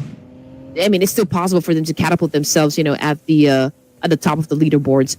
Alpha Gaming, okay, 3 down.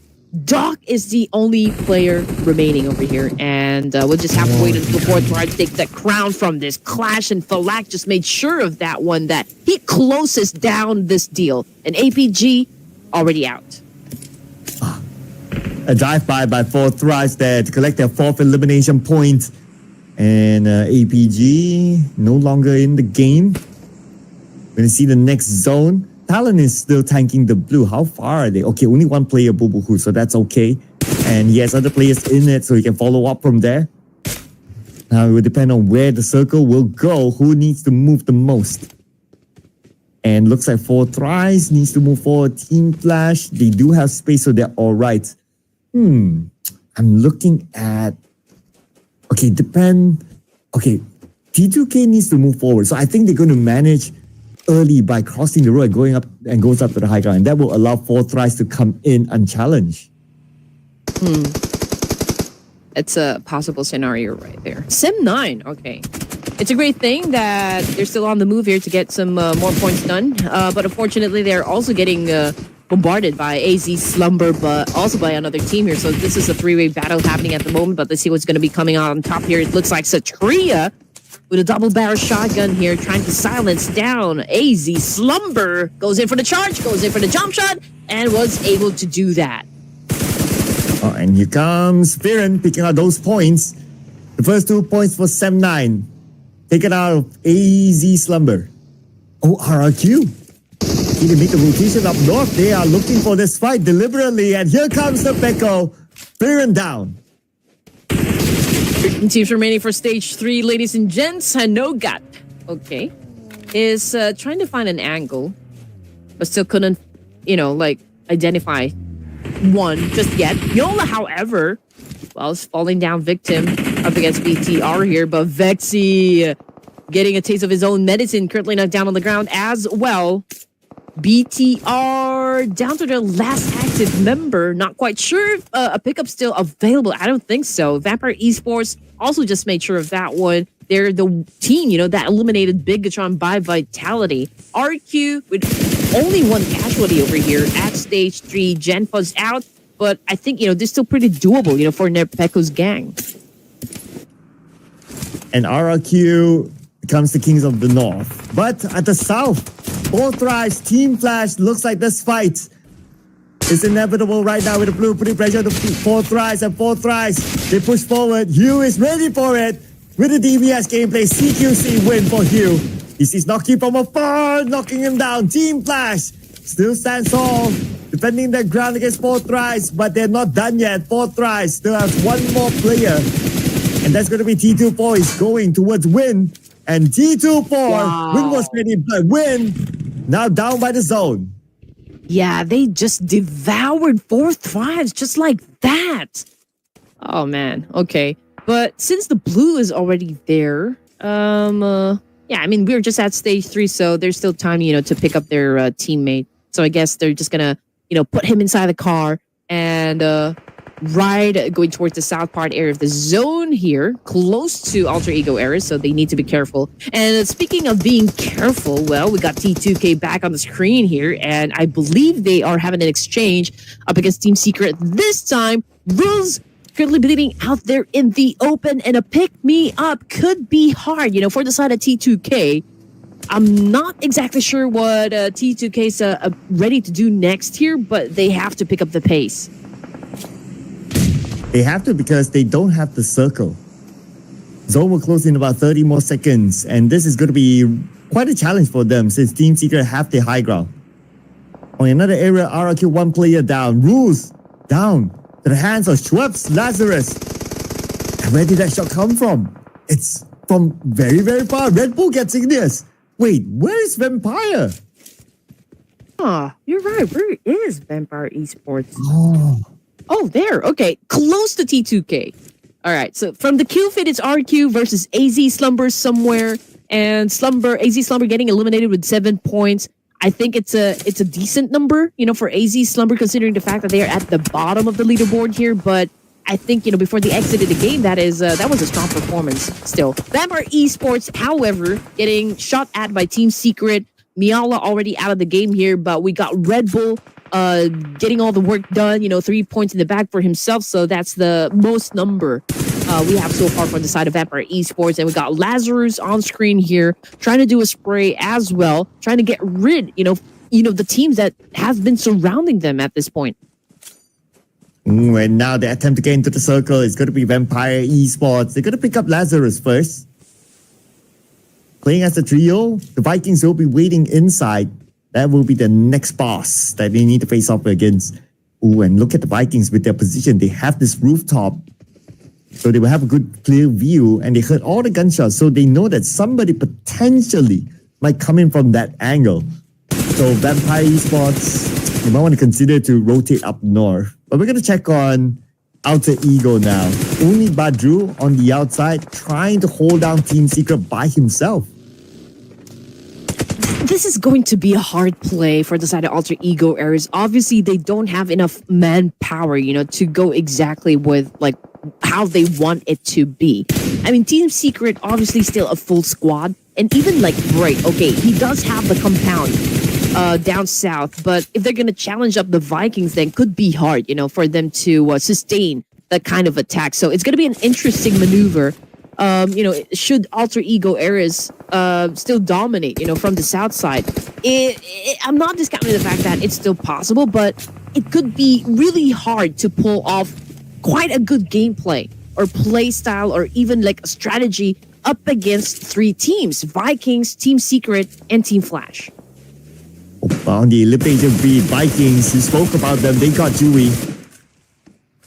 And now on screen is going to be Team Flash trying to stop Alter Ego. But Alter Ego managed to cut across the road, and now they're in the circle.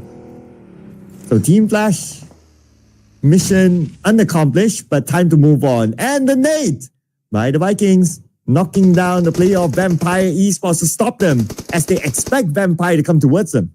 Whoa, this is a power position right now for the side of Vikings. I mean, just look at how many teams that could potentially gatekeep in this situation. Obviously, Break needs a little bit of backup. I mean, obviously, he wouldn't be able to handle these 3 teams on his own. T2K, however, just got eliminated with only 1 point. So, we'll probably see them tomorrow. So, good game, well played. Now we're looking at Vikings again. We got Wunti on screen. Okay, he needed to step down from that broken down wall just because there's a team also looking to take him down. 8 teams remaining for stage 5. Team Secret Zeros opened fire, but I don't think it connected. So I think they will opt to just revive the teammate. But Team Secret, no zone, and they're facing a similar situation like Vampire. They have to cut across the Vikings. And you point out, right, they have power position right now with this compound. They can block out Team Secret easily. And look at this, Superman is doing exactly that. Oh, but here comes Alter Ego driving by, forcing their way through. They don't want to deal with the Vikings. They know that they'll be put in a disadvantage, and they will just ignore them, going straight in.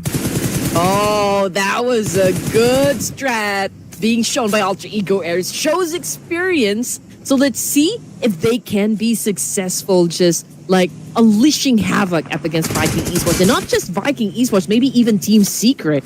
So how are they going to play this one out? We're looking at Team Secret right now crashing the compound. So they're going to go up against Vikings. We can see GK holding his M416, getting some more information. Zero's trying to boost himself up. And Superman! Oh, man, he got spotted by Rosemary himself. And Rosemary now within the circle. Oh, whose name was that? Oh, it's Break. Okay, now Badru spots a target, gets a knockdown. He needs to save his teammate Rosemary. But the Vikings, they're busy with Team Secret as well. They're managing two teams at the same time. It was too much for them. Team Secret found an opening with that distraction, and now they're in the circle, taking over the compound of the Vikings. All right, Badger, what are you going to do in this situation? I mean, he's all alone for the side of Alter Ego Ares, but I don't think that's going to bother him. I mean, pretty much he's already used to this type of weather, this type of engagement, and this type of situation. Now, we're looking at 7 teams for Stage 5. Again, Badru all alone, and I feel like he is being hunted down by not just Team Secret, but also maybe even Vikings. But looking at the situation as well, I don't think Vikings will be leaving the compound just yet. And the Vikings only has 2 players, so now they are probably going to play it a little bit more passive. We're done with the southern side. We're going to check on what's going to happen on the right side of the circle. And we have talent here. Boom Esports coming in. Boom Esports, one of those teams that have a full squad still. And they're going to say hello to maybe Tops. Tops is the final player of Team Flash. But no, Boom, they're going south. Oh man, this is bad for the Vikings. Team Secret making their move down there too. And now this is what potentially can happen. So since Vikings had already been pushed out of the zone here, they will have to deal with Team Secret and even Boom Esports, but they're already at a disadvantage. Obviously, they don't have the numbers as well. So it could be easy for Boom Esports to just, eliminate them and assume those points. But let's see what the next steps would be, for the side of Boom, Vikings, and even Team Secret. Badru is just right at the edge here with a vehicle, but GK won't be coming back for GK, that is for sure. I mean, he is far away, from where Juki is currently staying at. And Badru, it looks like he's going for a reposition over here. I'm not exactly sure where he is headed, but yeah, I think he's going to be dialing up, all of the advantages to work on his side. He just wants to move away from the conflict zone. So if he continues to stay down south, then there will be so many teams there. So he moves towards the left side, and that's a clearer way to enter the circle, which is a smart move if you ask me. Now, Boom Esports, they decided to go down, but they still have the option of moving towards the right side. They just need to scout an entry point and they'll be okay. At most, they just need to deal with Tops, and Tops is only one player. Considering that Boom Esports is that one team with a full team still. So they can easily win the fight against Tops, but it's a matter of whether Tops will surprise them or not. I feel like Talon wants to change their stars, at least for this round. They're staying up north. They're not getting into any engagements. They're letting everyone fight it out, before they come into play, I guess. Vikings also, 2 teams at the bottom still fighting for their life here for Stage 6. Last round for day number 3. So I do wonder if they're going to continue on to that one or continue on to that path. Boom Esports pawn bit right now, making it difficult, for Vikings. And from the kill feed, it's Boom versus Talon. I think one of them is going to knock down on the ground. But oh man, you did not turn into a bush there. Yep, clearly he didn't grow enough greens. It's hard if you're in the desert. Badru spotted him. It would have been hilarious if Badru didn't see him there. But Boom Esports, welcome to the circle. We expected them to find a way in anyway. Tops is still very quiet, considering he's the final player of Team Flash.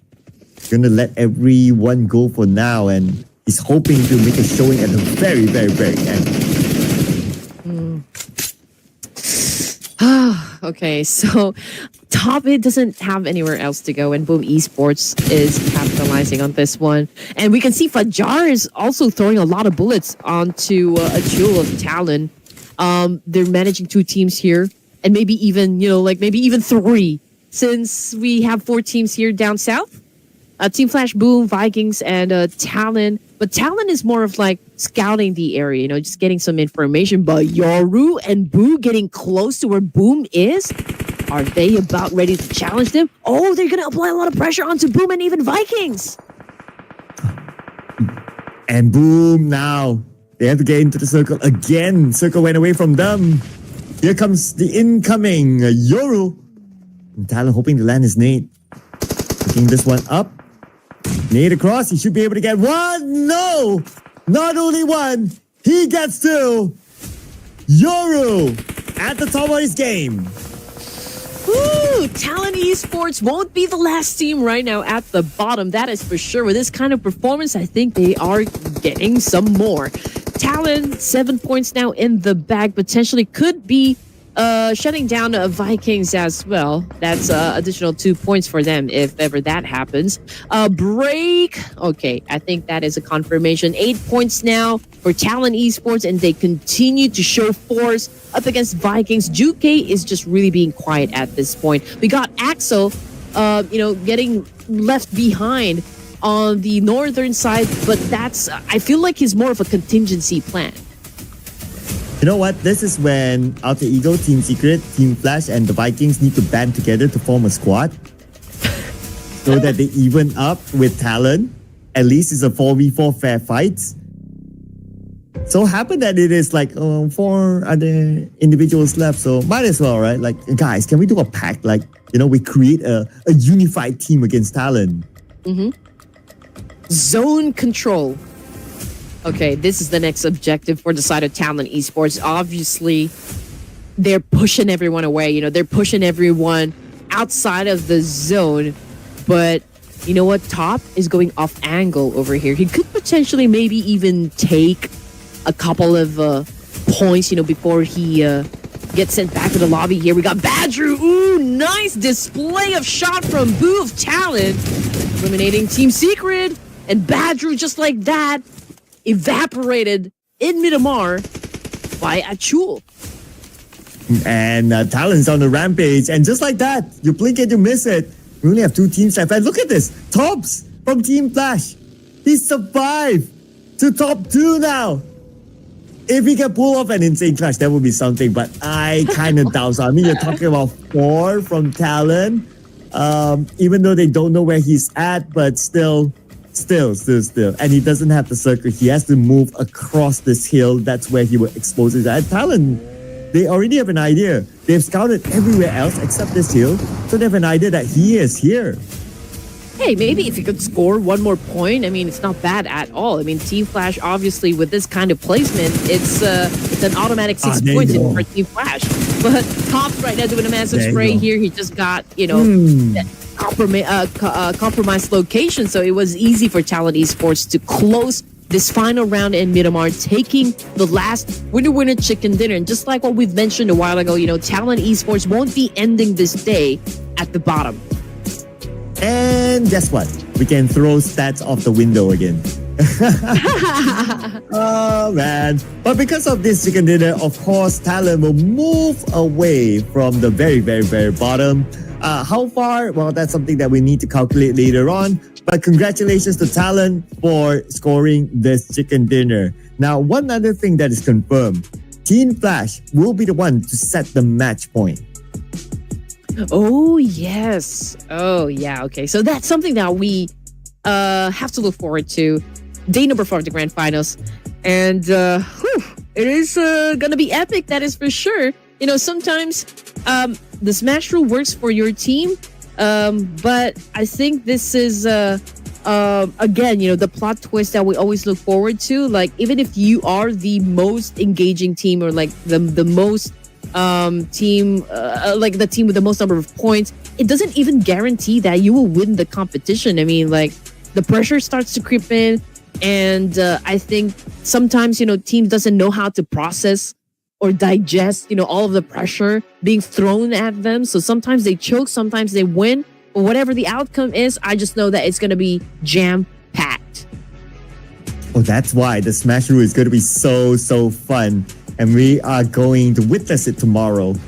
Well, we're going to witness the teams to watch here. So Talon at the forefront here with the chicken dinner, followed by Team Flash, thanks to Tobbs, who held his position until a top 2 finish. Out of nowhere. I'm sure if the teams, they were to look back at this replay, they'll be thinking to themselves that, why didn't we see Tobbs in the first place? He survived alone and nobody saw him.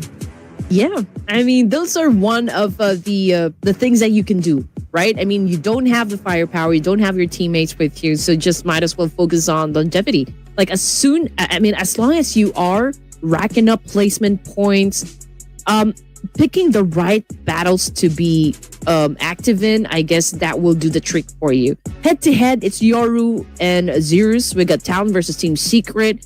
And that is a huge gap right there in terms of elimination points. But the damage output, it's a total of 907 higher compared to Yoru. But then again, it's all about the conversion.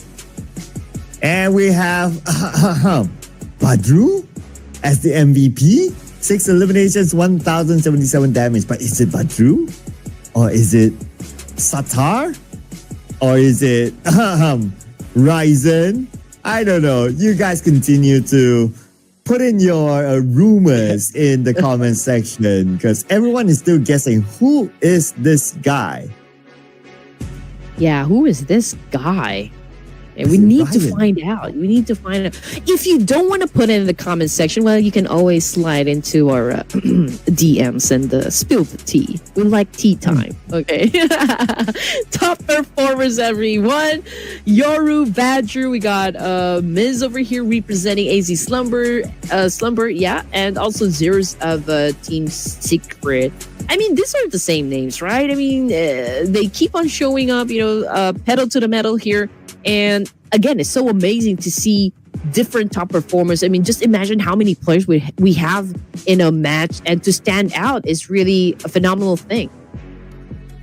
Yeah, and Talon stood out, of course, 22 points. Team Flash 10, Alter Ego 10. So Team Flash will surely again set the match point. We will calculate the overall later. Alpha Gaming, unfortunately, is that one team that did not score a single point this round. Vampire Esports 4. So the gap is quite there for Team Flash. But we'll look at the numbers again just to kind of have an idea of what kind of gap are we talking about. Is it a 1-game gap? Is it a 2-game gap? Or so on and so forth. But this round is one of the lower throwables used rounds that we have seen here today with 114. Normally we see a high 100-ish, 180, 190, but 114 is definitely low. And we don't get to see this all the time where Boo Boo Crew is the longest eliminations distance eliminator. But that is for those base stats. Now, I want to hear your prediction, right? MVP, do you think it's still Hugh or someone else?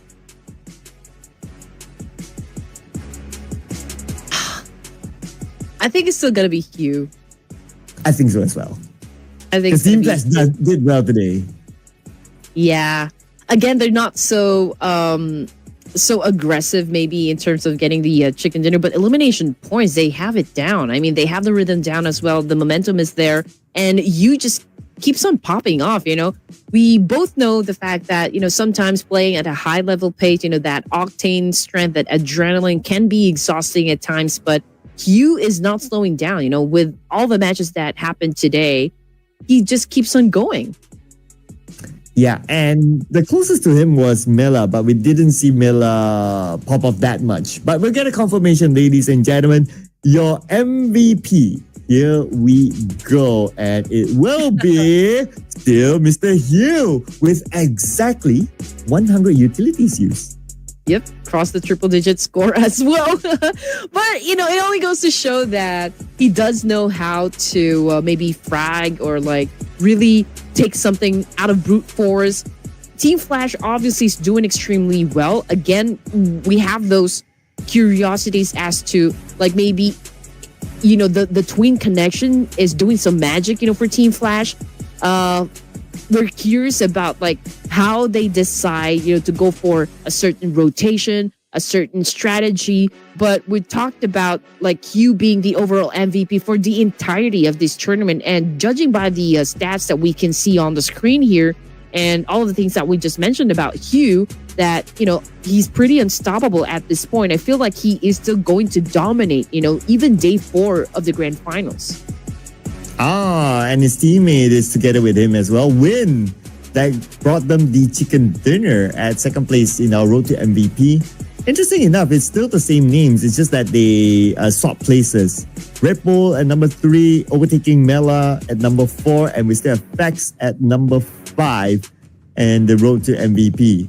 And of course, having the 2 players of Team Flash at number 1, number 2 is a testament to their performance today with the 2 chicken dinners that they got, and they also have like they're also the team that sets the match point. So it's going to be interesting to see if they can smash it tomorrow, because they seem to be bringing in a lot of chicken dinners as well. I feel like, you know, the only player closest to maybe even dethroning Hugh in this situation or in this tournament would be Mela. I will have to agree with you on that one. But also the other overall fraggers, we got Red Bull, we got Win, we got Vex as well. Usually we see these names pop up, you know, whenever they're gonna go and crash a compound, or like maybe someone is leading the charge, and usually we see these names, you know, being the front runners for the team. Yeah. Pretty much the same names, right, from what we saw earlier on. So it's the same, basically. Okay, Team Flash. Okay, this will be the points, right? 206. So that means the match point tomorrow will be 216. So if it's 216, VPE is 181. Team Flash, they have roughly a one game gap with Vampire, 1 or 2. I would say about 1 with Vampire. That comfort zone for them to smash it tomorrow. But whether they will smash it or not, that's going to be a separate question. And then look at the gap. Sem9. Between Sem9 and Vampire Esports, that is huge. So it would take a lot for them to catch Team Flash. And just look at what Talon did, you know, from the previous round. With that good performance, they were able to climb up a total of 3 ranks, already at 77. So that's 1 point away up against BTR, currently at number 14. But if we are going to talk about the bottom 4, that would be Todak, Celcom DG Alliance, Vikings, and AZ Slumber. Now, for AZ Slumber, I think what they need to work on is their firepower. Rotations, I guess they're good, but in terms of making it out alive in every clash, I think that's the root of the problem, you know, for the side of AZ Slumber. Yeah, and this is, of course, the best ground for them to really, really work that one out before we go to the PMS of Southeast Asia, where they will be making their debut as well. So they have one more day, but how many games will we play tomorrow? We have absolutely no idea. So make sure you stay tuned towards tomorrow, because you don't want to come in thinking that there's maybe game 3 or game 4 or game 5 when it actually has ended. So you have to join us from the very beginning, because it will be smash day to end the season. My name is Sir Cloud. Together with Red Queen, we'll be closing the show here, and we'll be seeing you again tomorrow for the grand finale. Make sure you stay tuned. Bye-bye.